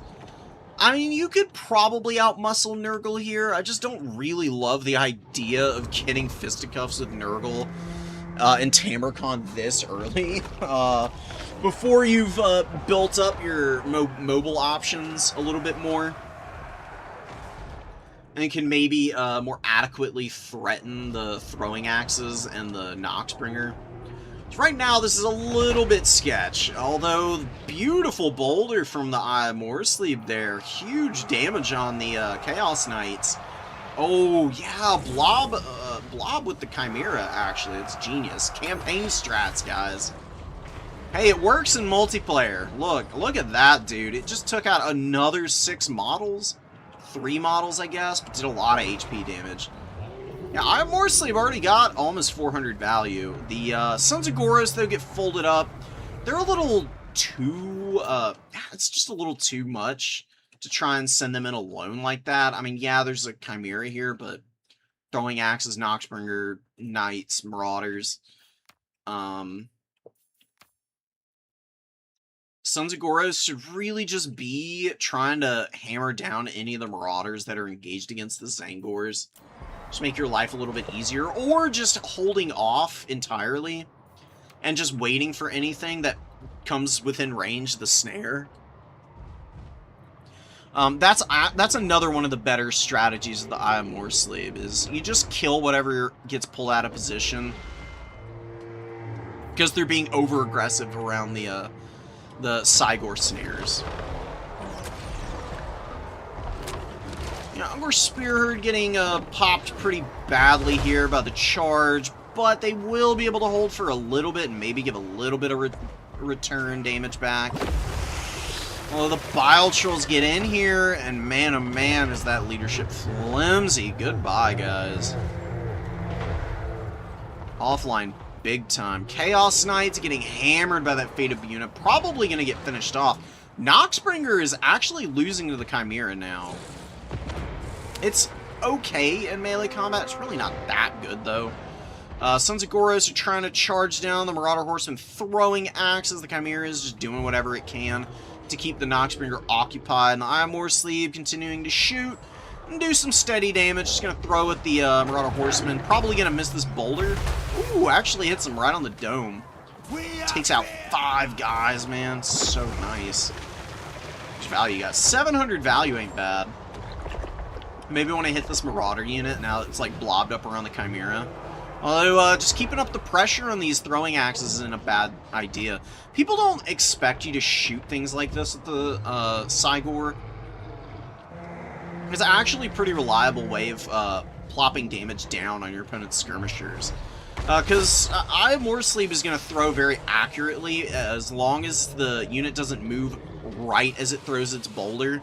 He's pretty much always guaranteed to get a nice hit against cavalry, especially. Sometimes he can fire a little wild, but on the whole, I just found him to be way more consistent. He actually just killed 10 guys that one boulder. Up to about 1,000 value. He's holding really nicely. The Doom Bull is a little beat up, though, and the Bray Shaman is, you know, doing his best, trying. Tamarkon is being a nightmare, though. He is routing and killing a lot of Ungors and Zangors. He's got 98 kills, 1,100 value. He beat up on the Doom Bull as well. We got the Chaos Sorcerer of Nurgle down here in the pit on his horse, just doing whatever he can to contribute. 627 value. Trying to rock out here. Noxbringer goes down to the Chimera, and Eye of Morsleep getting dogpiled on right now. Tamarkon's coming in, trying to beat him up. Bile Trolls are underneath them. Cygor is really not too terrible. This is a better Cygor in melee also, by the way. Regular Cygors only have about 38 melee attack at base, and the Iron Warsleeve is 54. So it gets like extra buffed up stats, even better than most RORs. That is a filthy Purple Son of Xerius. That might seal this game. For the Beastman, that was a full health Forsaken and 2 Marauder Horsemen throwing axes. Albeit a little beat up, but dude, that was 1,000 value off that one cast. That is disgusting. And that means there's no reinforcements for this fight against the Iron Warsleeve, and now it's a full commit into a really an optimal situation for Nurgle. Unless they can get a fat, fleshy abundance off here and just survive all this damage, I think they're cooked. I mean, Tamarcon is getting really low, and the Marauders are actually terror-routing a little bit, as the Eye of Morsleep is a terror-causing monster. Again, having a hard time anchoring on top of this point. Beastmen have the edge. Nobody captured the number 3 objective. Everybody got the memo on this game, apparently, and was like, I don't know, do something about objectives? Hell no, man. Unga bunga time. That's all we care about around here. Throwing axes are chipping Tammy down. Iron Warsleeve's getting real low. It's struggling a little bit now. But it ain't done yet.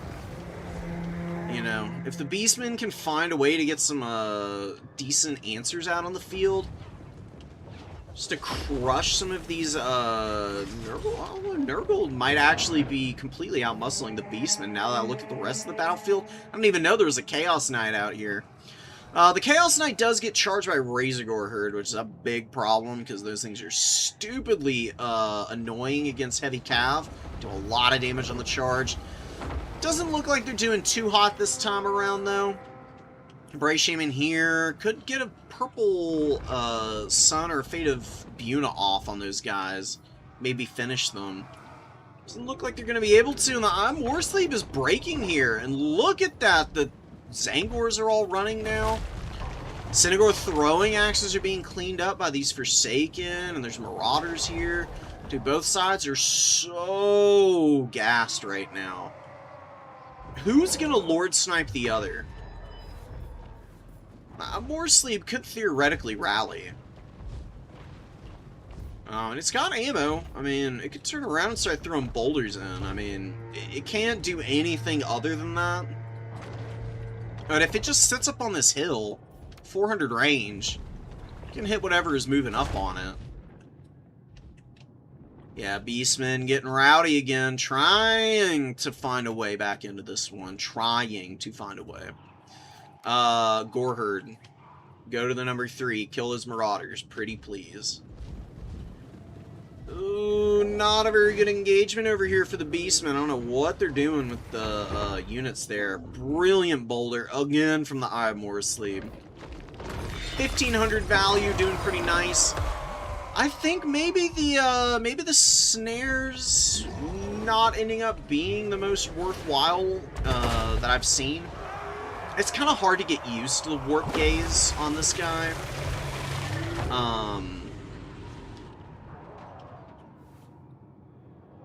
It's a very short-lasting ability, and it's got a pretty short range, just like the one drawback to it.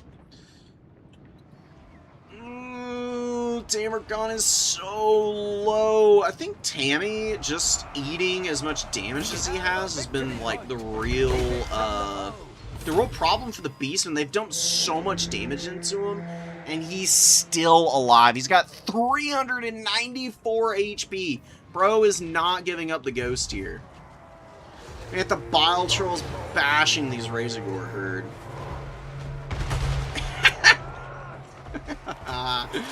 Even the Iron Warsleeve has magnetic boulders to his own units. Just whiffs horrifically and kills the Ungors. And the Marauders, 800 value Marauder. What the hell? That's crazy business. I can't think of the last time I saw a Marauder double their a Marauder other than a Khorne Marauder double their value. I've seen Khorne Marauders get 800. Not super consistently, but more common than any other Marauder variant. Centaurs are just getting hit by a million different speed debuffs. I only have 67 speed right now. The stomach acid is really annoying. There's a whole bunch of, hit by Curse of the Slug. They're trying to kill Tamarcon. They're desperate to kill him. Oh, and he's going for unspeakable foulness right in their face. Oh, it's disgusting. Oh, and the Plague Ogres intercept in Tamarcon with 345 HP is going to waddle away. Somehow staying alive. And the Bile Trolls with 1900 value. Dude, the Nurgle units are just not dying. That's the thing. And the Bile Trolls did put a lot of the damage in on the Eye of Morrsleep. This big boy got 1700 value. Almost got his value back. I think the Warp Gazes needed to be a little cleaner, and I think Beastmen, like I said, needed to delay the frontline fight a little bit longer. Look, Nurgle is one of those factions that is...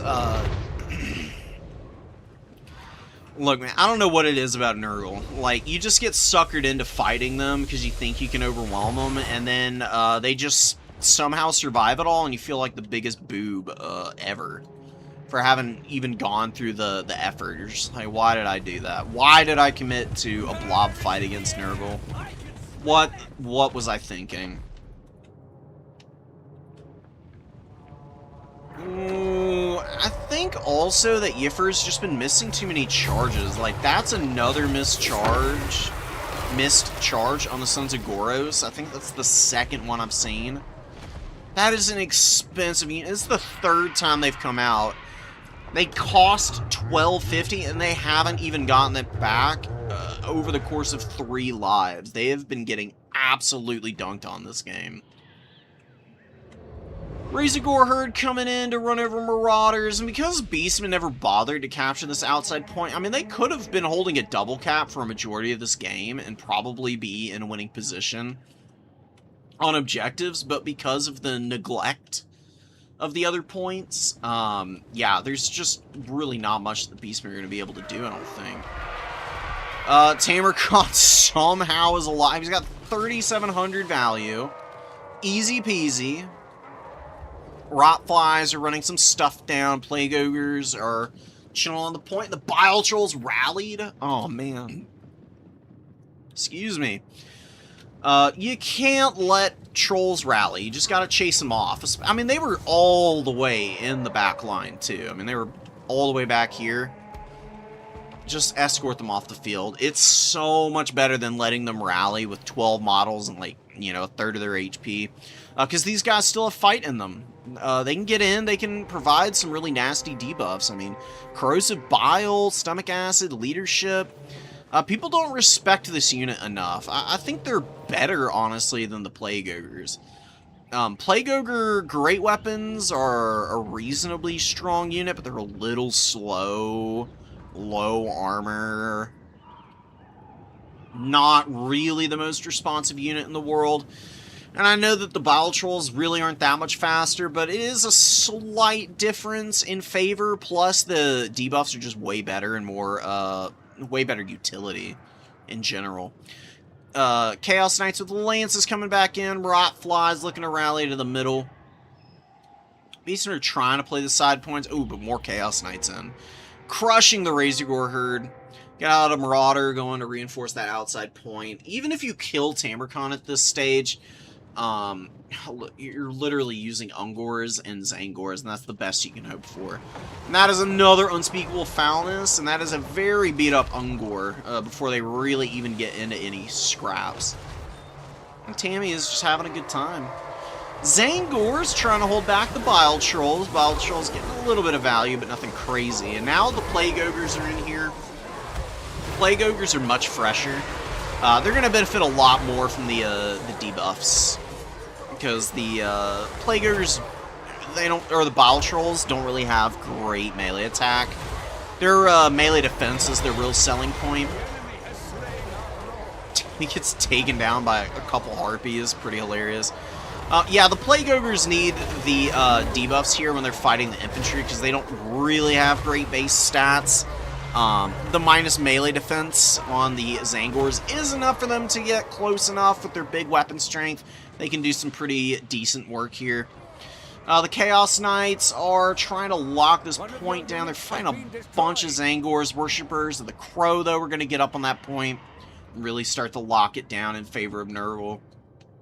It's just going to be making sure that the Beastmen don't get any, you know, sneaky caps. Like, the second they summon something out to go to an objective, whatever you can get out just to stall caps is probably the best thing you can throw out on the field right now. Marauders fighting Razorgore Herd. Razorgore Herd with some decent value. It's like the second summon out, though. Probably needed to do a little bit more with those guys. Razorgore Herd are really good to position around the Eye of Morrsleep when you're playing with it because they have a really nice natural synergy, being a high charge bonus AP cheap unit that the Eye of Morrsleep can snare like a much more expensive unit. Razorgores get like a free charge off, and then you can swarm in with like supporting infantry or Centigores or whatever at that point. And the Razorgore Herds have crazy high mass, so they're really good at pushing lords like Tamarkon away also from the Eye. Better than Centis. Centis actually have pretty middling mass. I mean, just like most, it's the same as most other cavalry. The Baconators are just a lot better at like piling into combat against single entities. Centigores are pretty good about it too. Just, I would say that the Razorgore Herd are slightly better at the specialist role of get off our lord, you gigantic asshole. You know, Tamarkon got to bully a little too much here. I mean, I think Yiffer thought that he could chip down Tamarkon a lot faster with the throwing axes than ended up being the reality. God, dude, these things got 1,500 and 1,600 value, and it didn't make a difference, and the Shaman got 2,500, including some huge, like that huge Purple Son of Xeris. I really thought that was a game-clinching moment, because it left so little support for all these other units, but God, Tamarkon just ate damage for days, dished it out just as much as he took it. Lances started doing better into the later stages, and the Bile Trolls are shockingly effective. I mean, 2,300 value on a single Bile Troll summon. Truly doing the work of the Dark Gods in that game for Nurgle. I was in this one. Final build, final game. Tammy on... No, this is oh my god, Tammy on the Toe Dragon again. No freaking shot, dude. Oh, this is going to be an absolutely insane final.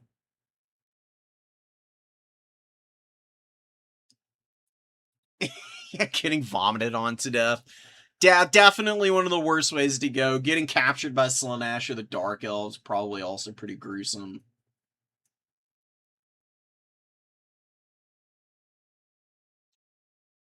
Chaos Warriors don't even need more units. Still surprised with the lack of Chaos Ogres in the roster. Yeah, right? Like Plague Ogres, super cool.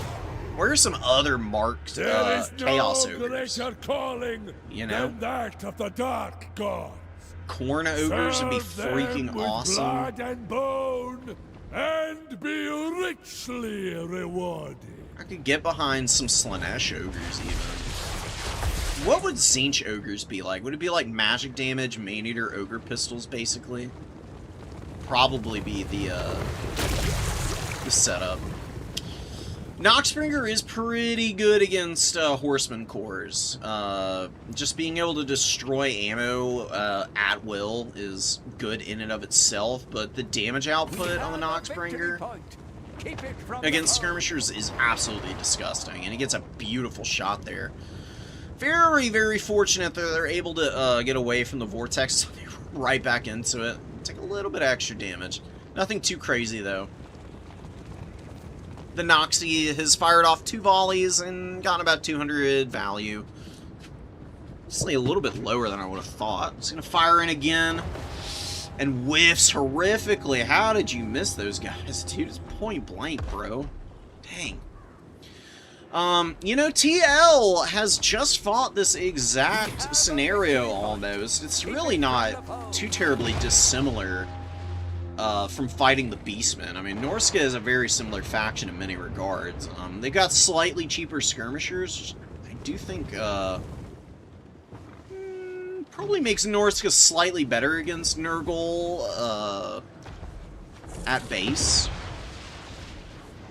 Synagor throwing axes usually tend to be superior to the Marauder Horsemen over the course of a long game, but with the Noxbringer being, you know, such a terrifyingly obnoxious piece against skirmishers, the Marauder Horsemen are a little bit better to use early on. And they can dominate objectives, and they're getting a little bit of a lead over Nurgle already on the objective tickets. See, if Norska just keeps playing this game, which the Beastmen neglected to do during the last, then they probably are going to be in a good spot. Marauder Horsemen getting thumped by that unspeakable foulness. Not the biggest one in the world, but every little bit of damage against these skirmishers is critical, because you're going to have to fight this big front line of Norska eventually. And that's going to be way tougher than fighting the Beastmen front line, because the Norskin front line is just stacked to the gills with HP in a way that the Beastmen just cannot match. And they actually, you can see that basic Marauders don't have anything on these Bearmen. Bearmen just massively outclass all the other, like, cheapish infantry in the game. Final Transmutation goes down. Good reaction to get the Noxbringer out of there. The Sorcerer gets hit hard, though. Loses about 1,600 HP. Should be counting my lucky stars right now that the same cannot be said for the Noxbringers. Looking pretty healthy. And the Nurgle Skirmishers are running the Marauder Horsemen off the field very, very, very well right now. Brutal breath attack from the Chimera. It's not the end of the world because it's just Marauders and Nurgle. It's not like a stupidly important unit.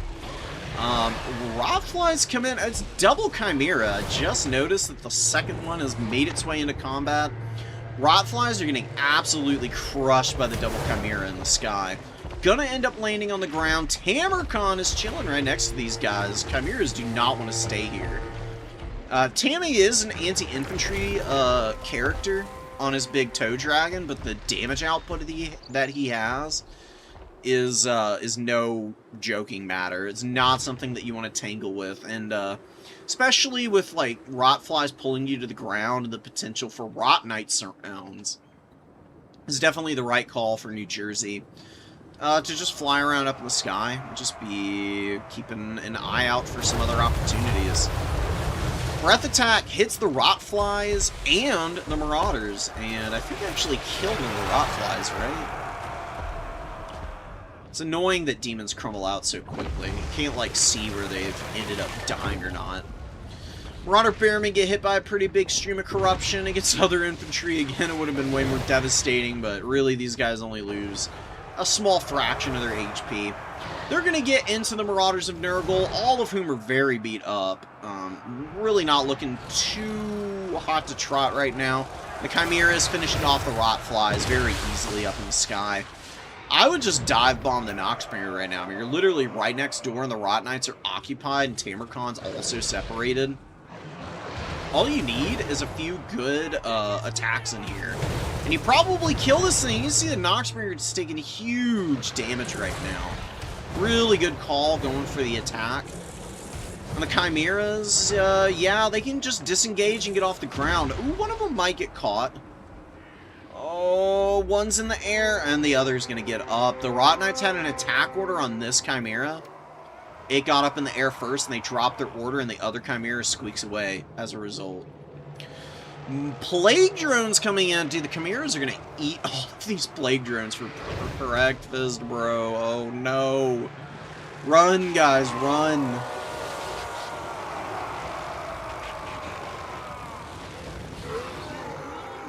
They're gonna land. The Chimeras are gonna follow. Thinking about it. Rot Knights need to stay near here. Still don't know if an all-in on this guy's gonna do anything. Norsk is just dominating the objectives right now, and they have a huge lead, and they've got a million Skinwolves coming in, and they've cleared most of the infantry. It's really just Tammy and the Noxbringer trying to, like, hold the points. Oh, God. Please don't let it end like this. God, not after last game. Dude, New Jersey is playing a really solid, game around all the Nurgle tools.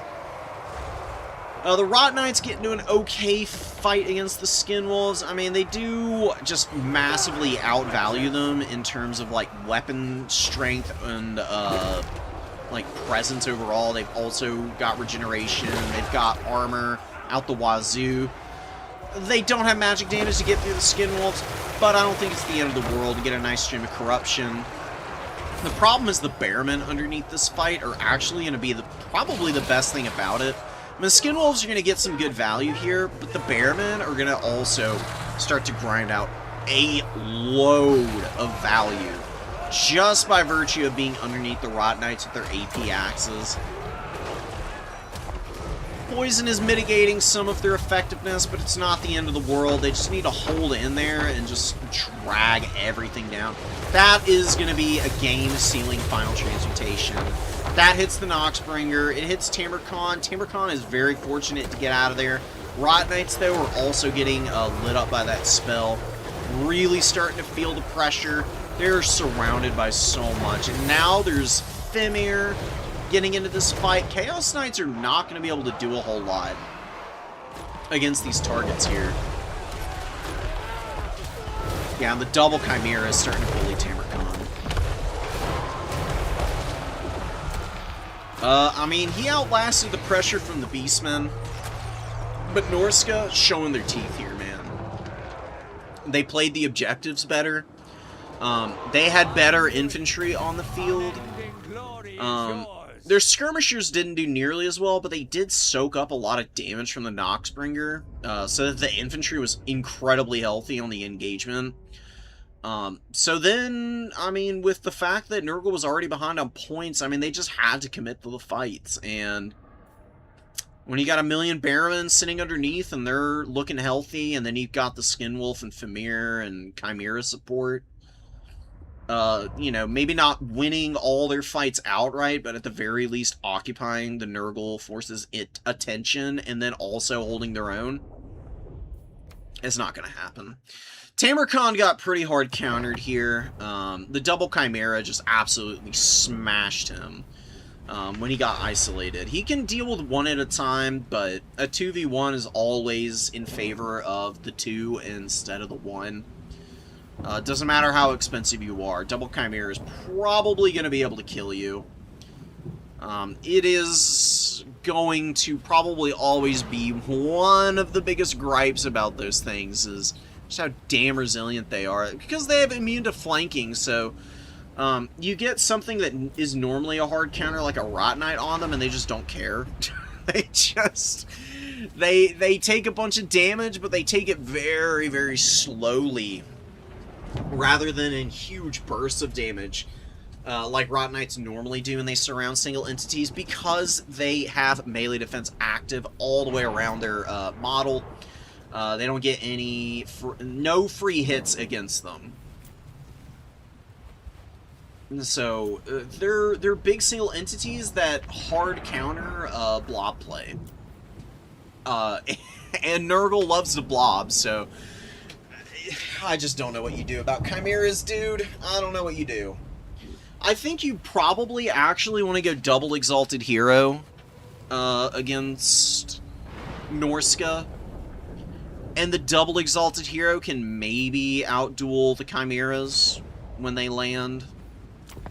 But to be quite honest, that's probably one of the worst matchups that Nurgle can run into.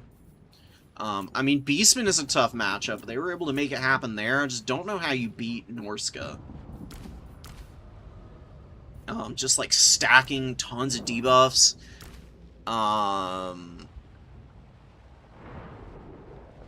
Is there any way an Exalted Great Unclean one could work?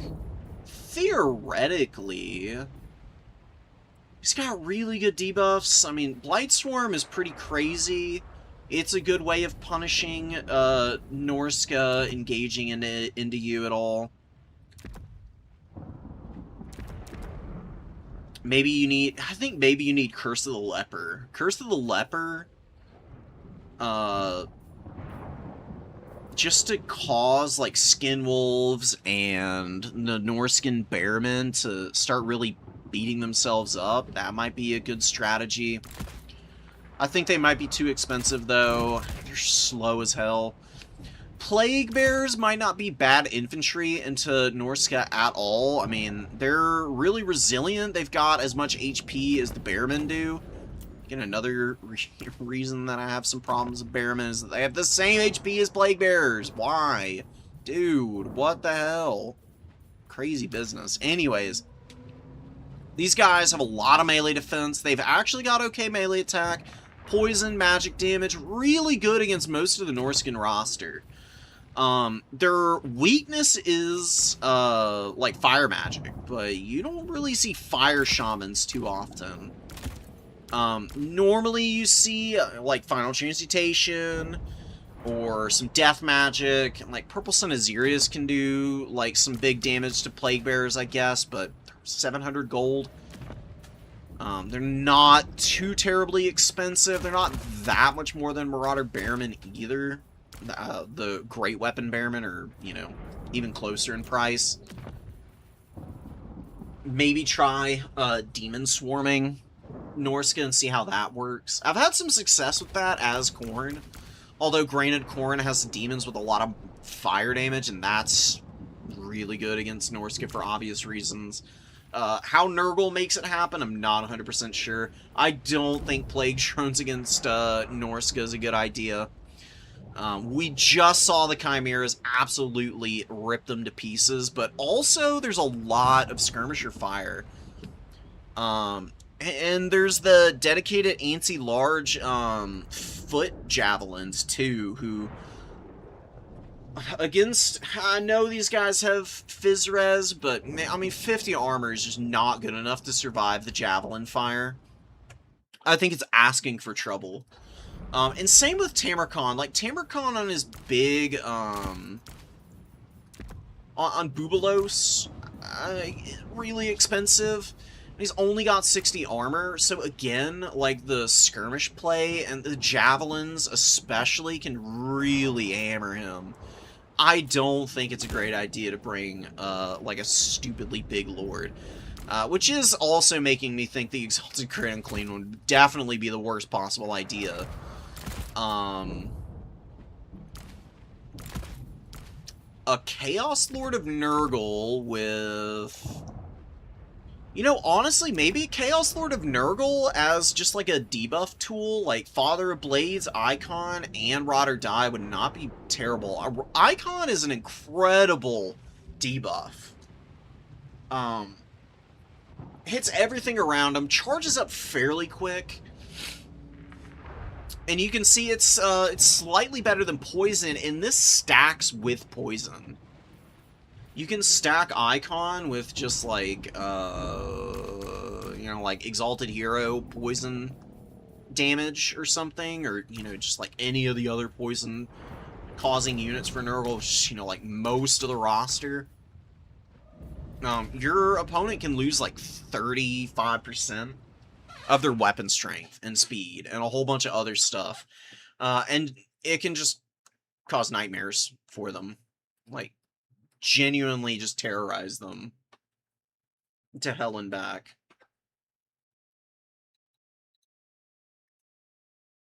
Yeah, really the only way to kill Chimeras effectively is to just, like, absolutely beat the shit out of them with other single entities. Everything else just falls short by an insane margin.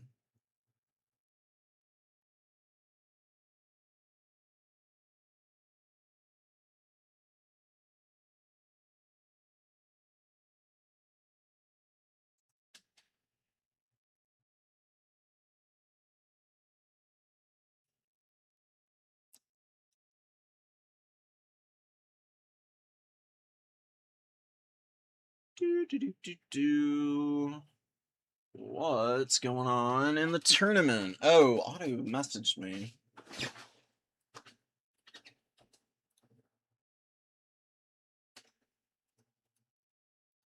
Oh, he gave me a match against somebody. Okay.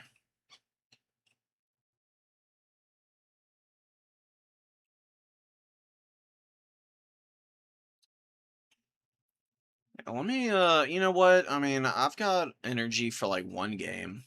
If Neeper is around to play this match, I'm not opposed to it.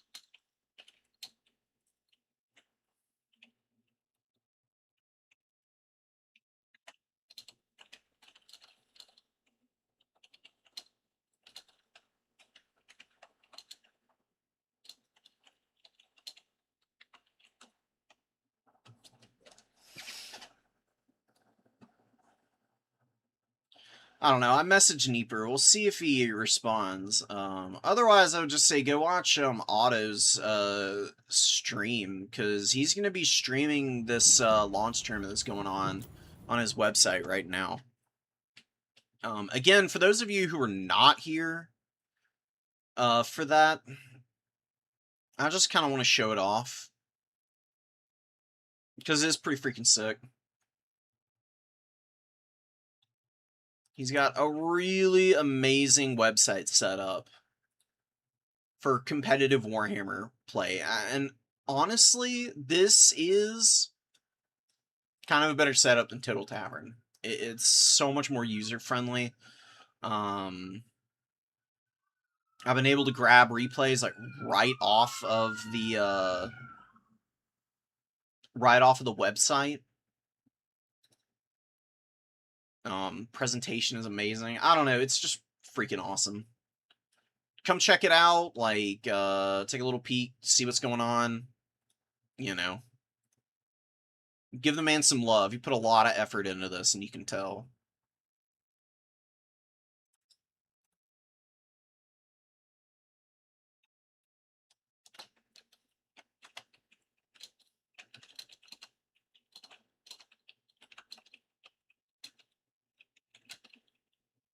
This is also one of the biggest tournaments we've had in quite a while.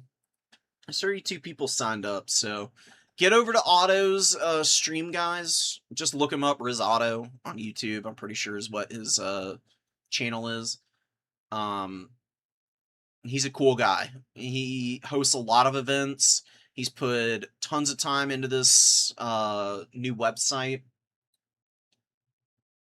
And hey, deserves the love and attention for having put in the effort. So please go help him out. Okay? Cool. Neeper's not around, so yeah.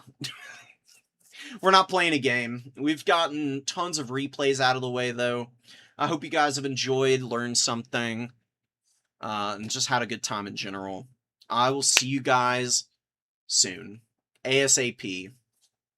I'm still organizing, moving stuff, so I don't have the time that I would love to just spend streaming, but we'll try and make like 1 or 2 happen during the course of the week. So keep an eye out for it. If I stream, I stream. If I don't, I don't. But again, I'll always be here for Saturdays. I'll never miss a new player tournament unless I absolutely have to. So, till next time, guys, y'all take care. Peace out. Please support Otto. Begging you to give attention to all of the other content creators that are out here putting in hard work to keep the community alive.